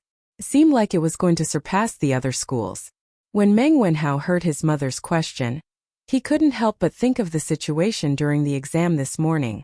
He pondered for a moment and answered, Mother, I think I did okay. As for whether I can get first place, it will depend on my luck. He looked at the wine bowl in Father Meng's hand and continued, If I can get first place according to the rules of our School of Mathematics, I can bring you all to the Drunken Immortal restaurant for free. However, by the time the results are announced, I'm afraid Father will have gone to sea. The atmosphere in the room became a little heavy for a moment. Haha, you're such a boring woman. We're having a good meal, why are you asking about the exam results? When have we ever worried about our Hao-er's results? Father Meng slapped the table and glared at Mother Meng. He then looked at Meng Wenhao and said earnestly, Although I won't be home at that time, you can take your mother and Yaya with you. All these years our family has been eating chaff and vegetables. It's good to take this opportunity to improve our diet. Isn't Yaya craving for that gnawing chicken? This time let's let her eat to her heart's content. However, as a man, how can you act like a little girl? Although Father didn't study much, I know that separation and joy are common things in the world. A man should be open-minded. How can you care about these trivial matters every day? Yes, Father, I understand. Meng Wenhao wanted to refute, but after hesitating for a moment, he still responded in a muffled voice. Haha, Father knows that you're all worried. Actually, there's no need for that. For this voyage, Boss Feng has equipped each of our ships with a compass. Even if we're separated from the team due to strong winds and waves, we can still use the compass to find the direction. As Father Meng spoke, he took out an exquisite compass from his arms. It was a product of the Curious Pavilion workshop. Meng Wenhao was very familiar with this thing. When the first generation of compasses was released, he was still at the scene. Mother Meng saw the shiny object and took it curiously. Hey, be careful, be careful. This little thing costs 5 strings of money. Father Meng hurriedly exhorted. Mother Meng was so shocked that her wrist trembled and she almost dropped the compass to the ground. Fortunately, Meng Wenhao's hand was quick enough to catch it. Mother Meng said with lingering fear, Thank goodness. Why is this thing so expensive? Bring it over. This thing is a navigation tool specially made by the Curious Pavilion for this voyage to the south. It said that Hao Er's husband, Li Xiannan, personally invented it. This thing is light and can give accurate directions. How can it not be expensive? I heard that the bosses of the other fleets only equip one compass for every 5 ships. It's rare to see someone as generous as Boss Feng. Father Meng asked for the compass and carefully put it back into his pocket as he grumbled in annoyance. Oh, then Boss Feng is really a good person. Mother Meng said happily. Father, Yaya doesn't want to eat the gnawing chicken. I only want Father to stay. Yaya, who was chewing on her cornbread, said meekly. Father Meng. Chapter 300. Your Highness, you've come? The next morning, Li Zishuan had just finished his breakfast when he received a report from a servant that Li Xiaogong had arrived. He hurried to the main hall to receive him. With Li Xiaogong's status, there was naturally no need to report his arrival to the Li residence. Thus, he was directly welcomed into the main hall by the steward, where he was served tea while waiting for Li Zishuan to arrive. Haha, sit. Li Xiaogong gave a bold smile. It was clear that he had been living a very comfortable life recently. Yes. Li Zishuan felt somewhat awkward. Damn, this is my house. Why do you make it seem like I'm the guest and you're the host? Tomorrow, the army and fleet will set out for the south. Little Xian, you should know about this, right? Seeing Li Zishuan sit down, Li Xiaogong fiddled with the teacup in his hand as he casually asked this question. Li Zishuan nodded and smiled. This kid really does know. Shouldn't your highness be in the barracks organizing the army? Why do you have the time to come see this kid? Ha! My great Tang's army rests on their spears every day, and there's not a single one missing from their daily training. Why would they need to sharpen their spears at the last minute? Besides, even if this king wasn't here, the generals would have already made arrangements. Otherwise, what would they do? Li Xiaogong's lips curled as he nonchalantly said. Li Zishuan's heart was moved. This is the style of a powerful nation. From the sovereign to the common people, everyone had a powerful self-confidence in their bones. This was something that the Song, Late Ming, and Qing dynasties lacked. It was no wonder that in a few years, the Great Tang would be so powerful that it would have no friends. This king came today to thank you for the compass. This thing is truly too useful. Many of this king's veteran navy soldiers loved it so much that they couldn't bear to part with it. They kept saying that this compass was a life-saving item. This king also asked His Majesty for a reward for you, but His Majesty seemed to have other plans and didn't want to reward you right now. This king couldn't change His Majesty's decree, so I could only personally come to thank you. Kid, your actions have saved the lives of many soldiers. After Li Xiaogong finished speaking, he solemnly cupped his hands and bowed to Li Zishuan. Li Zishuan was shocked. He hurriedly moved aside and said, Your Highness, you are too serious. As a commander-in-chief, it is understandable that you care about the lives of your soldiers. As a citizen of the Tang Empire, I am able to enjoy such a stable living environment because the soldiers on the front line sacrificed their lives for it. Now, it is my duty to do something for the Tang army. I dare not accept your highness's bow. In fact, he knew in his heart that the reason why Li Er did not take the opportunity to reward him was probably because he was still concerned about the wireless telegram. Previously, he did want to get his title promoted as soon as possible, but he did not want to be led by the nose by Li Er all the time. Therefore, this time he directly gave up. If he did not get promoted, then so be it. Anyway, he was quite happy now. Ha! You brat, you sure know how to say things. But what you said is very reasonable. It's rare for you to have such a high level of awareness. Seeing that Li Zishuan did not accept his bow, Li Xiaogong did not force him. He returned to his seat and smiled. Your Highness is overpraising me. Li Zishuan gave a dry laugh. In his heart, he was criticizing Li Xiaogong for being insincere. Since he was here to thank him, why didn't he bring any gifts when he came? For example, the few luminous pearls that Wang Yu had given him previously were not bad. He believed that Li Xiaogong's house definitely had such things. It was just a matter of whether Li Xiaogong was willing to part with them. If Li Xiaogong knew what Li Zishuan was thinking, he would definitely give him a big kick. It was true that he was leading the army south this time, but this was not his personal work. In the end, he was still working for Li Er. There was no need for him to fork out his own money for this matter. As for the second matter, Xiaoxian, this prince had specially found some seafarers to verify the nautical chart that you gave me. The result was that your nautical chart was flawless and perfect. With this detailed map and the compass, this king is even more confident about going out to sea this time. This is all thanks to you, brat. How about this? If you have any difficulties in the future, come and tell this prince. If this prince can help, this prince will definitely do his best to help. Li Xiaogong stroked his half-inch beard and said straightforwardly. Li Zixuan was overjoyed. This was more like it. After working so hard for so long, he finally received some returns. Hee. Then this little one would like to thank your highness. I wish your highness a triumphant return in advance. Li Zixuan cupped his hands and said with a smile. It was not easy to gain the friendship of a prince. It was equivalent to gaining another backing. Should I go in or not? But what should I say when I go in? Yongla Lane. Meng Wenhao stood opposite the Li residence. Looking at the tall walls, he was somewhat hesitant. In the morning, he felt too depressed at home. He originally planned to go to an E-Lane to see how little Yuer was doing. On the way, he passed by Yongla Lane. He did not know what he was thinking, but he unexpectedly walked in and stood beside the Li residence.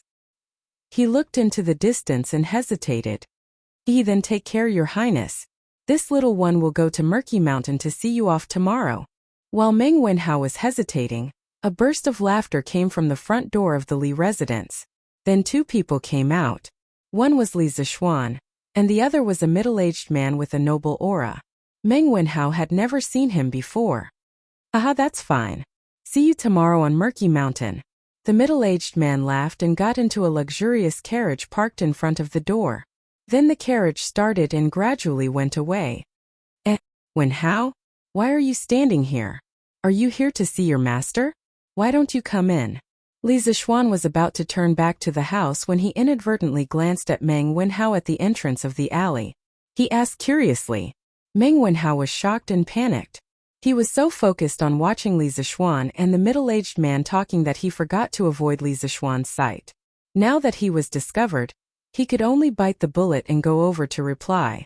But the strange thing was that he clearly saw Li Zixuan and didn't shout, but his voice traveled so far. It was really strange. Sir. This student is just passing by. Meng Wenhao came in front of Li Zixuan and stammered. The corners of Li Zixuan's mouth curled into a meaningful smile, and then he looked at Meng Wenhao and said with a smile, since you're just passing by and I've coincidentally bumped into you, then why don't you go in and have a seat? This isn't a dragon's pool or a tiger's den. Wenhao, why are you so afraid? No, this student isn't afraid. I'm just afraid of disturbing, sir. Meng Wenhao hurriedly explained. It's good that you aren't afraid. Come in, I also have something to tell you. Li Zixuan didn't wait for Meng Wenhao's reply. He flicked his sleeves and turned to enter the courtyard. Meng Wenhao opened his mouth but didn't have time to say anything. He could only obediently follow in. He was also very curious about what Li Zixuan wanted to tell him. Chapter 301. Meng Wenhao had just followed Li Zixuan into the front hall of the west courtyard, when he smelled a faint fragrance of spices. Following that, he felt a trace of refreshing coolness. He looked around and found that there was actually a basin of ice placed in each of the four corners of the room. Above the wooden basins, there was still a trace of cold air. Meng Wenhao couldn't help but sigh in his heart at Li Zixuan's extravagance. This was the first time he entered the Li residence's interior. When he came to the Li residence before, Li Zixuan received him in the pavilion in the courtyard. He couldn't help but take a few more glances. There was a large chair made of lacquered red peachwood, a few seats that were relatively simple but still couldn't hide the magnificence of the carved materials, a small square table with a porcelain pot decorated with flowers and birds, and a few small porcelain cups with the same flower decorations. A table, a chair, a table, and a stool. The furnishings were ingenious. The entire room revealed a sense of luxury and nobility. Haha, sit. Although Li Zixuan didn't stare at Meng Wenhao, he had been paying attention to him from the corner of his eyes. He came to the vermilion chair at the head of the hall, sat down and laughed. Thank you very much, sir. Stimulated by the fragrance of the spices and the coolness of the ice, Meng Wenhao's heart gradually calmed down and wasn't as flustered as before. Here, let me tell you a piece of good news first. Congratulations on getting 101 points in this month's examination, first place in the entire academy. Li Zixuan didn't beat around the bush at all and directly said, "Ah?" The main reason Meng Wenhao came today was to inquire about the results of this examination. Although he felt that this examination was not bad, and he was lucky enough to get first place, but when it really came down to it, he realized that he was not mentally prepared in this aspect at all. Hearing this, he could not help but be stunned. Immediately after, he was hit by such a huge surprise that he almost fainted. His lips trembled a little. He wanted to say something but nothing came out. His young heart was like a pot of fire that was burning up, hot and warm. Li Zixuan smiled and didn't say anything to interrupt. He just leisurely drank his wine while waiting for Meng Wenhao to wake up from the surprise. Meng Wenhao took a few deep breaths and suppressed the fanatical excitement in his heart. He looked at Li Zixuan and asked, "Sir, when you were outside the door, you said that you had something to do with me. Is it about this?" "Yes," Li Zixuan said casually. Meng Wenhao choked for a moment and then asked, "Sir, if I remember correctly, this is the total score of the monthly examination should be 100 points. But why did I get 101 points? Could it be that you have remembered wrongly?" "Haha, of course." Li Zixuan smiled and then went to the back room to take out Meng Wenhao's test paper. He said, "I think that you answered the last question very well. Your thinking is very comprehensive. Of course, you wrote 2 answers in the end, which also shows that you are very courageous. In the last question in the whole school, there are only 5 people who can consider the cost of labor. Not only did they consider the cost of labor, but you were also the only one who came up with the correct answer. I calculated that there are a total of 10 people who answered the last question correctly. Except for you, the other 9 people all answered 197, and your answer was 197 or 200. Wenhao, your thinking is very comprehensive. What's commendable is that not only can you ask questions, but you also have the courage to put it into practice. I admire you very much, so I gave you an extra point. Anyway, I'm not afraid of you being proud. Haha." In his previous life, there were 2 correct answers to the last question of the monthly exam. The only point of contention between the 2 answers was whether or not the 30 copper coins that Boss Wang should have received from this transaction should be included in the loss. The various experts on the internet all had their own opinions, each saying that they were right while the other saying that they were right. In order to avoid a debate, when Li Zixuan set the question, he simply decided on 2 answers. He didn't expect Meng Wenhao to be so daring as to write down both answers. Li Zixuan admired this courage from the bottom of his heart. After all, if he were in Meng Wenhao's shoes, he wouldn't have dared to play around like this. So that's how it is. Meng Wenhao suddenly understood and muttered to himself. After he handed in the test paper yesterday, he regretted it for a while. He was afraid that because of his meddling, he wouldn't get a point for the last question. He didn't expect that in the end, he would get an extra point. Li Zixuan laughed and said, "Haha, Wenhao, don't be so agitated. Since you were lucky enough to get first place in this monthly examination, what I said before still counts. After classes officially start in 2 days, I will announce this time's results to the public. At that time, you can bring your family to the Drunken Immortal restaurant. Feel free to order whatever you want to eat. I'll treat you." "Wow, little Xian, you're treating. Then I want to go too." At this moment, Chang Chumo's voice came from outside the room.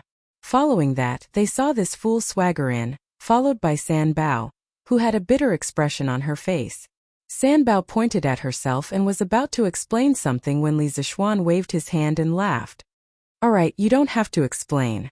I know. You can leave now." How could he not know Chang Chumo's personality? Other than the first few times he came to the Li residence and had someone announce his arrival, which other time didn't he swagger in directly? This personality that didn't know how to be polite was very similar to that little fatty Li Tai. "Yes, young master." San Bao saw that Li Zixuan's tone was amiable, and didn't seem to be angry. He heaved a sigh of relief and quickly left. Chumo. Chang Chumo had taken care of Meng Wenhao in the School of Mathematics, so Meng Wenhao quickly stood up and greeted Chang Chumo. Chang Chumo smiled and nodded at Meng Wenhao in greeting. Chonyo, I haven't seen you come over to play recently. Why did you come over just because we talked about food? Li Zixuan joked with a smile. Ever since he started teaching at the Imperial College and became Chang Chumo's teacher, this fellow didn't come over to play with him. Perhaps this was the natural fear students had for their teachers. Li Zixuan felt that it was a pity. Chang Chumo was his first close friend after transmigrating. If he lost this friendship because of this, he would feel that it was a pity. Ahem. Who said that? I didn't come over to eat today. I just happened to hear it. Chang Chumo explained awkwardly, then sat down on a chair beside Li Zixuan.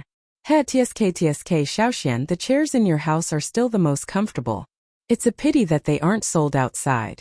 Otherwise, I would have asked my father to buy a set. This fellow leaned against the back of the chair and didn't forget to exclaim, Hee, if Uncle Chung really likes this chair, I can ask the workshop to make another batch. It won't take much effort. But it's only you who wants it, not Uncle Chung, so I think we should just forget about it. Li Zixuan didn't want to alienate this friendship. He didn't put on airs in front of Chang Chumo and spoke as casually as before. Xiaoxian, you're not a good friend. Chang Chumo said angrily. Haha, alright, let's get down to business. Chonyo, why are you here today? Li Zixuan laughed and asked, no longer teasing him. What else can I be here for? I'm just here to ask old Chung how he did in the exam and whether he would enter the role of shame. Chang Chumo sat up straight and looked at Li Zixuan. Although Chang Chumo didn't care about his results, he didn't want him to enter the role of shame and embarrass the Chung family. Chapter 302. Oh, so, Chonyo, you're here to ask about my results. Li Zixuan felt as if the sun had risen from the west when he heard that Chang Chumo was here to ask about his results. The son of the devil incarnate actually cared about his results? Yeah, Xiaoxian, tell me, did I get out of the role of shame? Chang Chumo asked anxiously. Li Zixuan glanced at Chang Chumo, and then looked at Meng Wenhao with a strange expression. They were both his students, but one of them was here to ask if he got first place, and the other was here to ask if he got out of the bottom 5. This was really... Ahem, let me think about it. Oh, I remember, Chonyo, you got 59 points this time. Not bad. You're already in the middle of the School of Mathematics. Li Zixuan's insane mental strength was not for show. With just a thought, the results of the monthly test appeared in his mind. He looked at it and found Chang Chumo's results and ranking. Really? Haha. That's great. My dad has nothing to say now. Chang Chumo was very excited when he heard it and shouted loudly. However, after a while, he suddenly reacted and said unhappily, That's not right. Why is it only 59 points? Xiaoxian, we have such a good relationship. Can't you give me more points? Don't worry, I won't be proud if you give me more points. Ahem. Meng Wenhao almost choked to death when he heard this. There was no other reason but because of what Chang Chumo said. Li Zixuan had just told him that. Today, he had seen the strange relationship between Chang Chumo and Li Zixuan. Both of them had a similar style of speaking. Li Zixuan was also speechless. Now it seemed that his previous worries were unnecessary. Chang Chumo, this idiot, did not alienate this friendship because of the teacher-student relationship. This joker was still as shameless as before when he played with treasures. Oh, now that I think about it, ugly bull, you forgot to deduct a few points from your test paper. So you can only get 50 points. You're not just 1 point away from 60 points. You can't expect me to give you another 10 points, right? Li Zixuan shrugged, pretending to be helpless. Chow little Xian. I've never seen someone as shameless as you. Chang Chumo stomped his feet and said angrily. Bang! You still have the guts to call others shameless. Li Zixuan casually tossed a teacup to Chang Chumo, who was already prepared. He stretched out a hand and caught it firmly. Haha, just kidding, don't take it seriously. Chang Chumo laughed dryly. Then he suddenly sighed and said, That's right. Sigh, actually little Xian, you can also see that I'm not cut out for studying. The fleet heading south is going to set off tomorrow. If it wasn't for my father, I would have definitely gone with Uncle Li and the others. The vast sea, free and unfettered. This is where Chang Chumo should go. Haha. Li Zixuan could hear the loneliness in his words, and couldn't help but feel a little uncomfortable. The atmosphere in the room also became a little quiet. Ugly bull, how's your swimming? After a while, Li Zixuan broke the silence and asked. I'm not good at swimming. Chang Chumo's face turned red and he scratched his head awkwardly. F***ck, you're not good at swimming, and you still want to go south with the prince? Why don't you go and ask the prince if he wants you? Li Zixuan's face was as if he had just been F***ed. It turned out that he had worried for this guy for so long for nothing. I don't know how to swim, but I can learn, Chang Chumo said unwillingly. Learn your ass. Li Zixuan waved his hand and didn't want to bother with this guy. He turned to Meng Wenhao and said, Wenhao, you actually came here today to check your score, right? Meng Wenhao heard Li Zixuan call him, and he quickly recovered from the explosive conversation between the two and answered honestly, Yes, sir. Well, since you have checked your score, then you can go back. The fleet will set off tomorrow, so you can go back and accompany your father. Wenhao, you don't have to worry too much. I've already asked Prince Hejian to send someone to keep an eye on your father's safety. Also, I know the owner of your father's boat company, and I've already sent someone to talk to him. He won't make things difficult for your father. Li Zixuan nodded and said, Thank you, sir. Thank you, sir. Hearing this, Meng Wenhao was pleasantly surprised. The big stone that had been hanging in his heart for a long time finally fell to the ground. He stood up excitedly and bowed to Li Zixuan to express his gratitude. No need. Sit down. This is just a small matter. You are my student. Of course, I can't just sit by and do nothing when you are in trouble. Li Zixuan comforted him. Yes, Wenhao, you don't have to be like this. I was wondering why you were so depressed these days. So it's because of this matter. If you had told me earlier, I would have helped you. Haha. Chang Chumo was boasting shamelessly on the side. A good picture of a master and disciple was interrupted by this guy. Meng Wenhao was so amused by Chang Chumo that he couldn't continue to bow.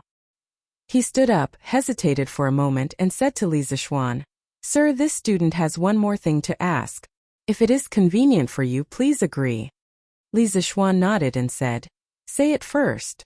Meng Wenhao said awkwardly, This student wants you to advance the reward for the first place in this monthly exam. After saying that, Meng Wenhao was a little ashamed. Li Zixuan had helped him a lot before, and now he was still making these requests. He felt that he was pushing his luck. Oh? Could it be that Wenhao is afraid that I will renege on my debt? Li Zixuan asked with a smile. No. Meng Wenhao quickly explained, but before he finished, he was interrupted by Chang Chumo. Damn, Wenhao, you got first place again this time. That's awesome. In Xiaoshuan's words, you are so awesome. Chang Chumo's focus was always different from others. His first reaction was to marvel at Meng Wenhao's results. Shut up, you have the nerve to say that. Look at Wenhao, he always pursues first place. What about you? You always pursue to get out of the bottom. Look at you. Li Zixuan said angrily. So what? Wenhao is going to be the top scorer. I don't expect to be the top scorer. Chang Chumo curled his lips and said indifferently. You?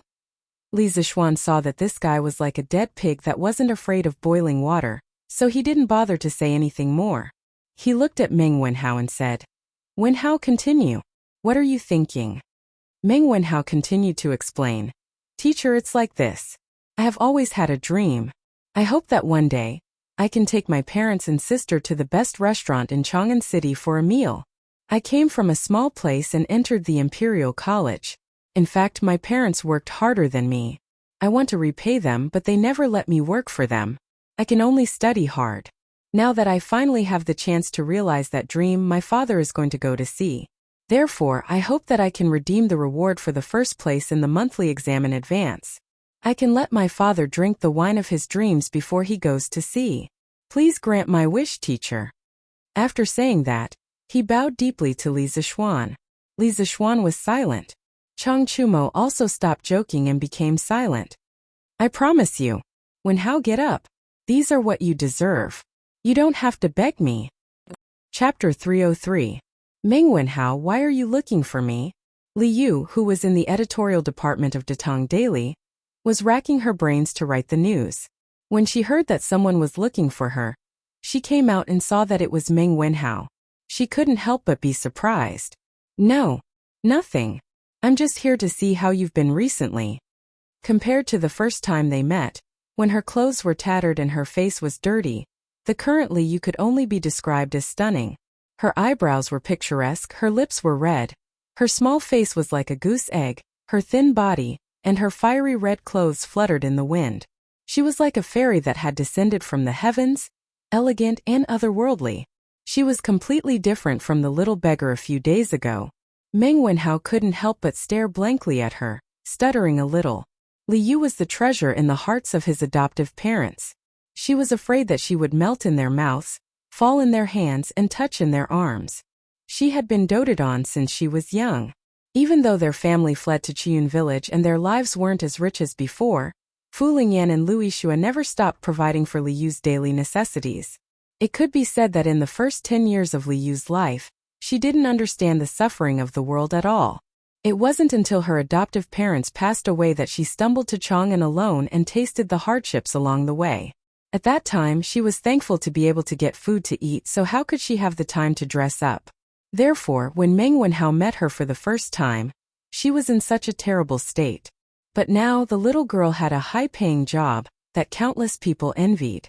Li Zishuan even gave her an advance of 5 strings of money. After deducting the rent and household expenses, she was left with a large sum of money. Li Yu directly turned from a little beggar to a little rich woman. Now that she had money in her pocket, she naturally wouldn't treat herself unfairly. She dressed up and walked around, buying beautiful clothes and hair accessories whenever she saw something she liked. It was as if she had returned to her days as a little princess in Chuyun village. Me? I've been doing well recently.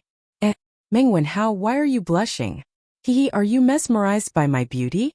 Li Yu immediately noticed the unnatural expression on Meng Wenhao's face. She proudly spun around on the spot.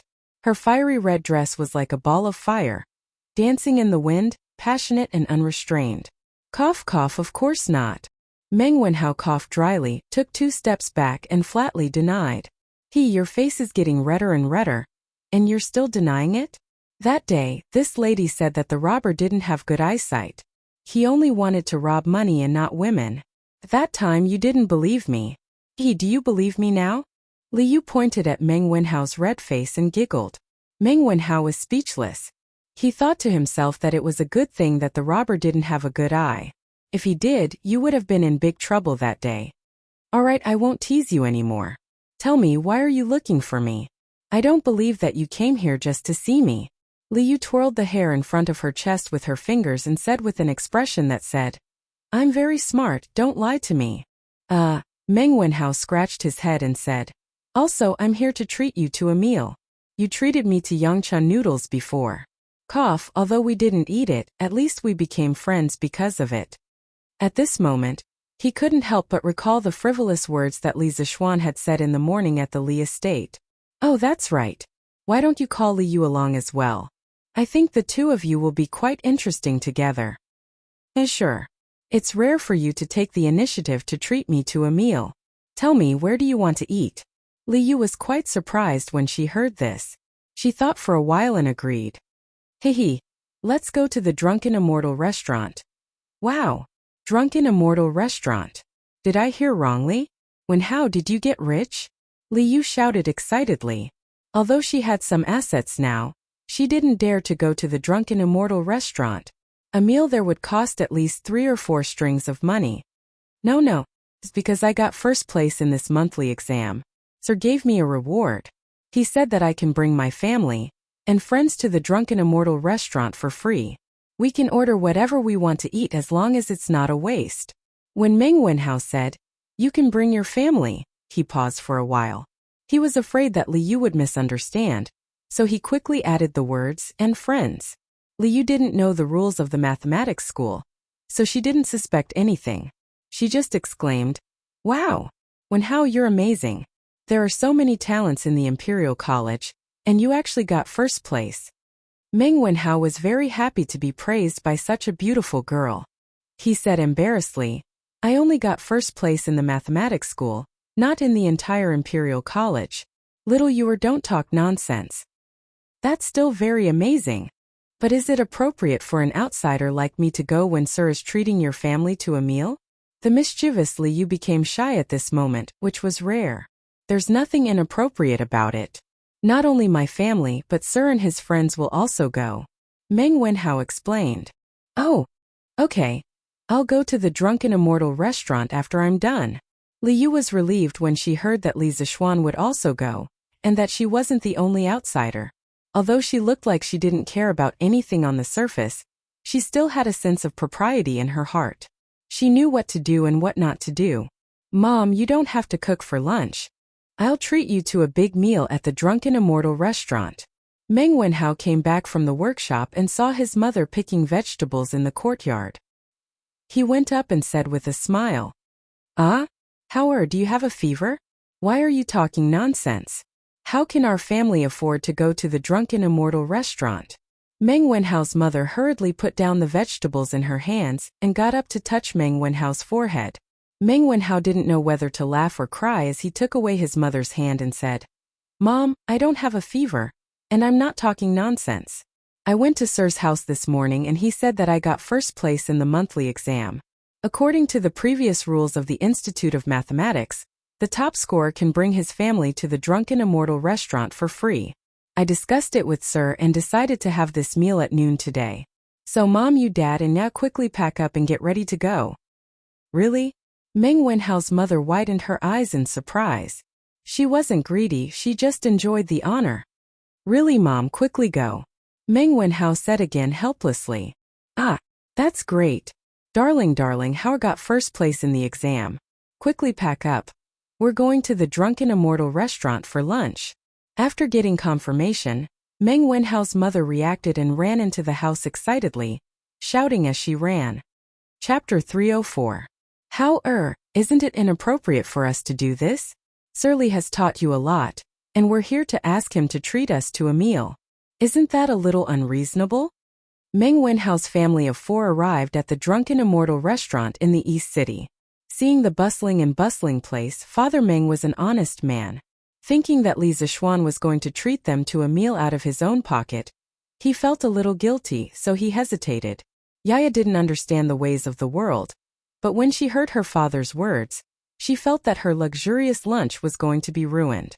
The little girl raised her head and looked at Meng Wenhao, hoping that her brother could change her father's mind. Sure enough, Meng Wenhao didn't disappoint her. "Dad, this is the system set by our School of Mathematics.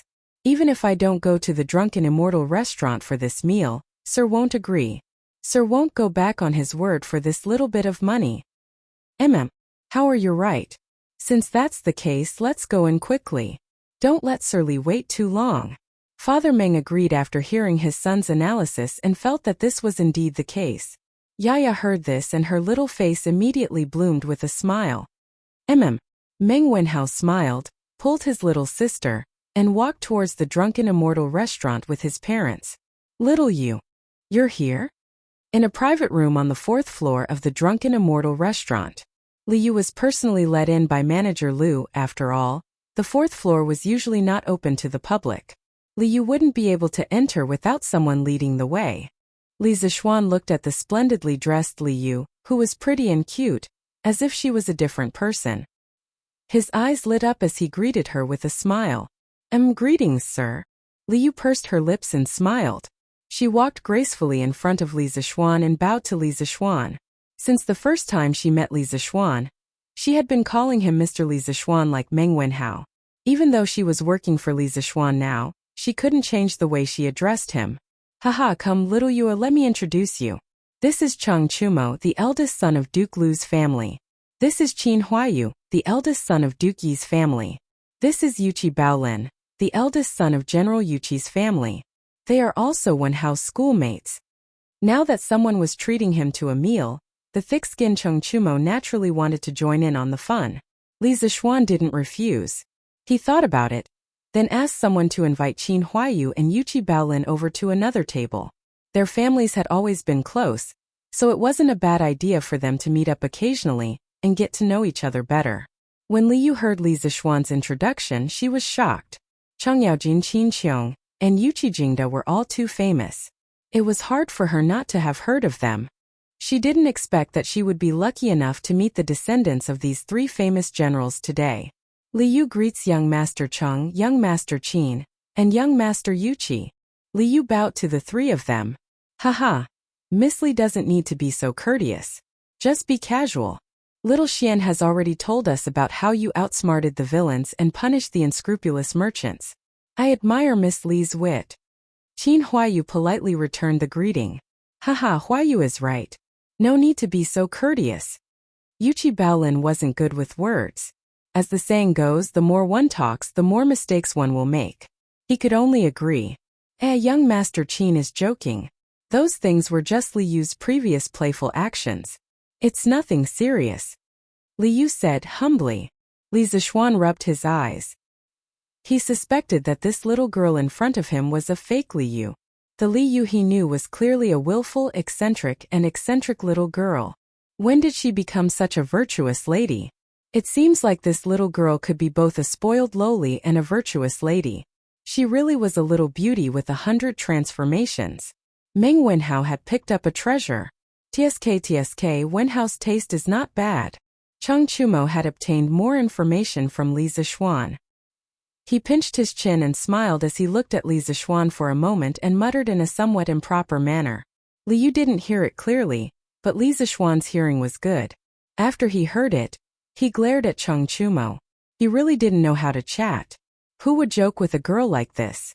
It seems like this guy was destined to be a single dog for life. Haha, little you sit here for a while. When Wenhao and the others arrive, you can go and eat with them. Mister, you're not going to eat with them? Li Yu was dumbfounded. We're not going. There are so many people at the table. Li Zishuan shook his head and said. Then, Mister, I'm not going either. I'll just eat here. Li Yu hesitated. How were all men here? Why are you a little girl joining in the fun? What's wrong? Our fearless little Yu also knows how to be shy? Li Zishuan joked. Of course not. Who's shy? Young Master Meng, this way please. Yes, this is the room. The four of you can eat here.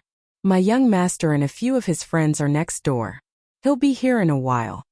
Meng Wenhao and the others arrived at the Drunken Immortal restaurant. After they explained their identities, Manager Lu personally led them to the room next to Li Zishuan's. Thank you, Manager. Meng Wenhao politely cupped his hands and said.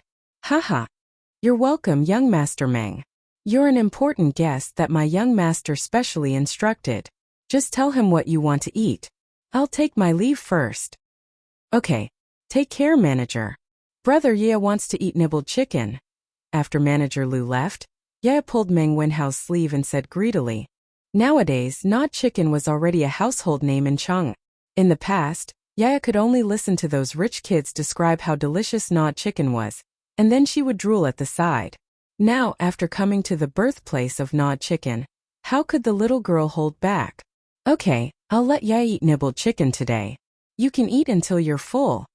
Meng Wenhao rubbed the little girl's ponytail and smiled. By the way, Dad, do you want to drink Immortal Drunken Wine? Drunken Immortal Restaurant's most famous is Immortal Drunken Wine. Do you want a liter? Meng Wenhao looked at his father and asked. Ever since Father Meng entered the Drunken Immortal Inn, he had been in a daze. The Drunken Immortal Inn's extravagance and Manager Lu's respectful attitude had given him a huge mental impact. He never thought that a poor and pedantic man like him would actually have the opportunity to come to such a luxurious place and even receive such respect from the manager. He felt like he was dreaming. He had given birth to a good son. All of this was because of his son. Father Meng sighed in his heart more than once. How or what did you say? Father Meng woke up and asked when he vaguely heard his son calling him. Meng Wenhao had no choice but to repeat himself. Father Meng hurriedly shook his head and said, No. Dad heard that Immortal Drunken Wine costs 5 rounds a liter. It's very expensive. Although Lord Li is treating us to a meal, we can't not be generous and ask for such expensive things. Haha, Uncle Meng, you don't have to worry. Just order if you want to drink. I don't care about this bit of money. Since we're here, we have to eat and drink well. Otherwise, wouldn't we be wasting the opportunity that Wenhao fought so hard for? At this moment, a burst of hearty laughter came from outside. Following that, Li Zixuan walked in with Li Yu. When Li Zixuan and Li Yu came in, Manager Lu personally served them while sending a servant to inform Li Zixuan. When Li Zixuan heard the news, he walked over with Li Yu and happened to hear Father Meng's declining words. Oh. Chapter 305. Sir. When Meng Wenhao saw Li Zixuan enter, he quickly stood up and bowed. Then he turned to his parents and said, Father, Mother, this is my teacher in the School of Mathematics. Meng Wenhao's father was shocked. He didn't expect his son's teacher to be so young. He secretly thought that the son of a rich family was indeed not someone his small family could compare with. He was so young and yet he had the ability to become a teacher in the Imperial College. Meng Dechuan greets Lord Zhu. Zhu Qing greets Lord Zhu. Meng Wenhao's father and mother quickly came over and bowed to Li Zixuan. As a commoner of the lower class, they had a natural fear of the upper-class aristocrats. They had never come into contact with such a high-ranking official, so they were even more reserved. Aha, you don't have to be so polite. Take a seat. Li Zixuan quickly walked over and helped the two of them up. He said in a warm voice, You two gave birth to a good son.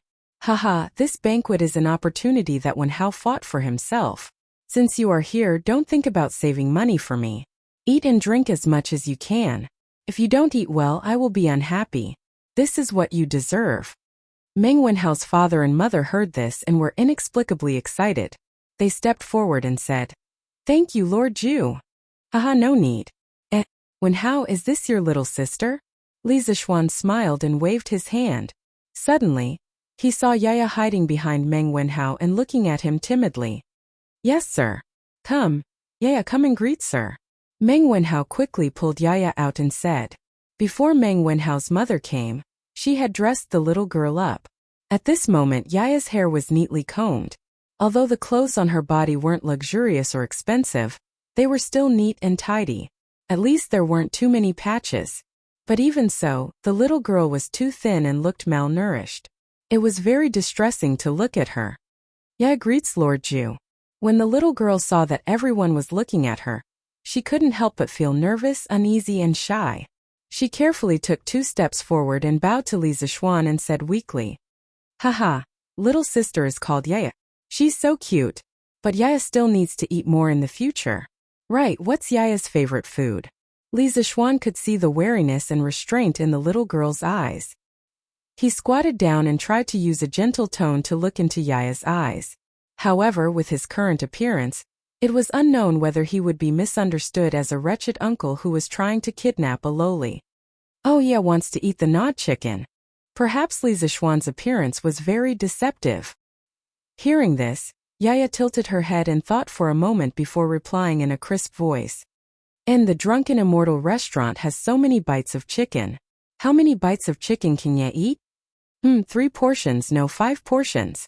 Yaya looked at Li Zixuan gesturing there, and her mouth couldn't help but drool. She licked her lips and replied, Haha, good. Yeah, you have to keep your word. You have to eat 5 servings, okay?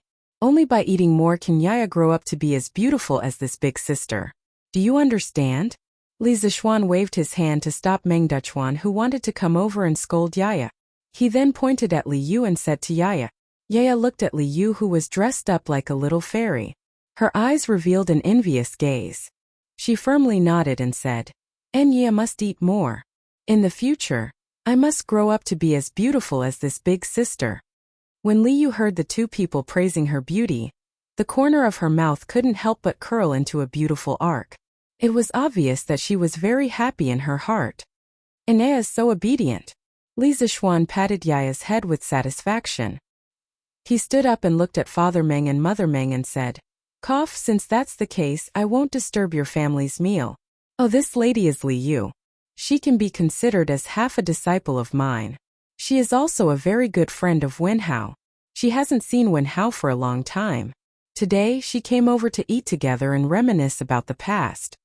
Li Zixuan almost forgot the purpose of this visit. He quickly pushed Li Yu out and introduced her. As for how much of his words were nonsense, only Meng Wenhao and Li Yu knew.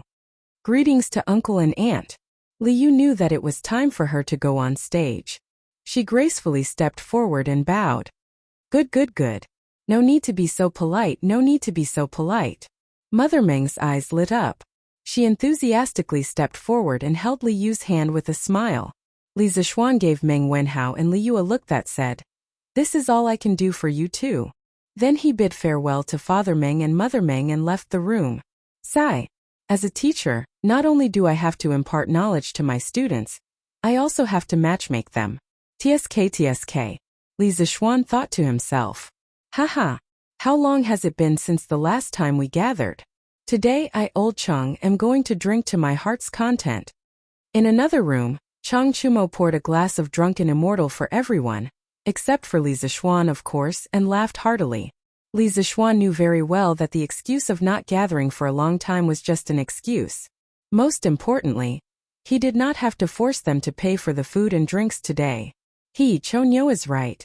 Huayu Baolin, it's rare for us to gather together. Let's eat and drink to our heart's content. To Li Zishuan, money was just a bunch of numbers. He did not even know how much money he had. Of course, he had to be generous when it came to treating his friends to a meal. Thank you, little Xian, for your hospitality. Here's a toast to you. Qin Huayu raised his glass and laughed. Here's a toast to little Xian too. Yuchi Baolin also raised her glass and joined in the fun. In the School of Mathematics, they had a teacher-student relationship with Li Zishuan. But outside the School of Mathematics, they were good friends again. Alright then, here's a toast to you too. But little Xian, you're drinking a soft drink. It's not strong at all. Chang Chumo grumbled unhappily. Haha, I didn't want to show my alcohol tolerance. I was afraid that it would hurt you, Chonyo. Come, cheers.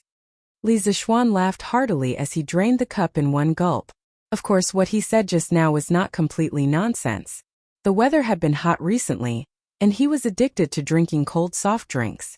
Slowly, he figured out how to control the true qi in his body to burn the alcohol, so that it would evaporate and be expelled from the body. This thing sounded quite mysterious, but it was not difficult for martial artists who had entered the qi transformation realm. First, it was because their understanding of martial arts and the meridians of the human body had already surpassed the scope of ordinary people. Second, martial artists in the qi transformation realm had gone through the stage of refining energy into qi. The quantity and quality of true qi available in their bodies were far from what martial artists in the qi drawing realm and the body refining realm could compare with. Therefore, controlling true qi to burn alcohol was really easy for them. When Li Zishuan was bored out of his mind, he thought of those wuxia cultivation novels from his previous life where the protagonists used their internal energy to force alcohol. That was why he tried it out of curiosity. He didn't expect that he would succeed.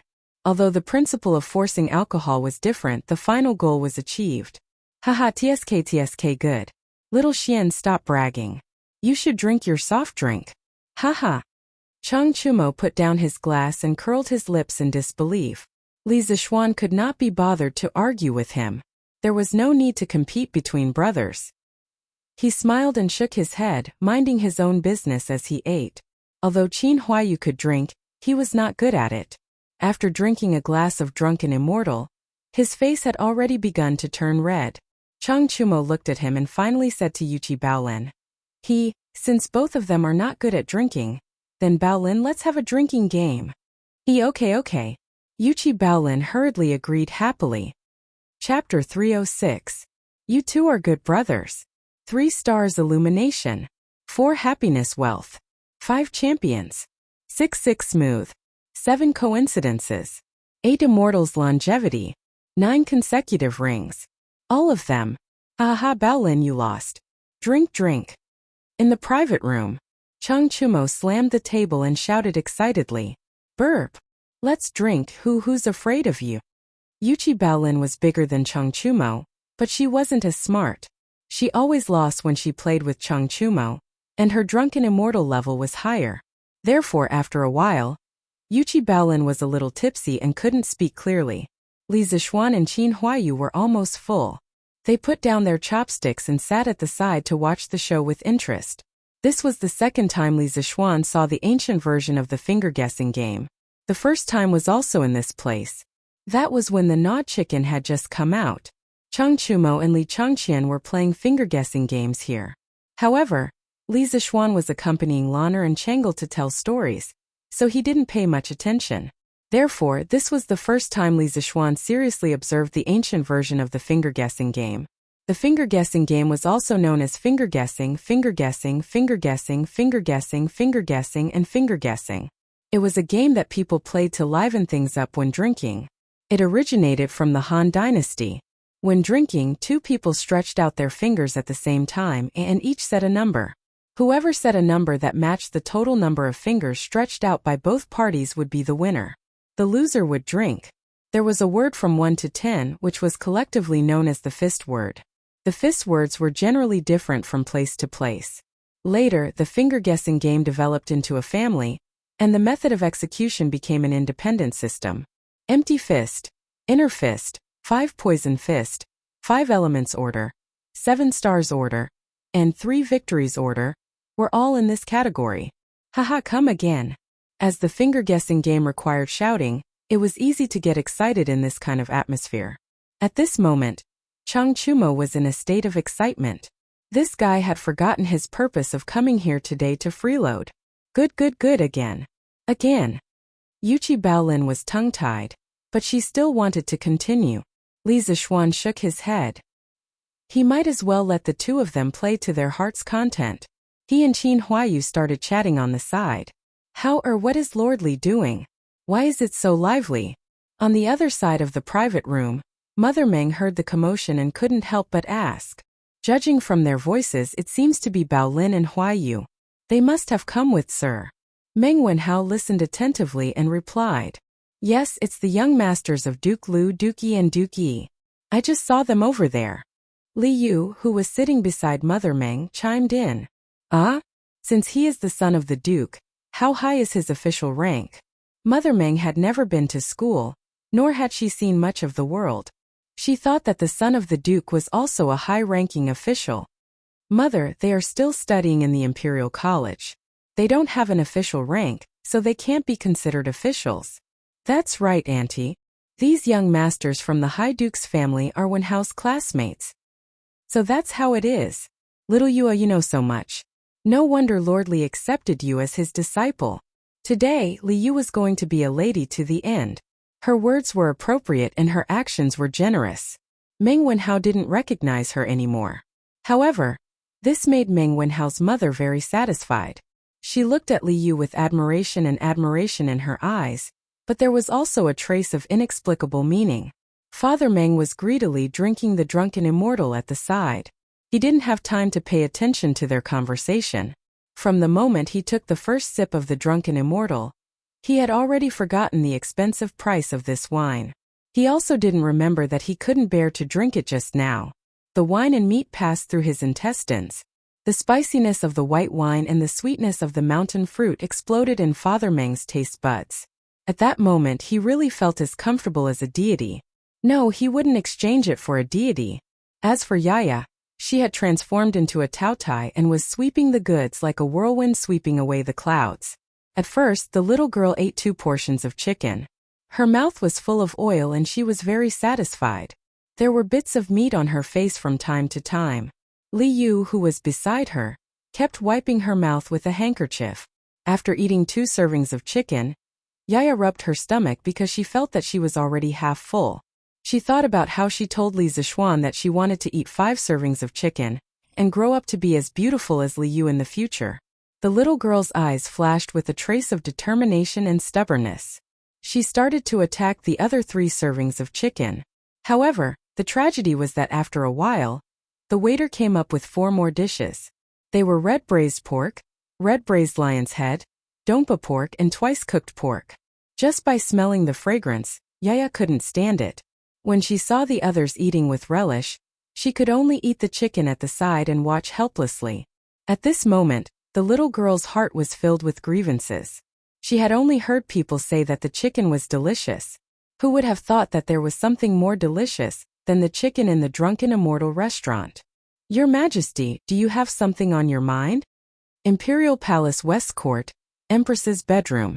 Empress Zhongsun saw Li Er mechanically eating the food and staring blankly at the table, as if there was something rare on the table. She asked with some concern. I was thinking about the telegraph machine I saw a few days ago. Guanyin maid, don't you think that thing is strange? It's just a small iron box. Not only can it make a sound by itself, but it can also transmit the same sound dozens of miles away. It's really amazing. Li Er put down his bowl and chopsticks, sighed and said, So your Majesty is thinking about this. In fact, I also feel that this thing is quite amazing. Yesterday, when Li Xiannan explained the principle of the telegraph machine, I didn't understand it very well. I don't know how this child thought of making this thing. Seeing that Li Er didn't seem to want to eat anymore, Empress Zhongsun took a clean bowl and scooped soup for Li Er while smiling. Hey, this kid. Li Er laughed, took the soup from Zhongsun and said, I didn't understand much, but I understood the general meaning. From what he said, the reason why this telegraph machine can transmit signals so far is because of the process of electricity generating magnetism, and magnetism generating electricity. I know about magnetism. Isn't it a magnet? But what is this electricity? Is it the thunder and lightning in the sky? Ah, thunder and lightning? The thunder and lightning in the sky, we mortals can also create it? Zhongsun covered her mouth in surprise and said in surprise, Oh, who knows? This brat has too many secrets. Previously, I sent 100 riders to Mount Longhu and asked them to investigate what this brat and spiritual master Ling Su had experienced in the 8 years that they had disappeared. But they didn't find anything. They seemed to have evaporated from the world in those 8 years. In short, this kid is too mysterious. If it weren't for the fact that his family background is clean and he has no ambition, and that Xu Bao and Jijie think highly of him, I would have already killed him. After all, such a person with divine skills and unknown intentions will bring a lot of unknown dangers to the Tang Empire. If his skills are used by the foreign race, then the Tang Empire situation will be even worse. Li Er said lightly as he drank the soup. He had killed countless people in his life. When he said that he wanted to kill Li Zishuan, there was no change in his expression, as if he was talking about a trivial matter. Ah? Your Majesty, from what I see, this child isn't like those evil people. He definitely won't do that kind of thing. Your Majesty, don't do something that will hurt your loved ones and make your enemies happy. It is the blessing of our Tang Empire that this child has such abilities. Chapter 307. Haha, is Maid Guanyin pleading for that kid? In the bedchamber, Li Er asked casually as he leisurely drank his soup after listening to Empress Zhongsun's words. Empress Zhongsun was stunned and said, This? I just don't want to see such a young talent die prematurely. My thoughts are all for the Tang Empire. Ahem, Maid Guanyin, you don't have to be nervous. I just said it casually and don't mean anything else. You and I have been husband and wife for more than a decade. How can I not trust you? Before Empress Zhongsun finished speaking, Li Er saw that something was wrong. He quickly put down the spoon in his mouth and interrupted her. Empress Zhongsun saw that Li Er's words didn't seem to be fake. Her heart warmed as she smiled and said, Thank you for your trust, Your Majesty. Haha. Li Er smiled and shook his head. Suddenly he sighed and said, Since I ascended the throne, I have always promoted talents. Needless to say, Li Zishuan is full of talent.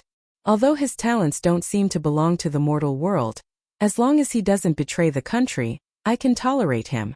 The Tang Empire can also tolerate him. Now I am worried about how to arrange for him. Empress Zhongsun blinked her beautiful eyes and asked curiously, Your Majesty, isn't that child already the youngest official in the history of the Imperial College? Why are you still worried about this? You can't say that. Li Er shook his head and said with a complicated expression, As the saying goes, make the best use of a person's talent. Since I have already decided to put Li Zishuan in an important position, I have to arrange a position for him that allows him to display his talents. But Maid Guanyin, look at the knowledge that kid is good at. Other than mathematics, physics, chemistry, electricity, electromagnetism, and so on. Who in the world has heard of these knowledge? How can the position of an official in the Imperial College allow him to display all that he has learned? Hearing this, Empress Zhongsun's brows furrowed slightly. She thought for a moment and said, Your Majesty's consideration is thorough. In that case, Li Zishuan is indeed not suited to stay in the directorate. Li Er rubbed the space between his eyebrows and sighed in annoyance. He is indeed not suitable to stay in the Imperial College, but there is an even more serious problem. This brat has learned many different things. Although we do not know where he learned all this knowledge, We are very sure that he is not from the Confucian school. Thus, even though we clearly know that his knowledge can strengthen the great Tang, we cannot give him too much support. Otherwise, if some of the great Confucians become dissatisfied and stir up trouble among the Confucians, the foundation of the country will be shaken. Empress Zhongsun thought about it in shock and said, "Your Majesty, is it really that serious?" Of course. Li Er stood up and looked out the door. With his hands behind his back, he said, "Although Li Zishuan is currently teaching mathematics at the Imperial College, the content, methods, and systems that students study have all undergone earth-shattering changes. Moreover, these changes are constantly affecting other schools. He is already using the name of mathematics to develop his new school. No, this is a new study in the guise of mathematics. We are not the only one who has discovered this. Some of the professors at the Imperial College have also discovered this. We have previously heard from Kong Ingda that Cui Shanyu of the Imperial College has already requested to expel Li Zishuan from the Imperial College on the grounds of ruining the academic atmosphere more than once. Although Kong Ingda has sternly refused, it is said that Cui Shanyu has not given up and has the intention of further contacting the other great Confucians of the Imperial College to jointly write a petition. Cui Shanyu? I have heard of this person before. It is said that he is quite proficient in the Confucian classics. I thought that he was a person of profound righteousness, but why is he so unreasonable? Zhang Sun nodded and said with some confusion, "Profound righteousness? Haha, in the end, these people are just doing it for their own benefits." Li Er sneered and was unwilling to say too much on this topic. He only thought to himself, if we vigorously support Li Zishuan's new study, then I'm afraid that the tens of thousands of Confucian disciples in the world will become the current Cui Shanyu in order to maintain the orthodox position of the Confucian school. Empress Zhongsun was not stupid. She had just not thought of this for a moment. Once Li Er said this, she immediately understood. However, as the Empress, she knew that on this sensitive topic, she could only maintain her silence because the more she spoke, the more likely she would make mistakes. The room was silent for a moment. Li Er suddenly smiled and said, "Haha, haha. Now it seems that we were right to not have Changqian go to the Imperial College's School of Mathematics to study. Otherwise, there would definitely be more great Confucians who would not be able to sit still right now, right?" When Li Er said the words great Confucian, he emphasized the syllables. He was probably dissatisfied with some people in his heart. Yes. As the heir to the throne, Changqian's every action represents His Majesty's attitude. If even he went to the School of Mathematics, the officials would definitely not agree. However, this is also difficult for Changqian. I heard that not only does he have an extremely good relationship with Li Zishuan, but he is also very interested in Li Zishuan's new mathematics. He has always been studying the textbooks of the School of Mathematics in the Eastern Palace. Today, he is probably still studying the monthly exam papers that the School of Mathematics just went through. In addition, Changqian would occasionally run to Qingke to ask questions. In this way, the relationship between the two brothers has improved quite a bit. When Empress Zhongsun heard Li Er say this, she immediately began to feel sorry for her son. Haha. As the crown prince, he should sacrifice something for this. The problem now is, where should Li Zishuan be placed? Li Er first smiled as if it was a matter of course. Then, when he thought of Li Zishuan, he began to frown. Why not ask Li Zishuan for his thoughts, Your Majesty? This child has always had a lot of ideas. I think he will have some ideas. Empress Zhongsun stroked the hair in front of her forehead and said, "Heh, this is a good idea. Guanin's servant is indeed more intelligent than others." Haha. Li Er's eyes flashed with a trace of brilliance as he said excitedly, "Eastern Market. Chen's noodle shop." Yes, it was the noodle shop that almost cheated Li Yu and Meng Wenhao last time. "Tianhua, aren't you too stingy? You're treating me and Fei Chen to a meal at this small noodle shop?" In front of the noodle shop, the three only seedlings of Jin Yu Academy were sitting on the stools and waiting for the boss to serve the dishes. Oh no, it was the dishes. Then, Hua Hongyi looked at the terrible surroundings and couldn't help but complain. "That's right. Tianhua, you're too unkind. This time Datong Daily gave you such good conditions. How much money will you earn from writing this novel? Moreover, today is the first time your novel is in the newspaper. It's fine if you don't treat us to Zuetian restaurant to celebrate. But no matter what, you can't come to this broken noodle shop. Liao Feichen also quickly agreed. Chen Tianhua's mouth twitched slightly. Zuaxian restaurant? His 1 month's remuneration was probably not even enough for the three of them to have a meal at Zuaxian restaurant. Feichen Hongyi, I haven't received my remuneration yet, right? Datong Daily will only give me this month's remuneration next month. When I get my remuneration, I'll bring you to a good meal, but definitely not at Zuaxian restaurant. Moreover, the Yangchun noodles in this noodle shop are not bad either. Chen Tianhua was helpless. Tycoons were always used to be cheated. Dad, that pretty boy with a mole on his face outside called our noodle shop a broken noodle shop. Do you want me to beat him up? Not far away in the kitchen, Giant Baby complained to Boss Chun, who was cooking noodles. Are you surprised? Are you surprised? Haha. After the dinner gathering, the swordsmen immediately wrote a chapter to calm themselves down. Therefore, the record of the swordsman for 144 days did not break. Although I'm tired now, I'm still happy.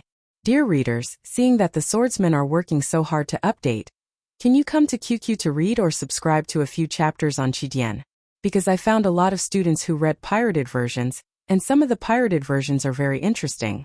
If there's no author on it, I'll write it at the end, and the pirated readers won't be able to see it. Swordsmen drag their tired bodies to update every day. Don't tell me I can't exchange it for 20 cents a day from you guys? Chapter 308. What are you talking about? Dabao, don't cause trouble. Boss Chun, who was rolling out noodles, heard his son's silly words. His arm shook and he almost crushed his fingers. He immediately said to Dabao angrily, ever since Li Zishuan caused trouble in his noodle shop, not only was his business not as good as before, but he was also scared out of his wits by Li Zishuan's martial arts. He used to think that with 2 giants at home, he didn't have to be afraid of some unruly and evil customers. But Li Zishuan taught him how to be a person through his abnormal martial arts value. So he didn't dare to be as arrogant as before. Oh, Dabao knows. The Giant Baby scratched his head. He was somewhat puzzled by his father's attitude, but he didn't dare to continue asking. Outside the noodle shop. Sai, I don't know how my Zhang Xiaohua's biography of a cultivator is received. On the way here we only heard people talking about A Mortal's Journey to Immortality, but no one talked about my Zhang Xiaohua's biography of a cultivator. Hongyi Feichen, does this mean that my novel isn't popular? Chen Tianhua saw that Yang Chun's noodles hadn't come up yet. He recalled the scene on the way here and said worriedly, Tianhua, you're simply insatiable. Datong Daily has already given you such a generous reward. Why aren't you satisfied? So what if your novel isn't popular? At most, you'll lose some readers who give you tips. But now, the money that Datong Daily gives you is enough for you to live comfortably. Why do you have to be so stubborn? Liao Feichen didn't realize that he was almost beaten up by the Giant Baby because of his cheap mouth. He complained to Chen Tianhua with a speechless face. As he spoke, he suddenly realized something. He slammed the table and shouted, Oh, I understand, Tianhua, you want to compete with The Mortal's Journey to Immortality. Right? Why bother? Our 2 novels are both imitating A Mortal's Journey to Immortality. It's very difficult to compare with it. Let's just focus on writing our own novel. Hearing this, Chen Tianhua's face was full of awkwardness. In his heart, he didn't want to surpass A Mortal's Journey, but he more or less hoped that his novel would be like A Mortal's Journey and receive the support and rewards of many readers. Tianhua, you've only released 3 chapters of your novel today. How could someone reward you so quickly? Even when The Legend of A Mortal's Journey to Immortality was first published in the newspapers, no one took it seriously either. For something like a novel, without a long period of accumulation, it was impossible to produce results. You need to calm down and write slowly. You can't rush it, or it will affect the quality of your work. Hua Hongyi was a mature and steady person. He hit the nail on the head and pointed out the crux of the problem. Brother Hongyi is right. I've gone too far. Thank you, Hongyi, for enlightening me. Hua Hongyi's words were like a wake-up call to Chen Tianhua. Chen Tianhua was stunned for a moment, then reacted. He cupped his hands and thanked Hua Hongyi. Yangchun noodles are here. Please enjoy your meal. Boss Chun brought out 3 bowls of Yangchun noodles on a tray and bowed to Hua Hongyi and the other 2 with a smile. Haha, let's eat noodles. No matter what. Thank you for your hospitality today, Tianhua. Hua Hongyi laughed. Yes. Let's eat noodles, hiss. This restaurant's Yangchun egg noodles are so delicious. Liao Feichen was already starving. He cheered, picked up his chopsticks and started eating. Chun Tianhua smiled helplessly. He wasn't in the mood to eat noodles now. He wanted to go back and write his novel in peace. I'm not drunk, let me drink another cup. This immortal drunk is really good wine. Brr. Good wine. Drunk in immortal restaurant. The banquet was over. Everyone was full, especially Yaya. The little girl was rubbing her stomach in pain. As for Father Meng, he was drunk and was throwing a tantrum. You're already so drunk and you're still not drunk? I told you to drink less but you didn't listen. Come, get up, let's go home. Mother Meng pulled Father Meng's arm and shouted angrily. Auntie, why don't I hire a carriage to send Uncle Meng back? After all, Drunken Immortal Restaurant is quite far from Gi Lane.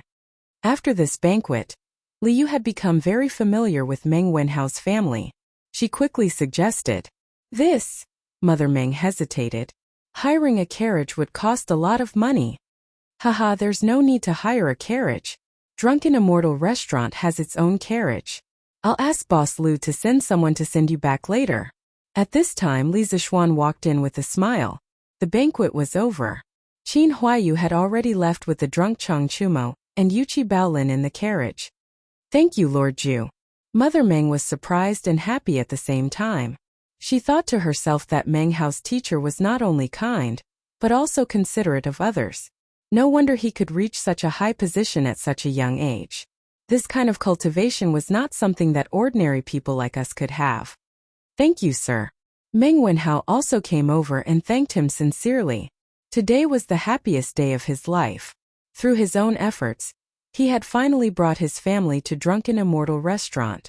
Furthermore, his family had received the respect that they deserved. He was now grateful to Li Zishuan from the bottom of his heart. Well, Wenhao, now that your wish has been fulfilled, you have to focus on your studies. As your teacher, I look forward to you getting first place in the next monthly exam. Li Zishuan patted Meng Wenhao's shoulder and smiled. I won't disappoint you, sir. Meng Wenhao replied confidently.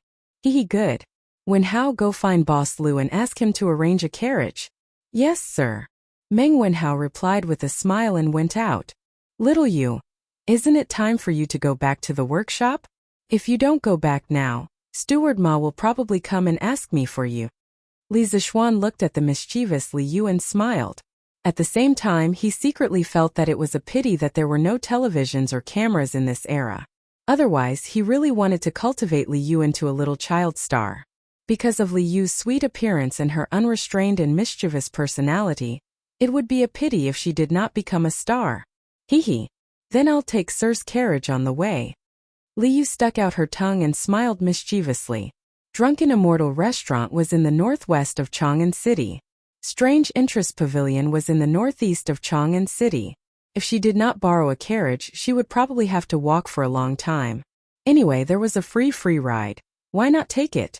Alright, let's go then. Li Zishuan smiled and turned to say goodbye to Mother Meng and Ye. Then he left with Li Yu. Chapter 309. Lord Ju. Lord Ju. His Majesty has decreed for you to enter the palace immediately for an audience. Li Zishuan's carriage had just entered Yongla Lane when a servant from the yellow door chased after him. San Bao, who was driving the carriage, hurriedly stopped Big White. Li Zishuan's heart skipped a beat. Could it be that Li Er had discovered that he had been idling around for the past 2 days? Was he here to settle scores with him? Old Li wouldn't be so petty, right? He lifted the curtains and jumped off the carriage. The servant from the yellow door also hurriedly got off his horse. Little eunuch, may I know why His Majesty is looking for me? Li Zishuan discreetly stuffed a few golden beans into the servant's mouth and asked with a smile. The earlier he knew Li Er's intentions, the earlier he could prepare. Lord Ju, I don't dare to accept this. Please take it back. I'm only here to pass on a message. I don't know why His Majesty is summoning you. It seemed like this was the first time the imperial eunuch had been sent out. He didn't even dare to take advantage of the situation. Li Zishuan smiled and didn't force him. He said, "Then please wait for a moment. I'll go back and change into my official uniform. I'll follow you into the palace." He was here to dine with his good brother today. Of course, he wouldn't wear his official uniform like a lunatic. Besides, his light scarlet official uniform wasn't very nice. Why should he wear it? However, it was still necessary to wear it to meet Li Er in the palace.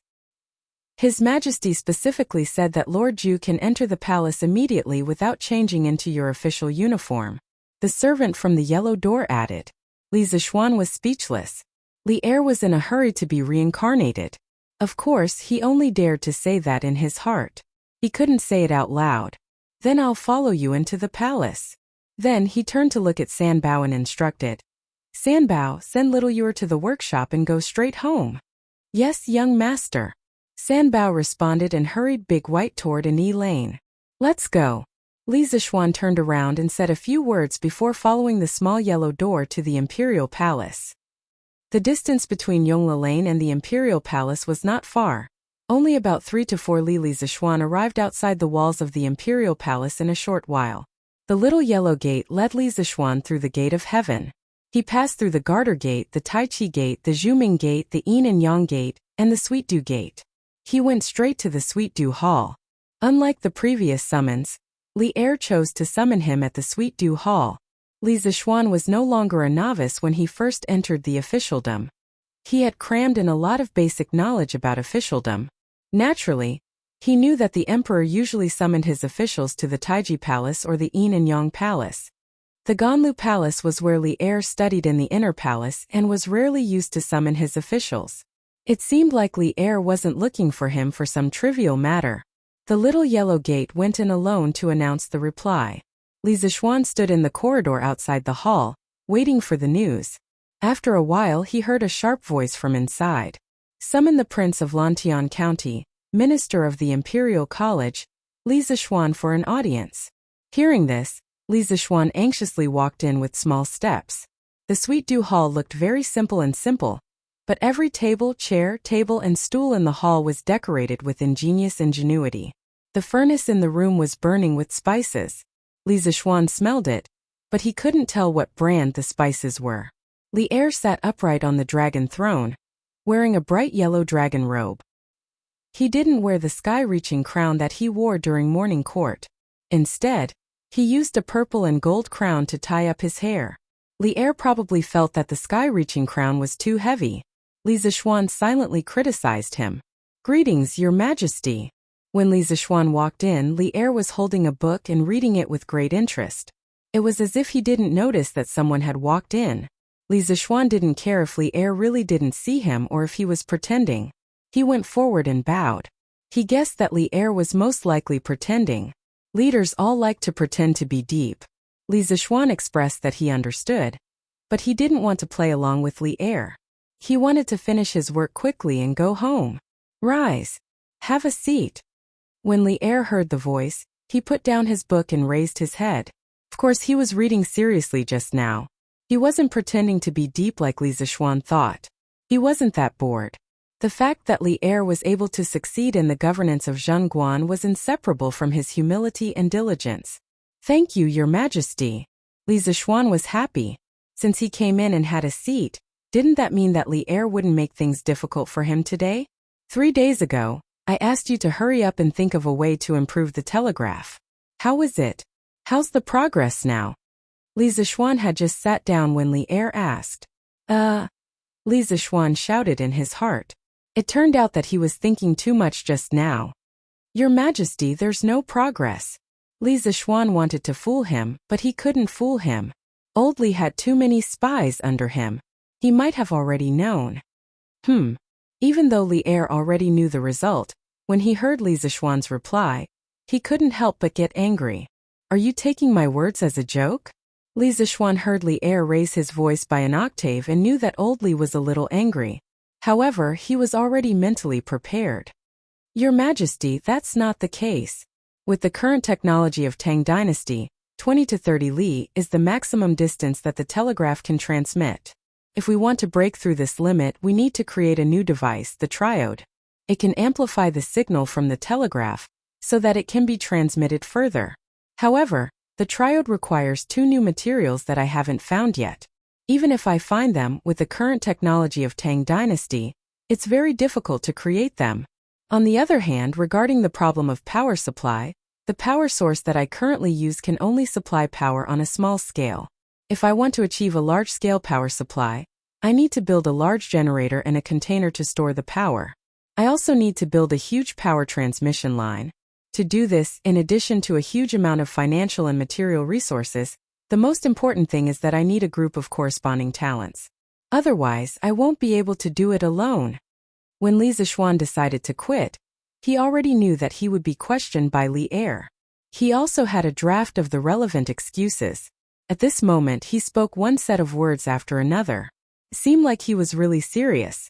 Li Zixuan was a little confused by Li Zixuan's words. Although Li Zixuan had already said it more straightforwardly, he didn't know what the triode, generator, container to store the power, and so on were new terms. However, it still sounded very professional. Li Er frowned and thought for a while. He said, "What you said is not unreasonable. Let's not talk about this for now. I have another matter to discuss with you today." Chapter 310. We have another matter to discuss with you today. In the Sweet Dew Hall. Hearing this, Li Zixuan's spirits were suddenly lifted. He thought to himself, here comes the main topic. The things before should be just the appetizer. Otherwise, Li Er wouldn't have called him here to talk. Here, take a look at this memorial first. Li Er pulled out a yellow memorial from the dragon table in front of him. Zhao Song hurriedly took it and handed it to Li Zixuan. Li Zixuan didn't know what Li Er was up to. He opened the memorial and started reading. He skipped the routine at the beginning and went straight to the main body.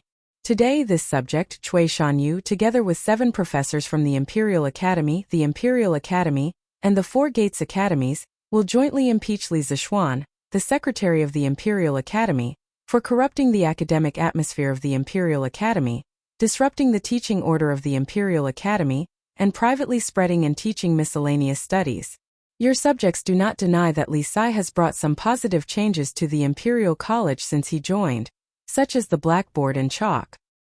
However, merits are merits and demerits are demerits. Li Sai privately changed the teaching schedule, and even proposed a 2-day break for every 5 days. This greatly affected the enthusiasm of the students in the other academies. Your subjects believe that Li Sai is using the excuse of giving the students a break to slack off. Such behavior is indeed unbecoming of a teacher. Your subjects are ashamed to work with such a lazy person. Your subjects also believe that the opinion proposed by Li Sai is inappropriate. Since the 3 sovereigns and 5 emperors, Chinese characters have been passed down for more than 1,000 years. From the Shang dynasty's oracle bone inscriptions to the Qin dynasty's Shaozhuan script, the Han dynasty's Zhangkai script, and the standard handwriting of our dynasty Zhangkai script. It has gone through dozens of forms, but most of them are derived from hieroglyphics. The pinyin proposed by Li Sai has a strange shape and definitely doesn't originate from the Central Plains. Your subjects believe that the Chinese language is broad and profound. How can it be labeled with symbols from a foreign land? Li Sai's actions are an insult to the ancestors of our country, and are destroying the foundation of our great Tang. If we allow pinyin to be popularized, we Confucians will become sinners for all eternity. This subject earnestly requests Your Majesty to immediately stop Li Sai from running amok. In addition, this subject has heard that Li Sai often imparted miscellaneous knowledge to the students, both in and out of class. His Royal Highness Prince of Wei has also been poisoned by this. This subject is deeply saddened. The King of Wei is a disciple of the imperial family. If he doesn't bathe in the holy light of the Confucian Tao, why would he learn the unorthodox Tao? Li Sai is trying to shake the foundation of the country. We ask Your Majesty to punish him severely. Such a morally corrupt person simply doesn't have the right to hold the post of Secretary of the Imperial College. I hope that Your Majesty can quickly choose someone more worthy. Otherwise, my great Tang's holy land of talents will quickly become a place of filth and corruption because of Li Sai alone. Your subjects Cui Shan Yu Ju Qing Lu Sima Minglang, Gu Fengyan, Shangguan Yufeng, Lu Yanyu, Zheng Zhanli, and Xikong Linghao respectfully greet you. I implore your majesty to make a decision as soon as possible. Don't tolerate and nurture evil, and return the Imperial College to its former glory. F***ck your mother. This old thief has gone too far. The more Li Zishuan read, the angrier he got. Cui Shanyo's memorial was simply too infuriating. Li Zishuan's true energy was in a mess from his anger. His long hair was fluttering even though there was no wind. This was caused by the uncontrollable flow of true energy from his body. His eyes were also a little red. After transmigrating for so long, this was the first time he had been angered to such an extent. Cui Shanyo's memorial completely described him as a piece of doggish *t, a black sheep, a cultured scum, and a treacherous subject of the country. At this moment Li Zishuan no longer cared about where he was. He threw the memorial to the ground with all his might and cursed loudly. But he still wasn't done venting his anger. He went up and stomped on it twice more, 2333333. When Zhao Song saw Li Zishuan's furious look, he immediately circulated his true energy and secretly raised his guard. Bam! How dare you! You impudent brat! Li Er's eyes widened. He didn't think that there would be someone who dared to swear in front of him, and even stomped on his memorial in front of him. Li Zishuan's guts were really too big. After a while Li Er reacted. He slammed the table and shouted angrily. When Li Zishuan was reading the memorial, he had been observing Li Zishuan's expression. He knew that Li Zishuan would be very angry after reading this memorial, but he didn't expect him to lose his composure like this. Actually, the appearance of this memorial was also greatly beyond Li Er's expectations. During lunch, he was still telling Zhang Sun about Cui Shanyo's secret opinion of Li Zishuan. That was what Kong Yingda told him, but this second-hand news was still lagging behind. He had just received Cui Shanyo's first move, and Cui Shanyu had already joined forces with 7 other professors to submit a joint memorial. Although Li Er's own position was slightly biased towards Li Zishuan's side, he couldn't ignore this memorial. This was because this was an impeachment case. Cui Shanyo's memorial this time didn't even go through Kong Yingda. He directly sent it to the palace in the form of a secret memorial. In addition, there were too many people involved in this joint impeachment. There were only 15 people in total from the Imperial Academy, the Imperial College, and the 4 great academies, and 8 of them were on this memorial. If it was not handled properly, it would definitely cause a commotion. Your Majesty, please calm down. I was too angry and lost my composure in front of you. Please calm down, Your Majesty. Li Er's shout caused Li Zishuan to quickly come to his senses. He looked around and remembered that he was still in the Sweet Nectar Hall. He quickly went forward and cupped his hands in apology. Humph! You're getting bolder and bolder. Ever since I ascended the throne, no one has dared to be so impudent in this palace. Li Er pointed at Li Zishuan and said angrily, Your Majesty, you can't blame me for this. With a bitter face, Li Zishuan explained, Old dog Cui. Professor Chui's memorial is completely distorting the facts. He wants to pull me down from my position so that he can take over the Imperial College. This old dog. This person is sinister and cunning. His intentions are really vicious. He sees that I am talented and knowledgeable in both ancient and modern times. Moreover, I have attracted many students to transfer from the Imperial College to the Institute of Mathematics and Mathematics with my charisma. Therefore, he is jealous of me and intends to use such a despicable method to frame a loyal and good person. He wants to make a talent of Tang like me be wrongly imprisoned so that he can achieve his dirty goal. He doesn't know that Your Majesty is wise and wise. Your eyes can see through all the darkness of time. How can you be fooled by such petty tricks? Therefore, any schemes and machinations will be useless in the face of His Majesty. Shut up. As Li Er listened, he couldn't take it anymore. Li Zishuan could be shameless, but he couldn't be shameless. At this moment he really wanted to say to Li Zishuan, Will you die if you don't brag? I'll shut up, shut up. Your Majesty, please calm down. Li Zishuan laughed dryly. In fact, he said this on purpose. His previous behavior was, strictly speaking, punishable. After such a farce, old Li would definitely forget about it. He could also use this time to think about how to refute Cui Shanyou's memorial. Since Li Er called him here in private today and didn't interrogate him in the imperial court, it meant that even if Li Er wasn't on his side, he was still taking care of him. In this way, at least he had a chance to defend himself. Haha, I'm very smart, right? Li Zishuan thought proudly. Third update. Haha, I still managed to finish it before midnight. The temperature difference between the indoor and outdoor is too big. Swordsmen catch a cold. Their noses are stuffed. And their hearts are even more stuffed. Please support me with a genuine subscription. I don't have anything to eat. Chapter 311. Heh.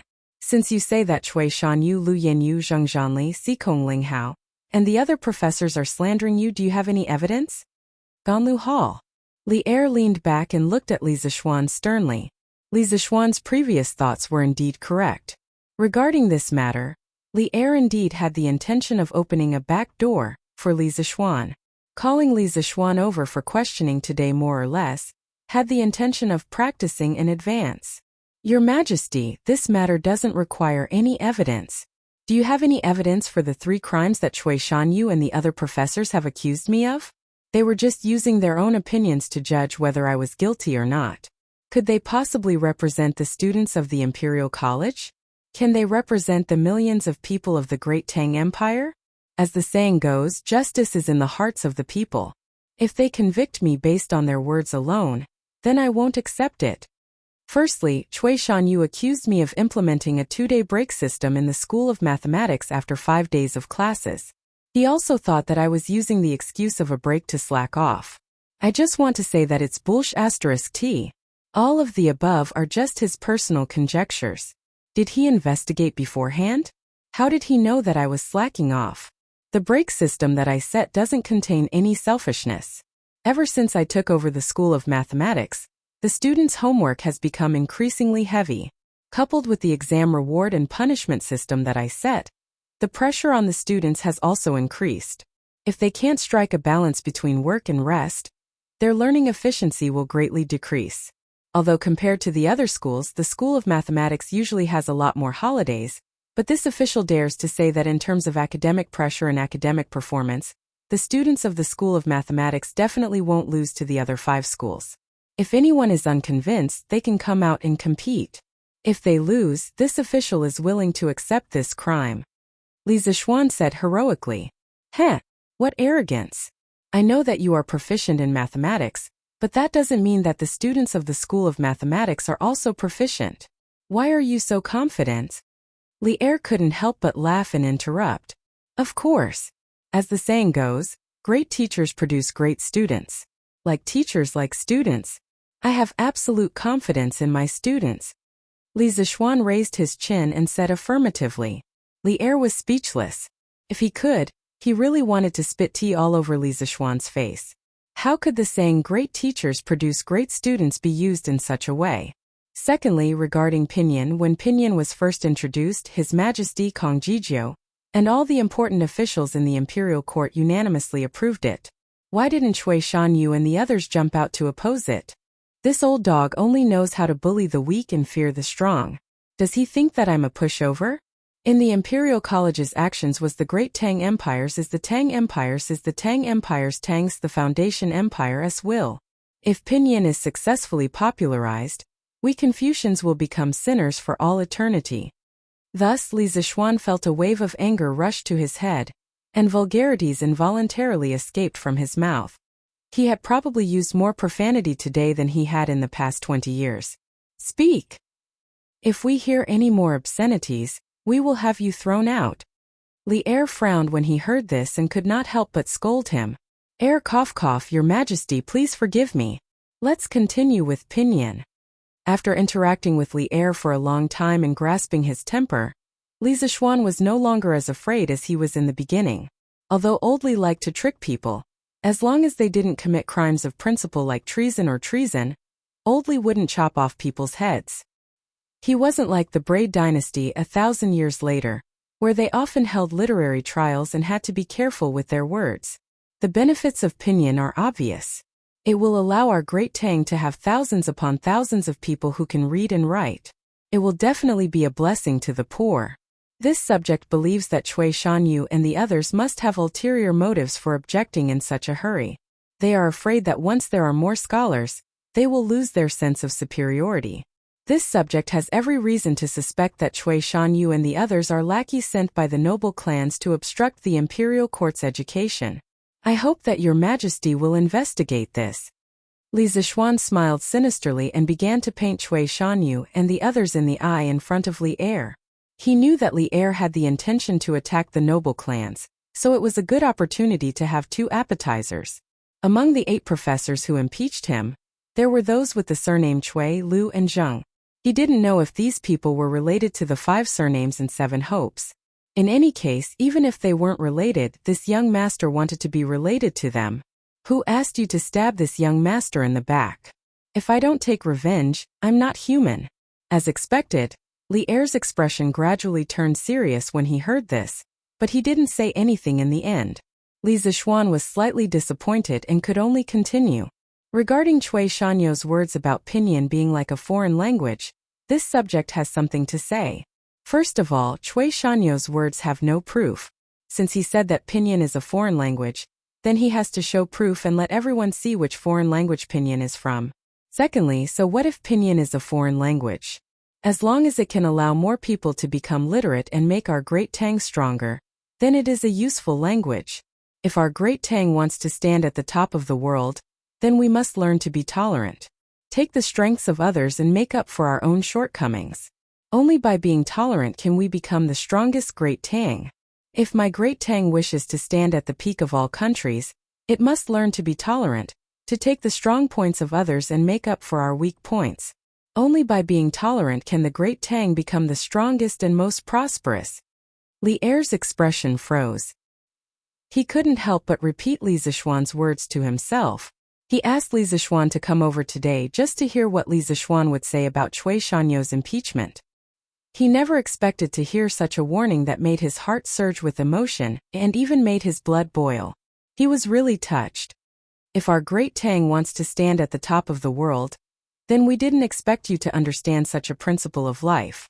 As expected of the disciple of an otherworldly expert, Li Er looked at Li Zishuan and praised with a complicated expression. Nanny, didn't the Tang dynasty have these 2 sentences? Li Zishuan was dumbfounded. He thought that these 2 sentences were some ancient proverb, but from Li Er's words it didn't seem to be the case. Well, he had unintentionally acted cool in front of old Li again. If our Great Tang wants to stand at the top of the world, then we must be tolerant. These 8 words were like a self-encouraging couplet by the national hero Lin Zexu. If our Great Tang wants to stand at the top of the world, then we must be tolerant. Your Majesty is too kind. Then let me continue with the 3rd crime of Cui Shanyu's impeachment. Miscellaneous studies. The feeling of acting cool was naturally great.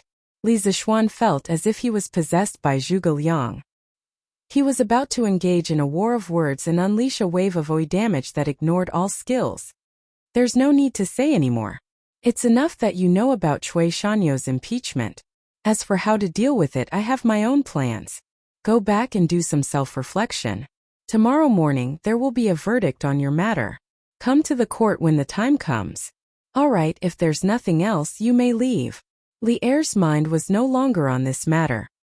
He waved his hand absent-mindedly, as if he was shooing away a fly, telling Li Zishuan to leave quickly. Li Zishuan was speechless. He was in the middle of talking, but old Li was too deceitful. This was like taking off one's pants and telling a girl that her period was here.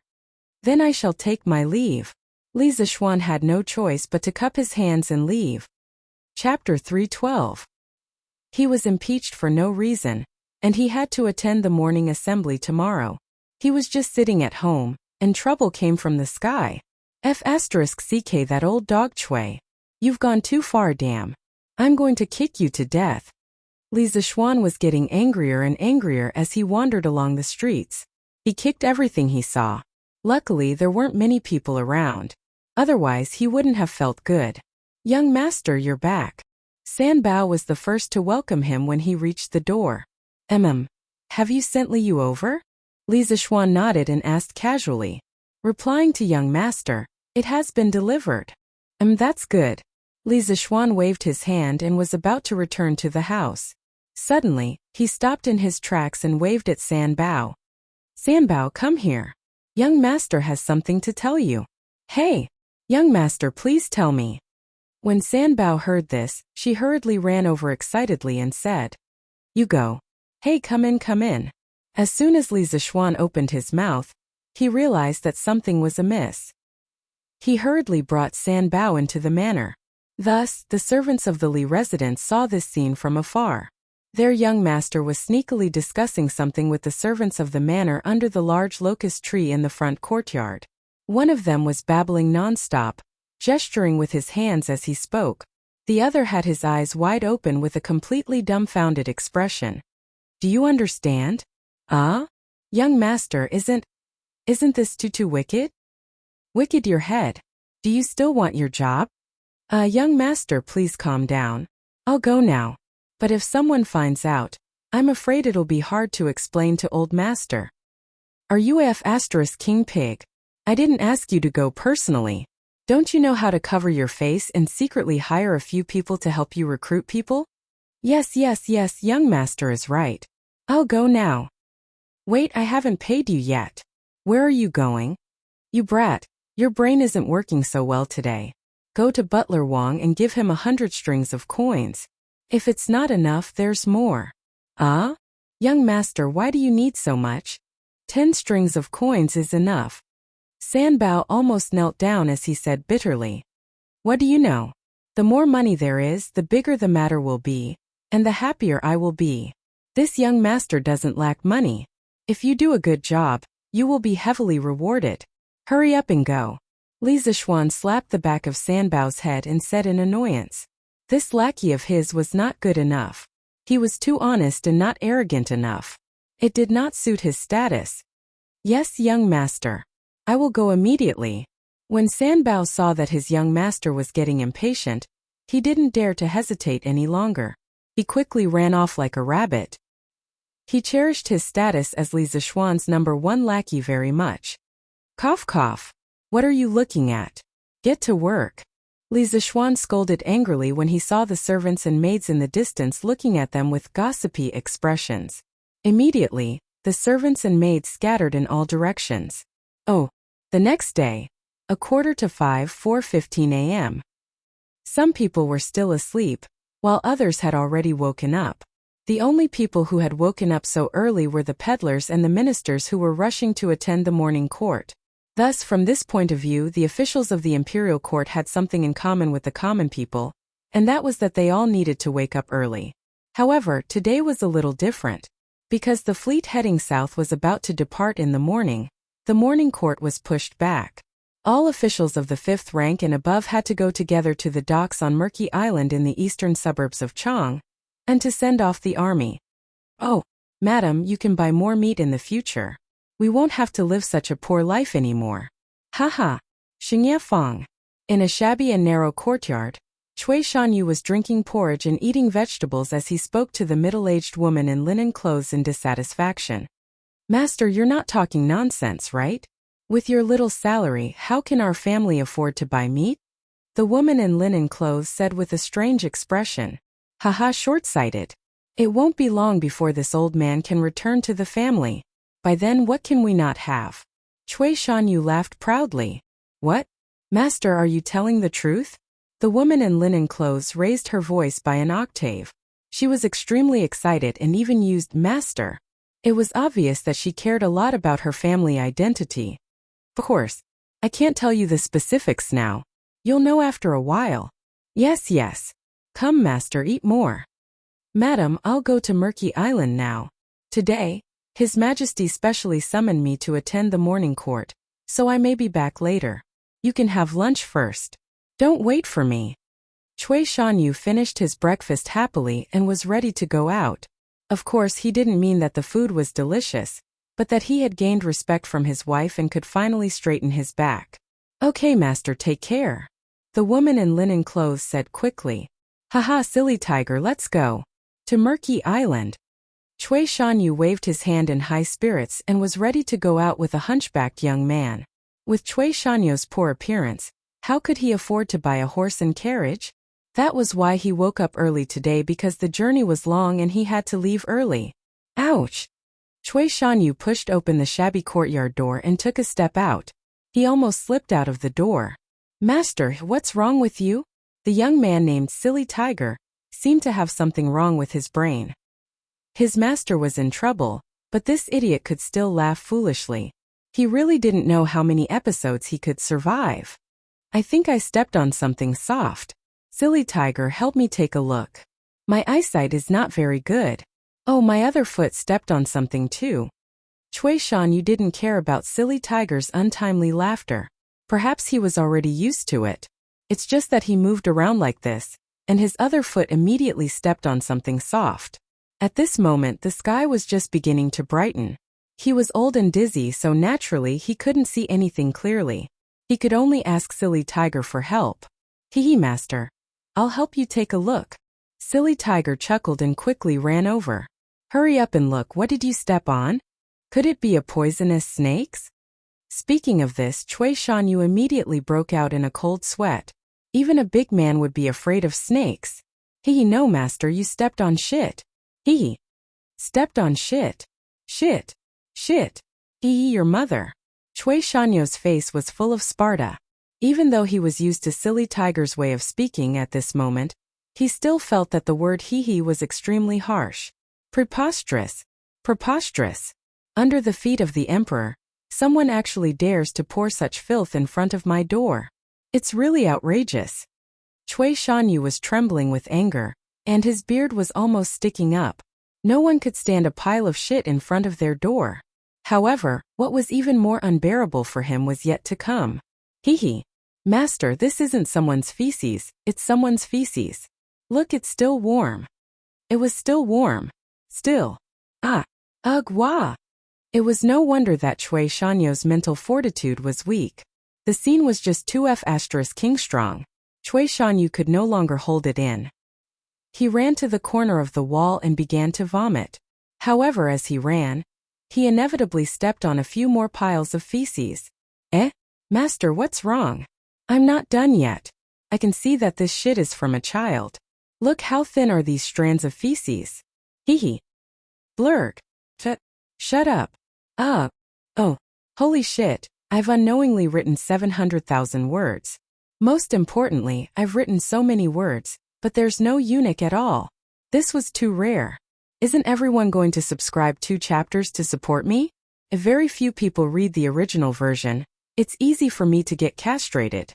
Piracy was the main reason why there were so many eunuch books. I hope everyone can come and read or support Qidian. Chapter 313. Cui Shanyu awkwardly returned home and changed into a new pair of shoes. He did not even bother to take a shower. He hurriedly held the lantern, bypassed the countless landmines in front of the door, and with a faintly discernible smell of feces, he headed towards Chong and East City Gate. As for where the landmines in front of the door came from, he did not have the time to investigate.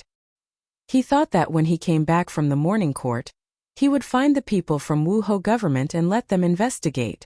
If I find out who is so wicked, I will definitely teach you a lesson. Cui Shanyu thought bitterly in his heart. Oh, that's great. Haha. Now I can have money to buy candy to eat. In the small alley to the west of Cui Shanyu's house, there were actually 40 or so half-grown children gathered. Among them was a big boy with a bare upper body. When he saw that Cui Shanyu and his servant had disappeared, he jumped up excitedly and made a big fuss. Haha, just now old man Cui stepped on my poop. This time Xiao Wu can get an extra 100 coins of reward? A 6 or 7-year-old boy wearing rags and a bun on his head pulled the slightly older boy and asked, Xiao Wu, the sky is so dark. How can you see clearly? The big boy depressingly asked. Of course I can see clearly. If Big Brother Qinu doesn't believe me, you can go and take a look. Xiao Wu left a mark beside Zhao's papa. That place is half a step away from the door. Xiao Wu specially chose that place. That old man must have stepped on it. When the little boy called Xiao Wu heard that the big boy did not believe him, he anxiously wanted to pull him closer to check. Wu, let go. We will wait here for Brother Biaozi to come. We will talk when he comes. The big boy quickly pulled his hand away. He was not willing to suffer in that stinky minefield. Brother Biaozi is here. Brother Biaozi is here. Suddenly there were two surprised voices among the children. Then the crowd automatically separated into two sides. A bare-chested burly man walked over with two rascally-looking young men. Hello, Brother Biaozi. Hello, Brother Biaozi. Ooh. More than 40 children bowed and greeted the burly man in unison. It looked as if the burly man was leading a group of children to mingle in the pugilistic world. It was quite comical. Not bad, not bad. I saw it from the side just now. You all did well. I Biaozi always keep my word. I won't cheat you of your money. Here, 200 copper coins per person. Let old man Chui step on the doll and give an extra 100 copper coins. Lin Lauer, give out the money. Brother Biaozi put his hands on his waist and shouted with a rough voice. Yes, boss. One of the lackeys hurriedly replied. Thank you, Brother Biao. Thank you, Brother Biao. Ooh. When the little brats heard that they were really going to get money, they were so excited that they almost jumped up. Quiet, quiet. Don't provoke others. Biaozi hurriedly roared and continued. Today when you go back, all of you save your energy to eat as much as you can for me. If you want to shit, hold it in for me. Tomorrow morning, we will come to Old Man Chui's place to shit again. When the time comes, the price will still be the same. Is everyone clear? Understood. When they heard that they could earn another portion of money tomorrow, the children hurriedly agreed. They only needed to pay a lump of shit, and they could earn a few hundred copper coins. If they did not agree to such a good deal, was there something wrong with their heads? Ooh. The same thing happened at the other corners of Chang and City at the same time. Zhu Qinglu, Sima Minglang, Gu Fengyan, Shangguan Yufeng, Lu Yanyu, Zhang Zhanli, Xikong Linghao, the 7 directorate professors who had submitted a petition to impeach Li Zishuan with Cui Shanyu. Without exception, all of them suffered and glided. The 9 Heavens Gate opens its palace and tens of thousands of countries pay their respects to the crown. Chang'an City was located on the banks of the Wei River and the northern foot of the Qinling Mountains. In the planning process of Chang'an City, the concept of the unity of man and nature was included. There were no rivers in Chang'an City. There were only canals that connected the city and the suburbs, as well as man-made or natural ponds, such as the Tujiang Pond. Outside of Chang'an City there were 8 rivers: Wei Jing Feng Du Bai Bai Bai and Ba River. This was what people often called the 8 rivers around Chang'an. Hence, in terms of transportation, Chang'an City was the capital of the empire. Whether it was water or land transportation, it was extremely developed. The Ba River originated from Lantian County, located to the east of Chang'an City. On both sides of the Ba Bridge, there were 5 miles of embankment. Tens of thousands of willows were planted, and tourists walked shoulder to shoulder. It was a spectacular sight. Every spring when the spring wind blew, the willows would dance in the air, creating a hazy mist. It became a major sight on the Ba Bridge of Chang'an. There was a pier on the Ba River, as well as a relay station. It was called the Ba Pavilion. Many people would come here to welcome and send off guests, saying their goodbyes and breaking off willow branches as gifts. Li Zishuan had arrived at the Ba River early in the morning. He was speechless at Li Er. Why did he have to make it such that all officials of the 5th rank and above had to come to the Ba River to send off the army? Wasn't it good to just send those of the 5th rank and above? Li Zishuan felt that he was being targeted. Alas, a good 2-day break had gone down just like that. Should he suggest to Li Er one day to bring the 2-day break system to the imperial court? After all, the government workers in his previous life also needed to rest on weekends. Haha, I haven't seen you in a long time. Old Chang didn't look for you. Don't you know how to take the time to greet me? Suddenly a huge force came from his shoulder.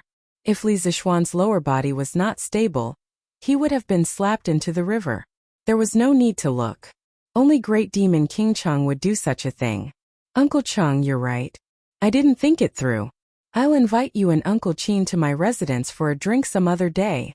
Li Zishuan was quite helpless towards this crazy and disrespectful Cheng Yaojin, so he could only follow his words and say, Hey, there's no need for another day.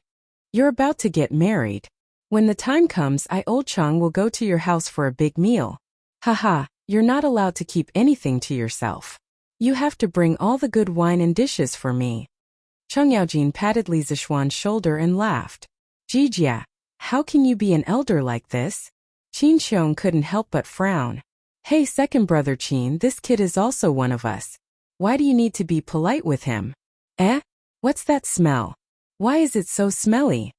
As Cheng Yaojin spoke, he smelled a foul stench. He sniffed his nose and looked around, trying to find the source of the stench. Li Zishuan also smelled it. His eyes were sharp and saw Cui Shanyu, Zhu Qinglu, Sima Minglang, and the rest walking over. He smiled and tugged at Cheng Yaojin's sleeve. Then, he held his breath and walked forward with cupped fists. Yo! Isn't this Professor Cui, Professor Zhu, and Professor Sima? Good morning to you all. Lisai, good morning to you too. Cui Shanyu wasn't in a good mood today. He just pretended to cup his fists and greeted them briefly. Then he didn't want to say anything else. The others didn't even say anything. They just cupped their fists. Li Zishuan didn't seem to care. But in his heart he was cursing these people for stabbing him in the back. He suddenly pinched his nose and shouted exaggeratedly, "Oh, Professor Cui, why are you so smelly? Did you eat shit this morning? Did you eat shit this morning? Eat shit? Eat shit?" Li Zishuan's shout was relatively loud. Cheng Yaojin was closer and heard it the best. Old Cheng widened his eyes in shock. He pinched his nose and pointed at Cui Shanyu and the others. Bah, what a disgrace to the refined. You guys are the ones who are disgracing the refined. You even ate shit. It's too smelly. Old Cheng can't take it anymore. Chapter 314. Heavens! There's actually someone eating shit? It really smells like shit. Preposterous, today is such an important day. Isn't Cui Shanyu purposely causing trouble? Ooh! Cheng Yaojin's voice was even louder. All the civil and military officials who had been waiting for Cui Shanyu's arrival heard it. They all widened their eyes and looked at Cui Shanyu and the others in disbelief. Then they smelled the faintly discernible smell of shit in the air. All the officials nimbly jumped far away, as if they were escaping from the plague. Cui Shanyu and the others immediately formed a circle around them. The commotion here also attracted the attention of the 20,000 Navy soldiers not far away, but because of the strict military rules, they didn't run over to watch the commotion. Even so, they constantly looked over. You! How dare you slander this old man? You! Cui Shanyu saw that everyone was distancing themselves from them with disdain, and even the few officials who were usually on good terms with him weren't willing to come close to him. In the blink of an eye, their reputation of eating shit was about to be confirmed. Cui Shanyu, who always valued his reputation, couldn't help but be ashamed to death. He pointed his trembling right hand at Li Zishuan and angrily cursed. At this moment, he couldn't care less that Li Zishuan was his superior, and even used the word scoundrel. My fellow colleagues, please don't listen to the nonsense of others. Why would we scholars eat such filthy things? This is all a misunderstanding. Yes, we just accidentally stepped on a child's shit on the road. We definitely wouldn't eat such filthy things. Assistant Minister Huang, you have to believe me. Lu Yinyu hurriedly pulled one of his usual good friends and explained. Professor Lu, this one will believe you. Let go first, I'm not feeling well, ugh. Assistant Minister Huang hurriedly broke free from Lu Yenyu's hand and ran to the side to vomit. After all, he had just finished breakfast not long ago. The other doctors had basically fallen into the same situation. No matter how they explained, no one was willing to listen. They all fled in all directions. This was because they were all in the same situation as Assistant Minister Huang, having just finished their breakfast. Who would be willing to deal with such an unappetizing matter? Fang Xianling, Du Ruhui, Zhang Sun Wuji, and Wei Zheng, these few civil officials, also stood far away and frowned as they looked at the 8 Imperial College professors. Preposterous! How can Cui Shanyu and the others be so ignorant? Wei Zheng said with a face of displeasure. Maybe there's something else. Let's wait for His Majesty to come. Fang Xianling said. Zhang Sun Wuji smiled but didn't say anything. He looked at Li Zishuan, who was far away, with a meaningful gaze. This old man's dozens of years of reputation has actually been destroyed by your hands. This old man. Seeing that his reputation was about to be destroyed in an instant, Cui Shanyo's eyes almost split open, and he couldn't hold it in any longer. He moved his old arms and legs and charged towards Li Zixuan like a madman. Looking at his posture, he wanted to smash Li Zixuan to death. Li Zixuan was shocked and ran around in the crowd pathetically while shouting, "Professor Cui, I'm innocent. This brat has never said that you ate shit. I'm just asking if you ate *T."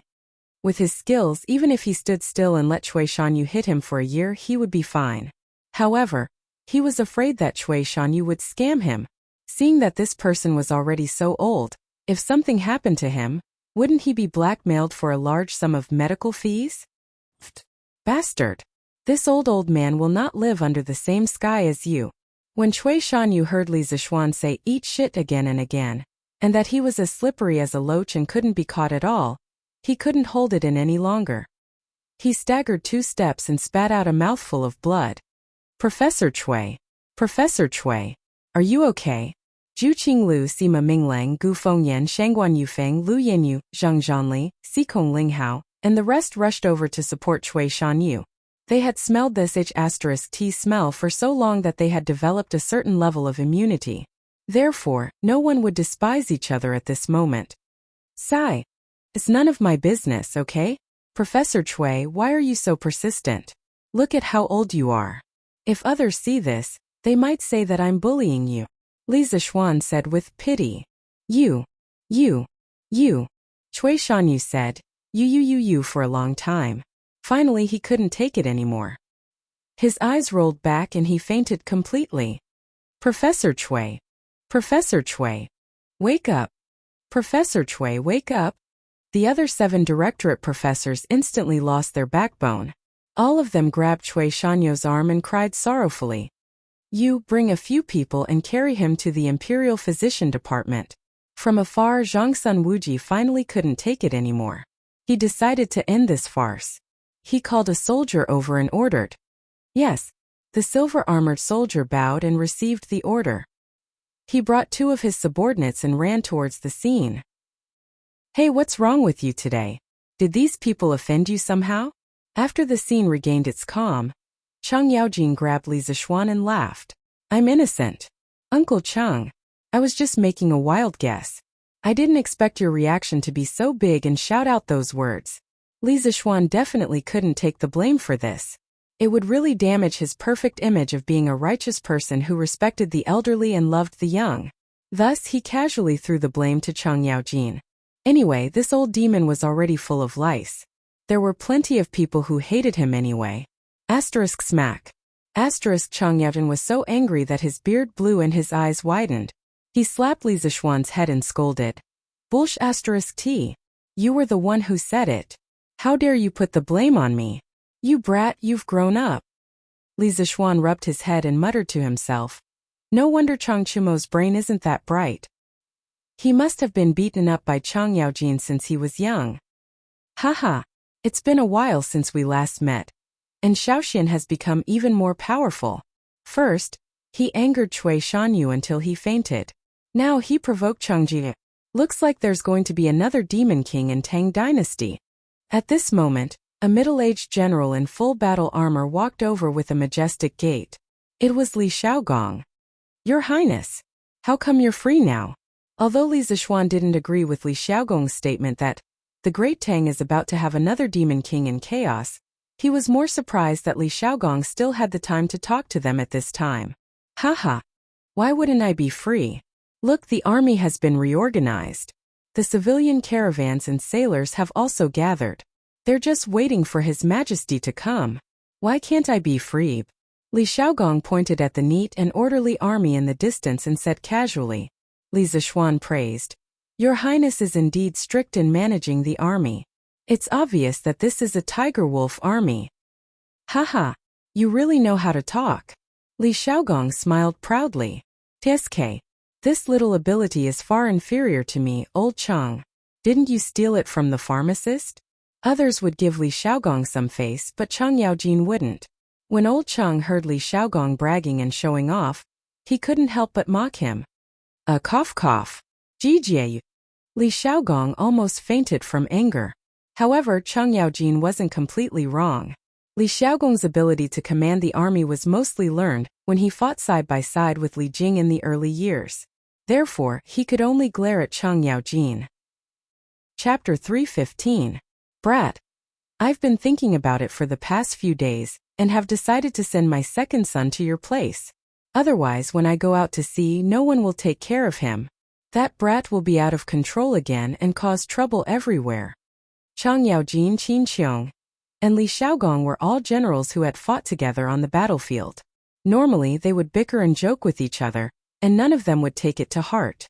After Li Xiaogong rebuked Cheng Yaojin, he suddenly turned to Li Zishuan and said. Li Zishuan was speechless. What is the meaning of this? Have I become the director of a nursery school? Why do all of them like to chase their sons to my side? Does your highness mean that you want Huairan to study in the Imperial College? Previously, he had heard from Chang Chumo that Li Xiaogong had a younger son called Li Huairan, who was only 12 or 13 years old. Oh, do as you see fit. You have so many skills. As long as that bastard can learn even a little from you, he won't starve to death when I'm old. Li Xiaogong shook his head and sighed with the vicissitudes of life. He Xiaogong, you're only 36 this year. Isn't it too early to think so much? Cheng Yaojin pursed his lips and said. It's not early anymore. Huairan isn't young anymore. It's time for him to do something. Your Chonyo has already started studying in the School of Mathematics. My Huairan can't fall behind, right? Li Xiaogong smiled and said. That's just right. After Huairan goes to Shaoxian, my Chonyo will be one step further from the roll of shame. Haha. Qinyojin was thick-skinned. No one knew where he got his confidence from, but he started to brag. You can't say for sure. Brat, after Huairan follows you, you can discipline him as you wish. As long as you don't beat him to death, you can do whatever you want with him. I won't say a word. Chang'an City was not so big. Li Zishuan had also heard about the calculator school's shame list. He sneered at Cheng Yaojin and then turned to tell Li Zishuan. Li Zishuan wanted to refuse, but before he could say anything, Li Xiaogong retorted. Kid, don't even think about refusing. You can teach the Cheng family, the Qin family, and the Yuqi family, so why can't you teach my Huairan? It's not like you need to worry about anything. This prince owes you a favor. What else could Li Zishuan do? He cupped his hands and said, Your Highness is too serious. I have never thought of refusing. Hey, you brat. Li Xiaogong chuckled, too lazy to expose him. Big brother, so you're here. At this time, a tall and sturdy man in purple with bronze skin walked over. He was about 20 years old, and behind him was a little girl who looked like a porcelain doll. She was about 3 or 4 years old, at most 4 years old. But just by looking at her now, it was very likely that she would grow up to be a beauty. Yo! Chengfan, you're here too. Li Xiaogong smiled. Big brother is leading the army out to sea today.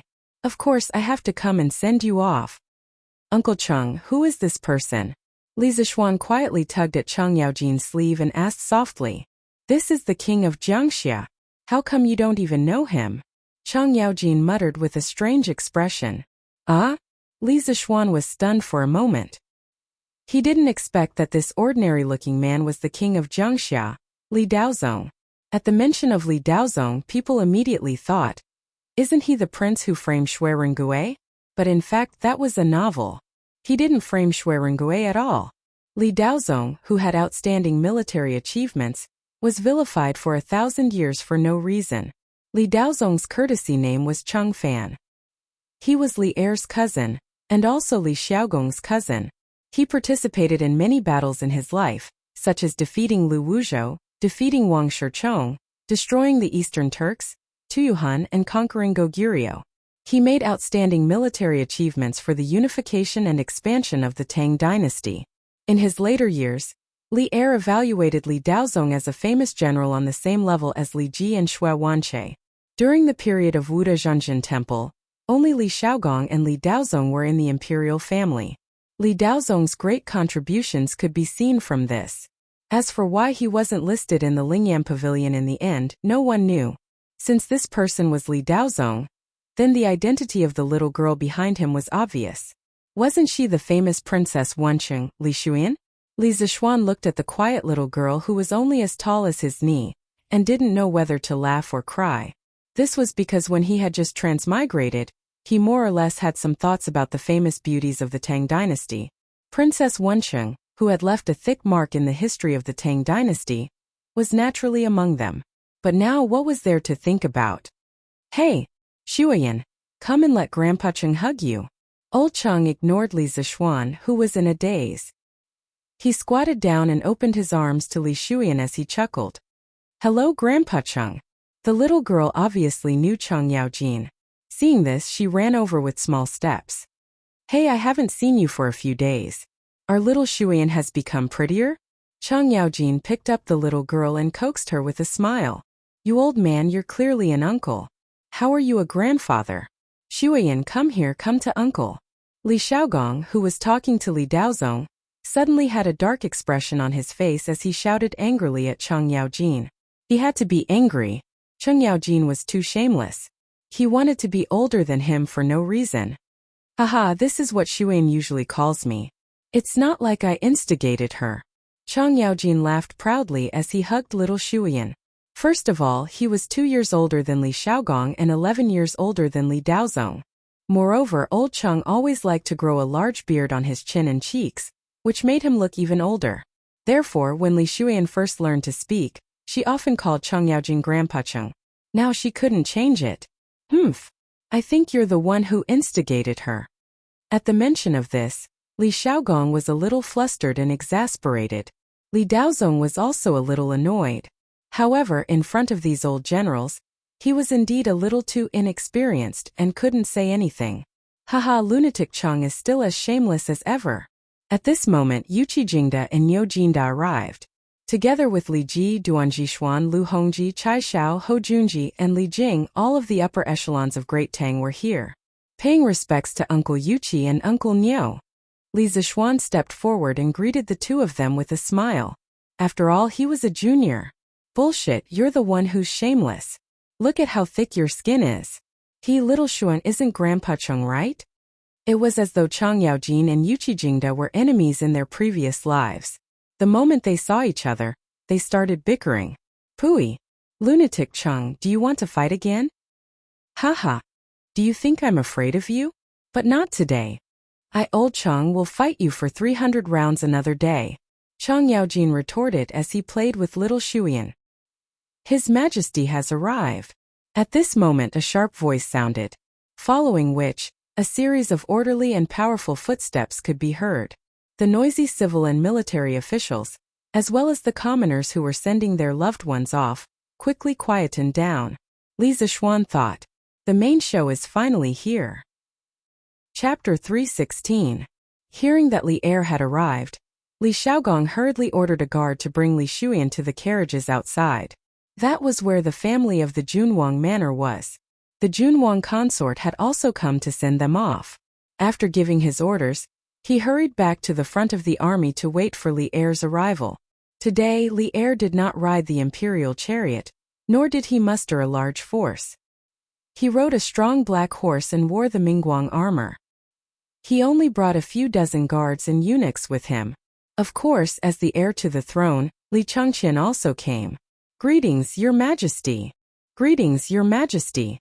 Greetings, Your Majesty. After Li Er stood on the temporary inspection platform, the civil and military officials, as well as the 20,000 Navy soldiers, were the first to bow and kowtow. Then, the merchants and commoners behind them, followed by the commoners who were sending the bride off. All of them faced Li Er and bowed. Their voices shook the heavens, each wave louder than the last. At this moment the world shook.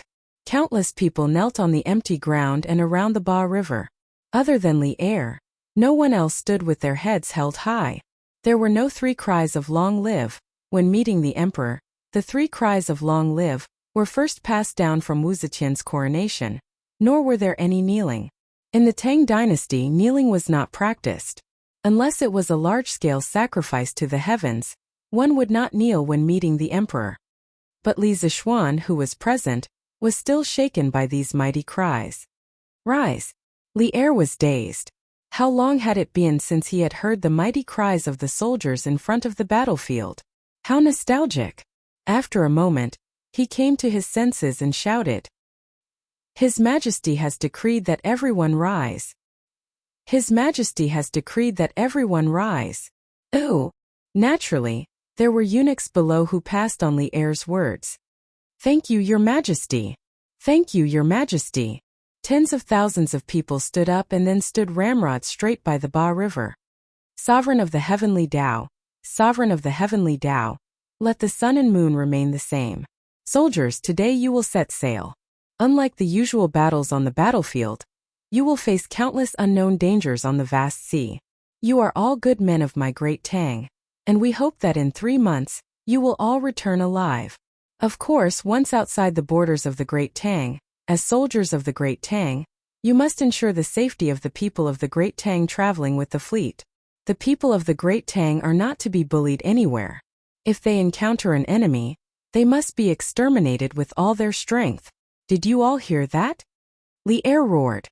If you encounter any invading enemies, do your best to destroy them. If you encounter any invading enemies, do your best to destroy them. If you encounter any invading enemies, do your best to destroy them. Hearing this, the soldiers of the 3 armies roared in unison. The glory of the Tang, the glory of the soldiers, was a glory that they had always defended with their lives. Even without Li Er's words, they would have done so. Long live His Majesty! Long live His Majesty! Long live His Majesty! Even though the custom of shouting "Long live His Majesty" 3 times was not yet popular, at this moment, many merchants, peasants, and common people were moved to tears by Li Er's words of love for the people as if they were his own children. An elderly man spontaneously shouted, "Long live His Majesty," and the others excitedly followed suit. In a few moments, the entire murky plain was filled with cries of "Long live His Majesty." Those who had experienced the turmoil of the world all knew how fortunate it was to have a wise ruler ruling the country. They truly hoped that Li Er could live to 10,000 years old. Li Zishuan was infected by this enthusiastic scene, his heart surging with emotion. He couldn't help but follow the crowd and shout, "Long live His Majesty." He thought to himself, whether or not Li Er was putting on a show, old Li's charisma was truly strong. With just a few words, he was able to stir the soldiers until their blood was boiling. Li Zishuan felt that he could not achieve this ability to inspire the hearts of the people. Li Er took in a deep breath. Of course, he was not putting on a show. He was just saying what he wanted to say. This scene was completely outside of his expectations. Where is Li Xiaogong, director of the Nanyang army? After the cheers dissipated, Li Er looked at the orderly soldiers below and roared. For this expedition, Li Xiaogong had been given the title of director of the Nanyang army. He was fully in charge of the 20,000 navy and tens of thousands of peasants. This general is here. Li Xiaogong strode forward and cupped his fists. Are the soldiers of the 3 armies ready? Your Majesty, the soldiers of the 3 armies can set off at any time. Li Xiaogong said loudly. Good. Sacrifice. Set off. We wish you all a triumphant return. Li Er pulled out the long sword at his waist and pointed it at the blue sky as he roared majestically. Yes. Li Xiaogong waved his hand, and 2 soldiers ran up to slaughter the cattle and sheep that had been prepared long ago. They began the last ceremony before the expedition. Of course, the Tang cherished cattle. The cow on the field was an old one that was about to die. Ever since the Western Zhou dynasty, whenever an army was mobilized, they would hold a large-scale sacrificial ceremony. They would slaughter cattle and sheep to sacrifice to their ancestors and the gods of the land and grain. All the soldiers would line up, and the slaughtered cattle and sheep would circle the left and right of the formation. They would be called martyrs, and announce that those who do not need to live will be killed. The commander would personally pour the blood of the animals on the weapons and call it provocation. He would symbolically pour some of the blood on the flags, drums, gold, and weapons used in battle. The strange thing was that the chariots that had been drenched in the blood had to be placed back in the warehouse to be preserved. After the sacrificial ceremony, the cattle and sheep would be cooked and distributed to the soldiers. This time, the fleet was originally going to trade with a small country in Nanyang, but the entire imperial court was preparing for this southern operation as a war. The necessary departure ceremony had to be carried out, and the soldiers' armor and weapons were also the best. The reason for this was because Li Zixuan had played a huge role in it. He had told Li Xiaogong about the sailing matters, including guarding against pirates and natives, and Li Xiaogong repeated them to Li Er. Li Er felt that it made sense, so he gathered Fang Xianling du Ruhui, Zhang Sunwuji, Li Jing, and the other important officials to discuss. These big shots were all far-sighted people. If Li Zixuan could see it clearly, how could they not see it clearly? Thus they all seconded the proposal. Just like that, this huge fleet with sharp fangs gradually took shape. Today they would set sail and enter Nanyang. The ceremony is complete. Set off. Around an hour later, the sacrificial ceremony was finally completed. Every soldier was symbolically given a piece of meat. After Li Xiaogong asked Li Er for instructions, he roared and ordered the army to set off. Walala! The soldiers, merchants, and farmers followed a rehearsed formation and boarded the ships in an orderly manner. The people who were sending off their loved ones all burst into an uproar.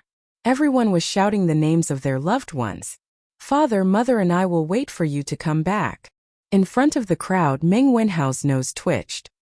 He held back his tears and waved at the fleet. However, his voice was quickly drowned out by the waves of cheers. Chapter 317. After half an hour, all the soldiers, merchants, and commoners had boarded the ships. Thousands of large merchant ships occupied the entire Ba River.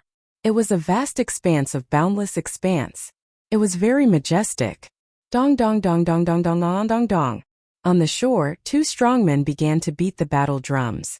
The drumbeats became faster and faster, as if every beat was beating on people's hearts. When the soldiers on the ships heard the drumbeats, they began to wave their flags.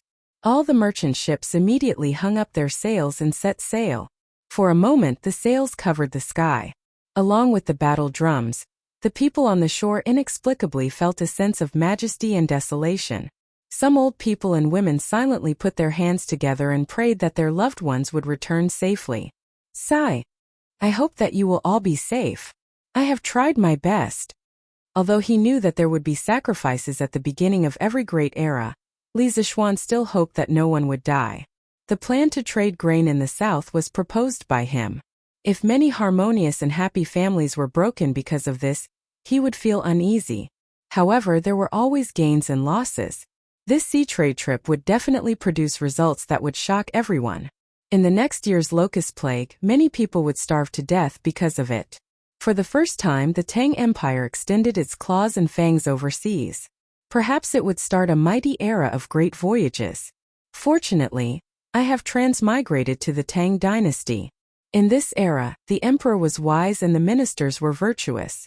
The whole country had a keen and progressive spirit, so it would be easier to facilitate the ocean voyages. However, if I had transmigrated to the Ming dynasty, I would have to find a way to break through the sea ban policy. In the process, I would inevitably have to fight with some people who already benefited from it. Li Zixuan silently rejoiced that he had transmigrated to this open and high-spirited era. Otherwise, if he, who had no political experience, had to fight with a group of old foxes in the officialdom, wouldn't he be done for? Why don't I see Cui Shanyu? Didn't I ask him to come to the morning court today?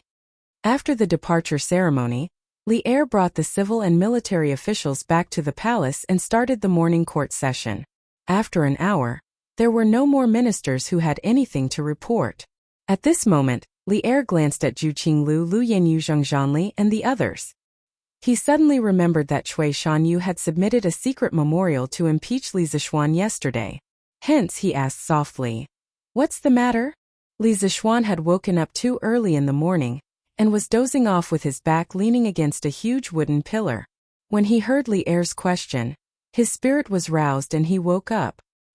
He thought to himself that the good show had finally begun. He just didn't know if these people could still sue without Cui Shanyu. "Your Majesty," Professor Cui vomited blood and fainted after being angered by Li Sai. "He is now being treated by the Imperial Physician Department. Your Majesty, please uphold justice for Professor Cui." Lu Yanyu cried out in grief and walked to the front of the officials. He said with some sadness. What was funny was that wherever he passed, everyone was smelled and took 2 steps back. Li Er saw it clearly from above and was puzzled. Suddenly a foul smell hit him in the face. Li Er quickly covered his nose and said unhappily, "What did Minister Lu eat this morning? Why is it so smelly?" Ugh! Lu Yenyu, who was playing the sympathy card in front of Li Er, suddenly felt his mind go blank when he heard this. He thought of what had happened since this morning and couldn't help but feel sad. He felt that the whole world was full of malice. "Your Majesty, this old minister went out this morning and accidentally stepped on a child's feces.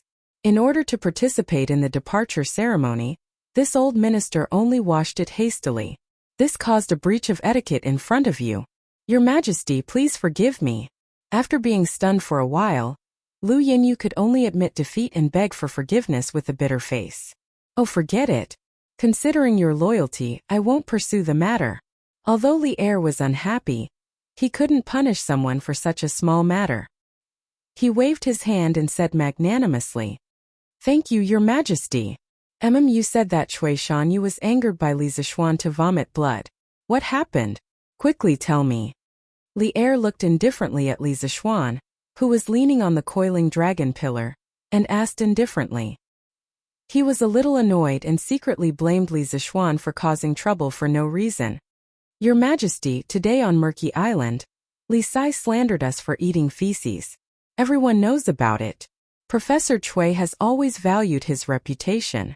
How could he accept such an insult? He was so depressed that he vomited 3 liters of blood and fainted from anger." Lu Yenyu was so moved that tears almost flowed out. After dawdling for so long, Li Er finally asked the main question. Thus, he stepped forward excitedly and bent down to complain to Li Er. However, this almost suffocated Li Er to death. Li Zishuan, who was behind him, widened his eyes and secretly scolded Lu Yenyu for being so shameless. What did he mean by vomiting 3 liters of blood? Why don't you King try vomiting 3 liters of blood? Let's see if you can still live?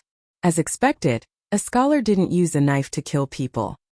He only relied on his mouth. "Your Majesty, I'm innocent." This humble subject smelled a stench when Dr. Cui spoke this morning. "I only asked him if he ate shit in the morning." This humble subject definitely did not announce to outsiders that he ate shit. This humble subject can testify to this point, both civil and military officials present. Instead of waiting to be wronged, it was better to take the initiative to explain. In any case, Li Zishuan could not be blamed for what happened this morning. If there was anyone to blame, it was Old Man Cui who stabbed him in the back. Moreover, his psychological endurance was too weak. "Your Majesty, this old subject can testify. Li Sai's words are true." Chang Yaojin immediately stood up and supported Li Zishuan. On the way to the palace, Li Zishuan had already told Chang Yaojin and the others about his impeachment by Cui Shanyu and the others. Of course, old Chang would stand on Li Zishuan's side. Moreover, he had also played a part in making Cui Shanyu faint in the morning. Hearing Li Zishuan and Chang Yaojin's words, Li Er nodded indifferently. He looked at Lu Yenyu and asked, "Minister Lu, is what Li Sai said true?" This? Lu Yenyu was dumbfounded. If he objected again, he would be lying to the emperor. After all, there were many people present at that time, and they were all on good terms with Li Zishuan. "Your Majesty, although what Li Sai said is true, Professor Cui fainted from anger because of Li Sai. Moreover, when we went out today, we found a large amount of children's feces at our doorsteps. This subject believes that this might have something to do with Li Sai." At this moment, another feces man stepped out from the crowd and cupped his hands at Li Er. It was Zheng Zhanli, the doctor of the Four Gates Academy. "Oh, there's such a thing? Li Zishuan, did you do this?" A glint flashed across Li Er's eyes as he looked at Li Zishuan and asked. In fact, he guessed that this immoral thing was most likely done by Li Zishuan. After all, he had just shown the impeachment of Cui Shanyu and the others to Li Zishuan yesterday. This brat is really vengeful. Li Er scolded in his heart. Chapter 318. Your Majesty, this has nothing to do with me. Professor Zheng, you have to have evidence before you speak. I have no grudges with you, so how could I do something so despicable? This doesn't make sense at all. Li Zishuan cried out his grievances. In any case, none of the courtiers knew that Cui Shanyu had impeached him in private. Furthermore, no one knew that Li Er had talked to him yesterday and practiced in advance. As long as he grasped these 2 points, he would be able to clear his suspicions. Of course, Li Er must have known about it, but old Li would not expose him. Yes, why would Li Sai do something like this for no reason? Yes, Zhang Zhanli is slandering us. Say, do you think this is just an excuse they made up? Actually, they really did eat it this morning. Li Zishuan's words were reasonable, and he was born with good looks, so it was easy for people to like him. As long as there was no conflict of interest with him, most people would believe what he said. Hearing the discussions of the courtiers, Zhang Zhanli almost vomited blood. He could almost hear his own heart breaking. What the f***ck, where was the trust between people? Why did no one believe him when he spoke the truth? Li Zishuan's move was ruthless. Zhang Zhanli could not think of any excuse to refute, so he could only swallow this loss silently. Your Majesty, no matter what, Cui Shanyu lost consciousness because of Li Sai. Your Majesty should give Cui Shanyu an explanation. At this moment, a middle-aged man in purple official robes walked out and bowed to Li Er. Hey Uncle Cheng, who is this? Li Zishuan tugged at Cheng Yaojin and asked softly. It's the Chamberlain of Dependencies Cui Shanfu, King hypocrite. Cheng Yaojin pursed his lips. Cui Shanfu? Li Zishuan's heart skipped a beat. Could this Cui Shanfu be related to Cui Shanyu in some way? Zhao Song. Send someone to the Imperial Physician Department to ask about Cui Shanyu. Li Er thought for a moment and ordered. Yes, Your Majesty. Zhao Song accepted the order and left. Li Er then looked at Cui Shanfu and said, Minister Cui's words are not without reason. How about this? Li Sai's words were rude and caused Professor Cui to fall to the bed in anger. His salary will be deducted for 3 months. What do you think? Isn't this a little heavy? Yeah, Li Sai didn't do anything. As soon as Li Er finished speaking, some of the ministers who didn't know the truth all felt that Li Er's punishment was too heavy. Cui Shanfu, Zhang Zhanli, and Lu Yenyu, who were at the front, heard the discussions around them and their faces were as black as the bottom of a pot. Your Majesty is wise. Cui Shanfu had been immersed in the officialdom for many years. He knew that if this matter continued, there would be no result. Instead, it would make Li Er unhappy. He could only cup his hands in agreement. Your Majesty is wise. Your Majesty is wise. Zhang Zhanli, Lu Yenyu, and the others cupped their fists in agreement.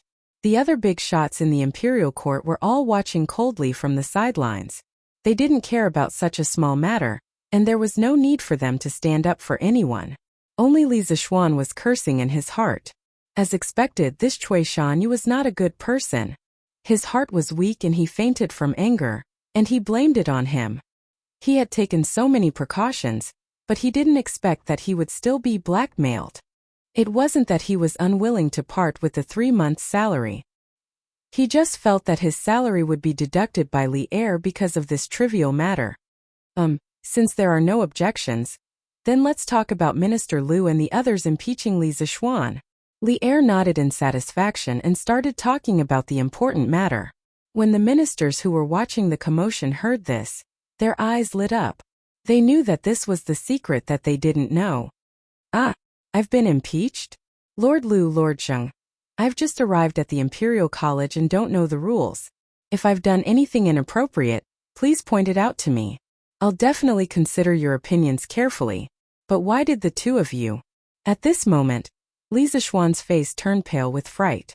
Then he cupped his hands and said to Lu Yenyu and Zhang Zhanli with a panicked look. His aggrieved expression and fearful words were a living example of a newbie who had just entered the officialdom admitting his mistake to his seniors. This also attracted the sympathy of many people. They thought that Lu Yenyu, Zhang Zhanli, and the others were using their seniority to bully the newbies in the Imperial College. It was only then that Kong Yingda knew that Cui Shanyu, Lu Yenyu, and the others had already impeached Li Zishuan behind his back. He snorted angrily and glared fiercely at these people. Lu Yenyu was a little flustered when he felt the malicious gazes around him. He wasn't the one who started the impeachment this time. Now that their backbone, Cui Shanyu, wasn't here, he was a little at a loss. Your Majesty, I think that this matter should wait until Professor Cui recovers from his illness. Lu Yenyu braced himself and said, Why? Isn't your name also on that secret memorial? Li Er narrowed his eyes and asked. Your Majesty, this secret memorial was mainly written by Professor Cui. So. Lu Yanyu could hear the displeasure in Li Er's tone, and he said fearfully, Your Majesty, the Imperial Physician Department's medical officer said that Cui Bo's morale has attacked his heart. Coupled with his advanced age, I'm afraid that he won't be able to get out of bed for at least 10 days after vomiting this mouthful of heart blood.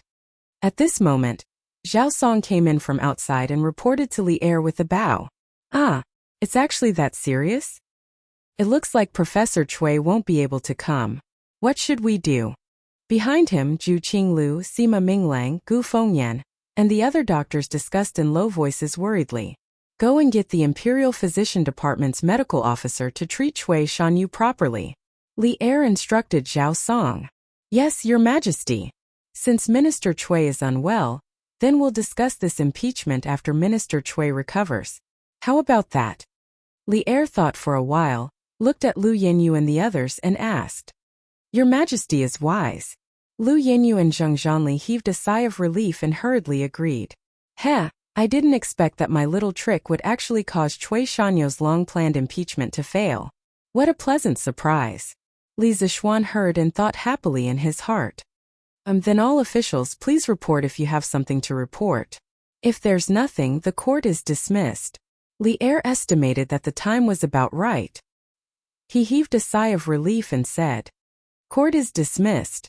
After waiting for a while and seeing that no one came out, Li Er decisively dismissed the court. The smell in Taiji Palace today was too pungent, and he couldn't take it anymore. Court is dismissed. The deacon eunuch beside the dragon table announced loudly, and the officials all bowed down. Farewell, Your Majesty. After Li Er left, the officials all left one after another. You rascal, you're really something. An impeachment that was set in stone was ruined by you. Not bad, haha. Outside the palace, Cheng Yaojin patted Li Zishuan's shoulder and laughed loudly.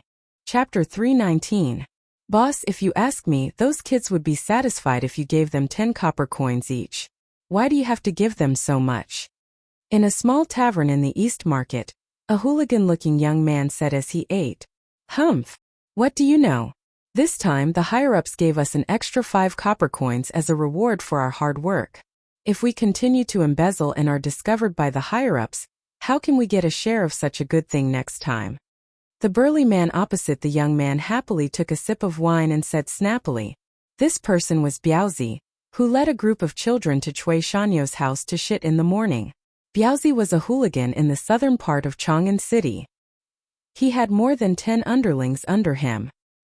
He was trustworthy and had no ambition, but he treated his own people very well. Therefore, his underlings were willing to follow him. If the rich had anything inconvenient to do, they liked to ask him to do it. Boss is wise. Boss is wise. The lackey hurriedly gave him a loud and clear flattery. Haha, you have good taste. But boss, who do you think came to us this time? Why would they make such a strange request? And the reward is so high. Is there something wrong with this person's brain? Another follower asked with a grin. Slap. There's something wrong with your brain. They have money so they can do whatever they want. Why do you care so much? If they didn't give you money, you would still be begging on the streets. Biaozi was so angry that he slapped the underling's head. Boss is right, boss is right. Xian'er, why did His Majesty let you attend the morning court today? Did something happen? After bragging to old Cheng in front of the palace gate for a while and sarcastically ridiculing Lu Yanyu and the others, Li Zishuan happily returned home and met his father, who was full of worry. Li Zishuan's father did not know that Li Er had given Li Zishuan special treatment yesterday. In order to prevent his parents from worrying, Li Zishuan did not tell Li Jingma about Cui Shanyu and the others' impeachment. He only said that Li Er had asked him to attend the morning court today, but did not elaborate on the reason. However, Li Jingma was a shrewd person. He more or less guessed it, but since his son did not say it, he did not ask. Father, it's nothing serious. It's just a few impeachments. I've already taken care of it. Li Zishuan laughed and said without care. As it turned out, apart from Cui Shanyu, the rest of the 8 professors from the Imperial College could not withstand a single blow. There was no need to worry his parents because of them. Impeachment? Who dares impeach my son? My Xianer is conscientious in the imperial college, working hard to cultivate talents for the imperial court. Why do they still want to impeach him? Madame Li, who had come with Father Li, said indignantly. Li Zishuan's face turned red from the praise. Conscientious and painstaking. Were they talking about him? Ahem, mother, it's okay. Those who can withstand the hardships of heaven are really men of iron. Those who are not envied are mediocre. I've done too well in the Imperial College, so it's inevitable that others will be jealous. Don't worry, His Majesty knows what I've done. He won't do anything to me because of those people. In order to reassure his parents, Li Zishuan threw caution to the wind and boasted of his own abilities. Brother, you're really thick-skinned. Lana ran over and made a shy face as she giggled. Hey little girl, you're really asking for a beating. No. Li Zishuan pretended to hit her, and Lana was so scared that she ran all over the courtyard. Li Zishuan's parents looked at their children playing in the courtyard with a warm expression. They felt that it was really good to be together as a family. Good friend, are you all right? Imperial Physician Department. Lu Yanyu, Zheng Zhanli, and the others, who had just finished the morning court, came to the Imperial Physician Department to visit Cui Shanyu. Oh, it's nothing serious. Yanyu, how was the court today? Did His Majesty punish Li Zishuan severely? With Zheng Zhanli's help, Cui Shanyu sat up and leaned against the headboard as he asked weakly. He was old, and his vitality was already weak. Cui Shanyu's vomiting of blood was really a big blow to his vitality. Brother Cui, His Majesty didn't discuss our impeachment of Li Zishuan during the morning court today? Lu Yanyu said submissively. What? How? Ahem. Brother Cui, calm down. His Majesty said that we'll discuss this matter separately after you recover. Your health is more important. You must take care. Cui Shanyu was so anxious that his blood rushed to his head, and he couldn't help but cough. Zheng Zhanli quickly patted his back and comforted him. Sai, you guys don't understand. This time we could have caught Li Zishuan off guard, but we didn't expect this to happen. I can only blame myself for not being able to keep my composure. Sai, as the saying goes, the first drum builds the spirit, the second will weaken, and the third will be exhausted. After this incident, Li Zishuan will be prepared. Next time, even if I fight him personally, I'm afraid that I won't be his match, Cui Shanyu said with a worried face. The others also understood that Cui Shanyu was telling the truth, and they couldn't help but feel frustrated. They secretly regretted not standing up for Cui Shanyu in the court. The room fell into silence. Fine. Yanyu, tell me in detail what happened in the imperial court today. Cui Shanyu sighed and accepted his fate. Okay, then I'll tell you in detail. Little Xian, I heard that you made Cui Bo of the Imperial Academy vomit blood today. Haha, tell me about it. Yes. Sir, tell me quickly. Now many people in Chang'an City are saying that a few doctors in the Imperial Academy ate *T. Is it true? In the afternoon, Chang Chumo, who was bored at home, and Li Yu, who came out to collect literature and find inspiration, came to the Li mansion to look for Li Zishuan to play. In fact, they came to listen to Li Zishuan, the person involved, talk about the interesting incident that happened on Murky Lake in the morning. In the morning, there were so many people present, and the news of the doctors of the Imperial Academy *T had spread like wildfire. However, listening to others say it was more interesting than hearing it from Li Zishuan, the person involved. Oh? This matter has spread like wildfire? Li Zishuan raised his eyebrows in surprise. He really didn't know about this. Yes, it's been spreading for a long time. When I went to the workshop this morning, I heard people talking about it. Li Yu smiled sweetly. Hey, my father said that this matter must be caused by you, little Xian. Tell me honestly, how did you do it? Old Chang, want to try it in the future? Chang Chumo narrowed his eyes and smiled evilly. Get lost. How can you say something like that? This matter has nothing to do with me at all. Li Zishuan kicked Chang Chumo and said, Okay. If you say it has nothing to do with you, then it has nothing to do with you. Hurry up and tell us. Chang Chumo said with a smile. Okay, since you want to hear it, then I'll tell you. Oh right, little you have to listen carefully. With a little editing, it can be good news material. Li Zishuan rubbed his chin and said thoughtfully. Chapter 320. Wait, are you saying that Cui Shanfu interceded for me in front of His Majesty? Imperial Physician Bureau. Cui Shanyo's expression froze as he interrupted Lu Yinyu's narration. Yes. If not for Minister Cui, Li Zishuan would not have received any punishment this time. Brother Shan, you would have been injured for nothing. Lu Yinyu lamented. That's great, that's great. Cui Shanyo's pale face suddenly flushed red as he excitedly muttered to himself. That's right. Li Zishuan's salary will be deducted for 3 months. This can be considered as helping Brother Shanyu vent his anger. That's great. Lu Yinyu thought that he understood Cui Shanyo's meaning and echoed. Cui Shanyu shook his head and said no more. Sir, you're so sarcastic. Professor Cui will probably be angered to death by you. Li Residence West Courtyard. After listening to Li Zishuan's description, Li Yu was overjoyed as she covered her mouth and laughed. Li Zishuan's face darkened as he said angrily, "What are you talking about? It's not my fault. I'm just concerned about Professor Cui.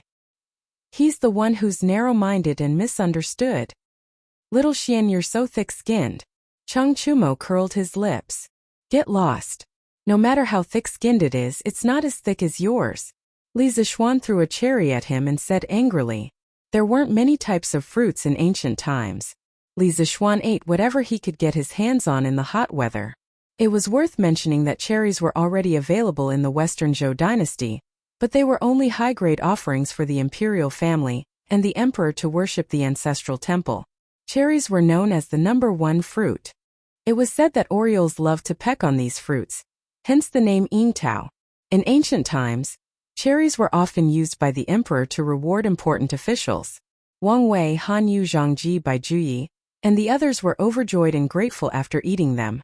At that time, receiving a plate of cherries from the emperor was very honorable and could show one's status in the family. Although cherries were precious and most of them were offered to the royal family as tribute, as the saying goes, money makes the world go round. The Li family was extremely wealthy, so it wasn't difficult for them to get some cherries to eat. Hey, how can you just throw away such a good thing?